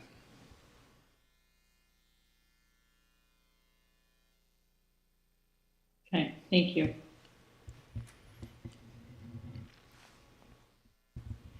I guess then that's a really good, I guess maybe that's where I'm struggling, and maybe I'm misunderstanding. So Meredith, this might be for you. So is it our responsibility to analyze, or is it the staff's, or do we need to build the strength of the staff, or is that just always been the standard? That's just where we've been, is where the staff is not making analytical decisions based on the financials. They're just checking through the list and then making recommendations based on a checklist. They're not doing any kind of analytics based on those financials. If that's what I'm hearing, that's kind of probably where I'm struggling. Talk to me more about what you mean by analytics, because analytically, like critically reviewing the information more than just checking to see if it's in the documentation, but also then analyzing its significance and meaning to the overall health and well-being of the financial health and well-being of the institution. So I think it's both, unfortunately, and I know that's such a lawyer answer to give, and I apologize, but so certainly in enhancing the financial literacy and competency, as well as reducing the amount of paper pushing, and thus upping the amount of analysis that staff can perform versus just purely pushing paper, will help. But because we are a regulatory licensing agency, there do have to be some kind of clear lines of demarcation or delineation, a checklist, de facto checklist that says either you meet the standard or you don't, because otherwise we expose ourselves. The commission, staff exposes the commission to a lot of unwelcome liability for potential discretion that's likely not appropriate. Did that help you at all? Or I mean, staff should be more. I understand what you're saying, but I guess I'm just trying to see, like, where do we have the opportunity to improve how we are receiving information, financials particularly, and how we can leverage. So I think that may be a bigger question about how do we change the processes so that staff can be more analysts and not pushing paper. I don't mean to repeat myself, but that is really the facts. Is if we can get the process streamlined and more modern, that will open up staff's availability to be analysts. Thank you. So I'm not sure it's a change necessarily to the standard. It may be more of a process change. Yeah, it may not change. I mean, I know we do need to review the financial standard and make sure that the rules are the way we need them to be. But at the same time, I'm just wondering if we need to then amplify the staff's responsibility in reviewing and analyzing the information, not just saying it's all present, but whether it's good or not. Dr. Stefano. So I want to fully acknowledge the current constraints, and these thoughts are not taken as trying to be contrasted with what's currently happening, but just trying to think about what might be meaningful possibilities as we look forward. And it seems like the best approach here is multi-pronged. Where you combine the following elements. One, to speak to the point that we've been kind of recurring theme here, capacity building in terms of staff training. Two, streamlining, through probably an IT overhaul that can help, reduce the burden of just managing the application process and free staff to kind of engage these things in more meaningful ways. Three, think about what exactly it is that we're capturing. And it seems like a checklist approach, while it's objective, might be less meaningful and might not do justice to the complexities of institutional finances. And therefore, we may want to think of an approach that develops something like a composite financial health score on a spectrum from, vulnerable to coping to, healthy or thriving financial health, and stipulate what the indicators are so that it's meaningful, and that could be that could still have objective demarcations, but it could be more dynamic and do better justice to the complexities of finances and the factors that go into that. And then lastly, in terms of analytics, I think that capturing that kind of data is already one step in that direction. But if there is a meaningful and intentional agenda set for analytics, as opposed to just kind of recognizing patterns over years of what typically happens, that could be designed in the overhaul of the system, where there could be analytic dashboards that are both provide regressive analysis but also predictive capability.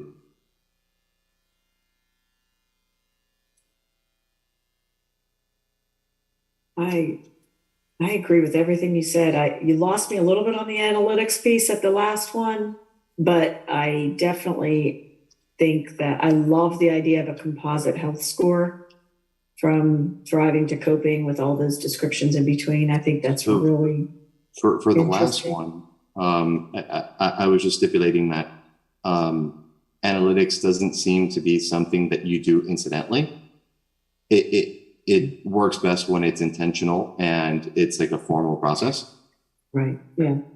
And so we're redesigning to capture better data. Then part of that redesign could be the intentional processes for analytics, where we're capturing, meaningful trends and get to the point where we're not just looking backwards, but we're actually anticipating and predicting and able to offer, I gotcha. Insights, ahead of time. Yeah, that makes sense. Yeah, I agree. Any other thoughts? Anyone else? I mean,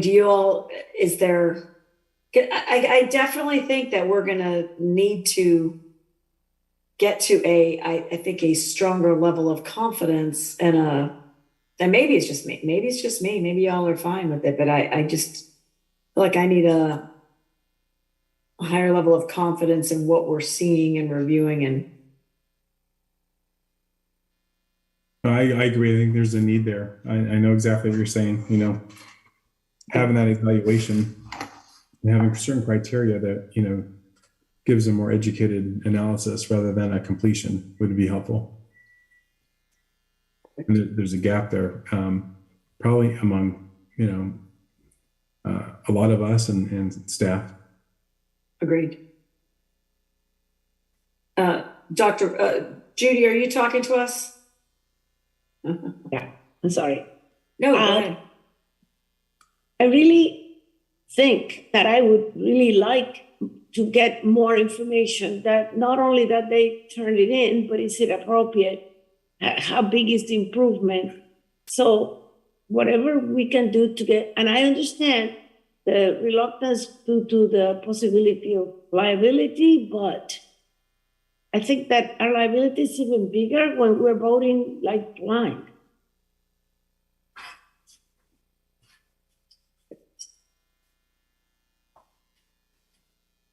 And the index that Troy suggested, that's what they use for the Title IV, that the index had to be between a 1.5 and a 3.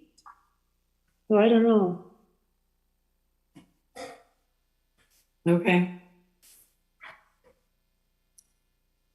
So I guess, Meredith, then do you think, and I know that we're kind of in a state of limbo now because we're going to be changing staff, here and have to take this up, I think, with our new executive director as well. But I don't want to miss the opportunity that we have together to say, so are we suggesting too that we need to, at this point, appoint a financial soundness rulemaking committee to review our existing rules and to update those? Is that a part of this? Meredith, I'm actually going to ask you to weigh in on that as well. In my humble opinion, I would hold off. I think that the road you were headed down of education and understanding kind of what is currently happening on a day-to-day basis, and then using that basis to decide, okay, aspirationally, what are the areas we want to look at, and kind of maybe what the priorities are. And I know that Eric will be working on some of looking at the priorities of addressing rulemaking from a staff perspective in conjunction with the work group. I would hold off. I don't think that you want to be doing it piecemeal, oh, let's do finances. Oh, let's do this, because it is a comprehensive picture. We wanted to give you the deeper insight, but we didn't want to go dive into all 12 standards. We'd be here for hours and your eyes would be glazed over. So if y'all can be patient, I would give it a bit more time. I'm trying to get guidance. Yeah, no, that's my opinion. Yeah, I'm happy to give Eric a chance to get his sea legs about him and kind of help guide us through what rules we need to start, what areas we need to really start focusing on for the rulemaking process too, as we learn. So I appreciate that for keeping me on our path. No. Okay. Any other thoughts on Joey's presentation or this topic? Hearing none. Want to move to the next area? We will head into the next area. So we, as we've discussed, so we have, right now we have what is called licensure by means of accreditation. Y'all are familiar with that by now. There are 14, is that right, 14? 17, pardon. 17. 17 approved accreditors, and we discussed at one point briefly that there is an accreditation review committee anytime a new accreditor applies to us for that licensure by means of accreditation status. But what the commission undertook, and Risa will go into more detail, but within the last few years was that those accreditor standards are supposed to be, and she'll give you the language, in line with our standards, so that we are ensuring that we are evaluating the same quality measures at a bare minimum. So the commission undertook to review the accreditor standards for two purposes. One, to make sure that we are in compliance, and two, to see where they might present some opportunity or ideas for changes or modifications to our standards. So Risa is going to share with you the status of that accreditation review, and I think she has some ideas for how we might kick it back off again and use it to the commission's advantage. So without further ado, you're on. Okay. Good afternoon. Can everyone hear me? We can. Thank you, Lisa. Okay. I also want to say before we start, because we had a nice little, opportunity to recognize and acknowledge Joey and obviously Meredith as well. But Risa, I don't want to, because you're not leaving, I want to say the opposite. We also deeply appreciate you and the work that you've done to help lead and guide us and help us on our learning journey. So I don't want you to feel underappreciated and acknowledged, because you also have been a stalwart, consistent professional that's been very helpful. Thank you so much, staff. I know I'm speaking for all staff when I say we have really enjoyed, starting this journey with y'all, and we're learning, I think, just as much as y'all are in the process. I'll get right into my presentation, which is fairly short. I'm just going to reiterate a couple of comments that Meredith made at the November 2022 Rules Committee meeting. As part of laying the foundation for future rule revision, you, the commissioners, asked for an update on the Accreditation Review Committee with a focus on the committee's review to date, where we are on review and accreditation standards. You also asked for us to identify the documents that we use to review those standards, and then a status of the reviews that have been conducted. So hopefully that information can help y'all identify whether data collected by this committee, Accreditation Review Committee, could be a valuable tool as you rethink the rules and try to identify common data elements to measure student outcomes. This is going to be a brief overview. Review of accreditation standards within CIE occurs with accrediting agencies who come to us seeking recognition of licensure by means of accreditation status, otherwise known as LBMA, as Joey has talked to you previously. Institutions applying for a license by means of accreditation have to meet certain statutory criteria, including holding accreditation by an accrediting agency evaluated and approved by the full commission as having standards substantially equivalent to the commission's licensure standards. There is no definition in statute or rule of what substantially equivalent is. This is something we may want to think about, and as we go through future rule revision, because right now our interpretation of this is that The accreditor's standards don't have to be identical to ours because that would be very difficult, but that they must include policies and procedures in the areas that are identified by our statute and rule. So that's our interpretation, and when we go through these, that's what we do now. Just to let you know, we have no current applications in CIE from accrediting agencies at this time. Let's see, slide 3. Let's make sure I'm on process. Yes. The process of recognizing an accrediting agency for purposes of LBMA begins with an application to CIE. We have created all of the forms we use in this accreditation review committee in-house. None of them at this time are in rule or statute. The accreditation review committee reviews that application that we receive, and that includes an evaluation of the accreditor standards, which staff undertakes. Then we make a recommendation to the full commission on whether to approve it or not. Let me back up just a little bit and say that's what the accreditation review committee does, and staff does the initial write-ups and prepares staff recommendations for that accreditation review committee, and then it must be voted on by the full commission before you can be a accrediting agency recognized for purposes of LBMA.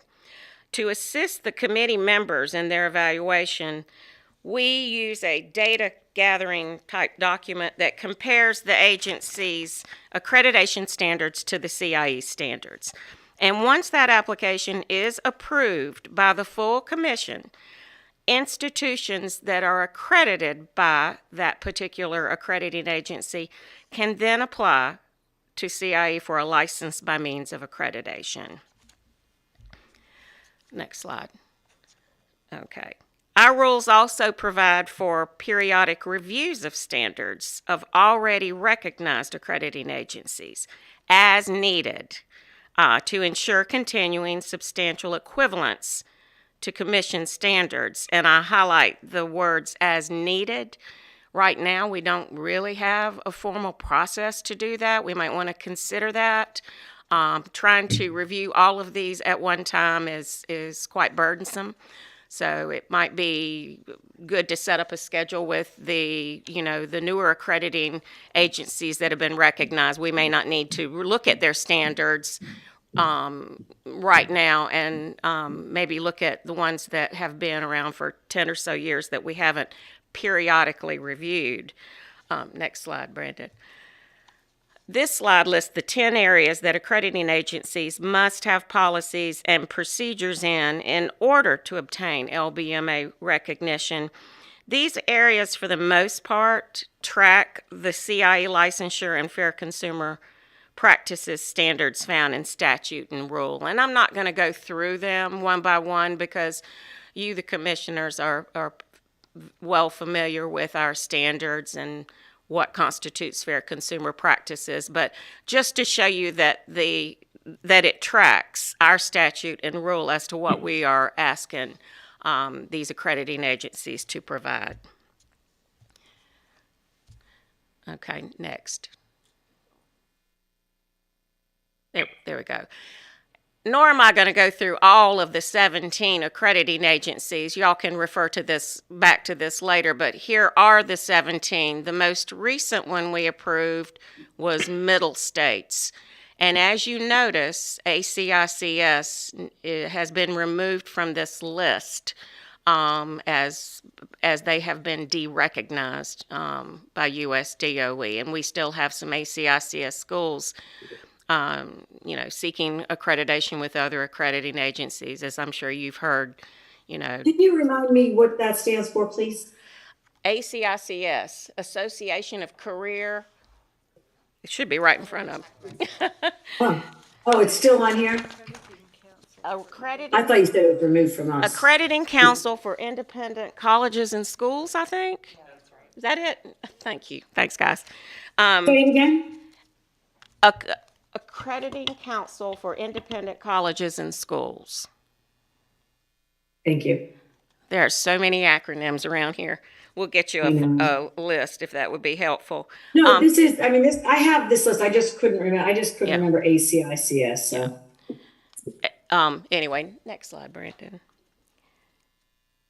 In late 2019, before the pandemic, the commission decided it was time to get some feedback, and we were thinking about possible rule revisions. And since we had not done a periodic review of accrediting agency standards, we decided to send a survey to all of the LBMA recognized accrediting agencies asking for updated information and data on their accreditation standards. And we decided while we were sending the survey, we would also ask for some additional information that hadn't been previously captured, such as identification of additional areas in which they had surveys, just of interest, to see if perhaps there was something else that might be important for us to be looking at as tracking and as an important standard.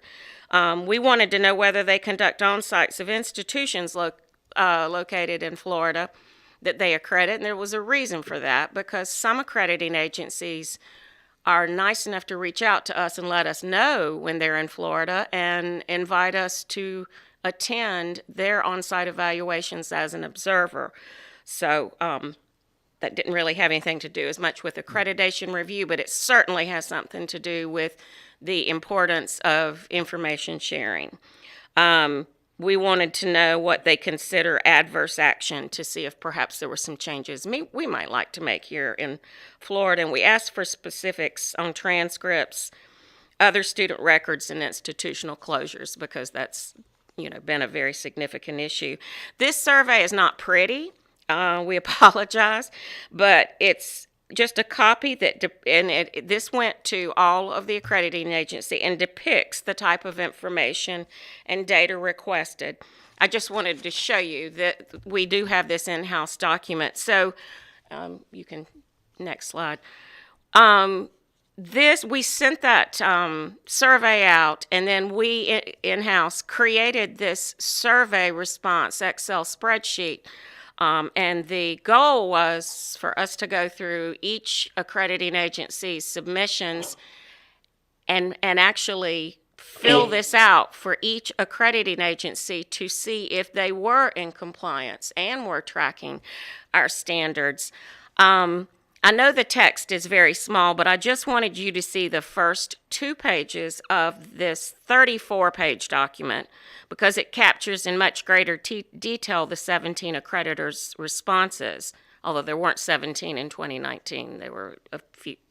I think we've had 3 or 4 since that time that have been recognized. The first page captures accreditors' responses to general survey questions, and then Brandon, go on to the next one. And the second page begins the comparison of CIE standards identified in rule with the accreditor survey responses, again in much greater detail. This is a large project. Collecting and documenting these responses continues to be an ongoing project. I think we still have 6 accrediting agency submissions that we have to examine for this. This project was stalled for a while during the pandemic because staff was just not around to work on it, and we really have had to pick it up somewhat slowly since then. If you are interested, we can certainly provide you electronically with copies of any of these documents, including the 34-page LBMA survey response document. I think in ending, I would appreciate any comments that you, the commissioners, have on the accreditation review process, what you think the useful purposes of it might be, and if any of this information could, be of service to you as we go through this rule revision process. And those are all my comments. If you have any questions, I'll be happy to answer. Well, thank you for that. I'm going to open the floor to y'all to, answer for yourselves to Risa's kind of I'll follow up with an email request. Just asking for copies, I would love to read through that. That would be great. And I promise to read every page you send. So thank you. And I would really appreciate your feedback and comments. I think it needs to be streamlined. I think it's an incredibly valuable compilation of information from our accreditors, and I love that you asked those extra questions to see if there's an enhanced opportunity for us to look at what we're looking for, because we do hold accreditation as a pretty high standard for our schools, and if we can agree that there is that opportunity to leverage the accreditation as a means of raising the bar, let's continue down that journey path.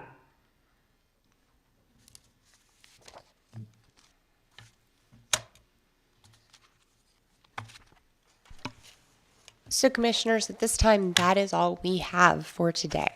So any discussion or conversation you would like to have at this time, obviously the floor is yours. You don't need my permission.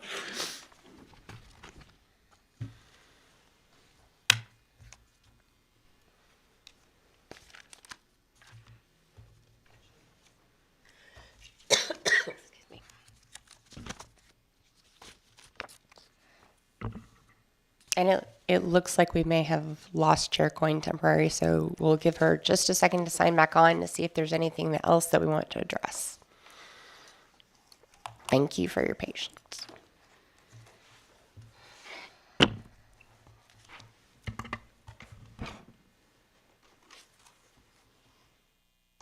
There she is. Sorry, I'm sorry if there was another question.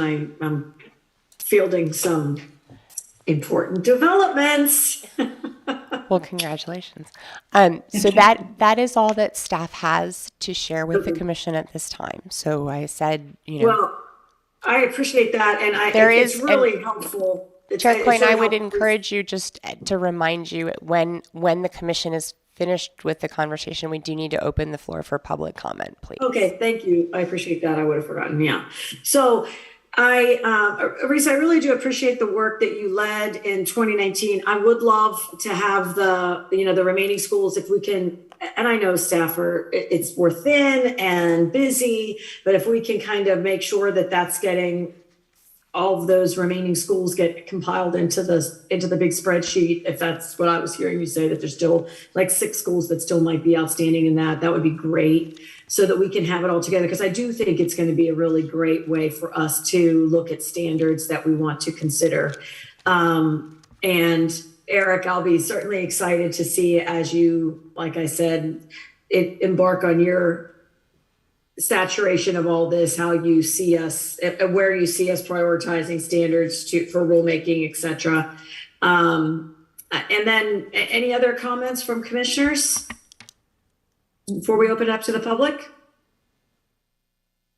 I have asked Meredith to really consider, to help to share with our new executive director the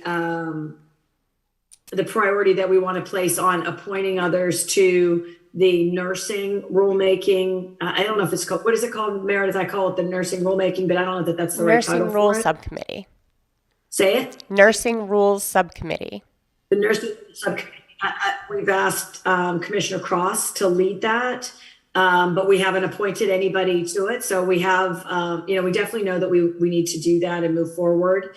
And so that will be something that I'll be looking to appoint other members to that here as in short order as we get our new executive director on board. And anything else? Anyone else have anything to add?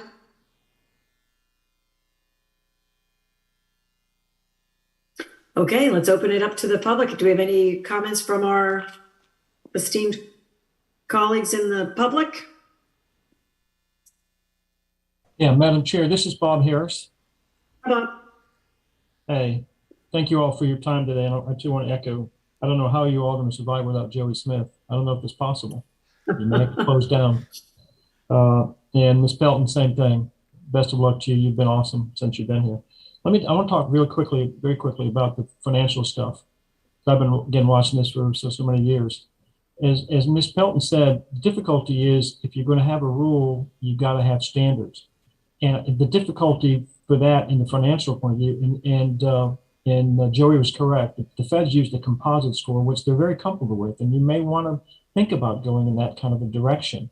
And the value of the composite score is not only what you have to have at the beginning, but how you maintain it through the course of the program. And so there are things about the composite score that are applicable on the federal that wouldn't be applicable on the state level. But again, something like that would probably be beneficial. But the difficulty is it's very subjective as to what an institution, especially a new institution, needs at the outset. It's sort of like, the analogy would be like a family. If someone could tell me, what does it take to support a family of 2? How much money? What does it take to support a family of 4 or a family of 6?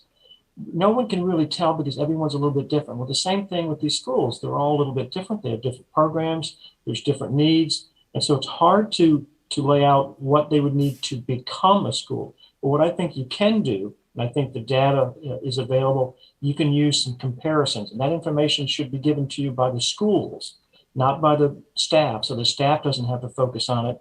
The schools can provide those comparisons which show, for example, what is the impact of low cash on hand? What is the impact of having growing accounts receivables? What does that tell you? Does that raise a red flag? So to me, not so much with standards on what a school has when they open, but how as was mentioned by Dr. Stefano, is tracking them over a period of time. And you can look at certain things and you can tell. And the schools have been doing this, people have been running these schools for years can tell you there are certain things that they can look at to see this is a problem. This is a brewing problem. And you bring them in, talk to them, find out where things are going, get some information, and make a decision on whether they should be able to grow, whether they should be able to move forward and add programs or add new locations. And you can make that judgment call based upon a comparison of last year's data, this year's data, or even biannual data. You can do that. It's hard to make those judgments at the outset, but certainly over a period of time, I think you can, and I think you should do that. And there are lots of people, CFOs at these schools would be loved to sit down as a group with you all and say, look, here are the things that we have available that we can provide to the commission. What are those comparisons? What are those data points? So that you can make a judgment about whether an institution is going in the right direction financially. So that's all I wanted to say, but I appreciate very much the discussion and Joey's explanation for a number of those things. Thank you, Bob. That was helpful. Yes, ma'am. Commissioner Stefano?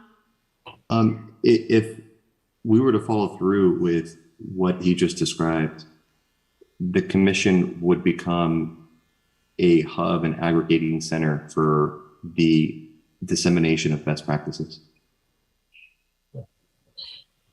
And mind you, it wouldn't just be best practices. If we actually get that data, it would be evidence-based practices. Yeah.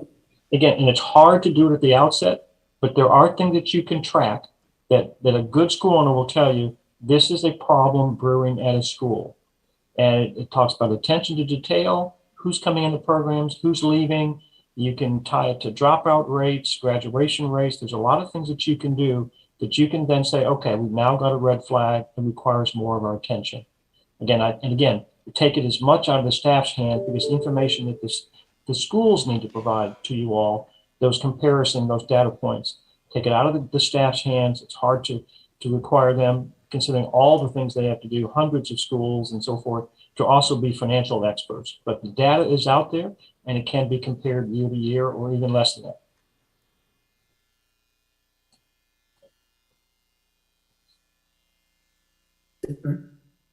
I love it. Anything else anyone else from the public that has raised their hand from the commission staff? Can you see? I can't see how many people are online. There is no other public comment. Okay. Thank you for that, Bob. Any other comments from the commissioners or staff? Hearing none, we adjourn the rulemaking committee at 2:52. Thank you all for your time and attention. See you tomorrow morning. Maybe. No, you will. Yeah. Bye. Thank you. Bye, everyone. Bye. Bye.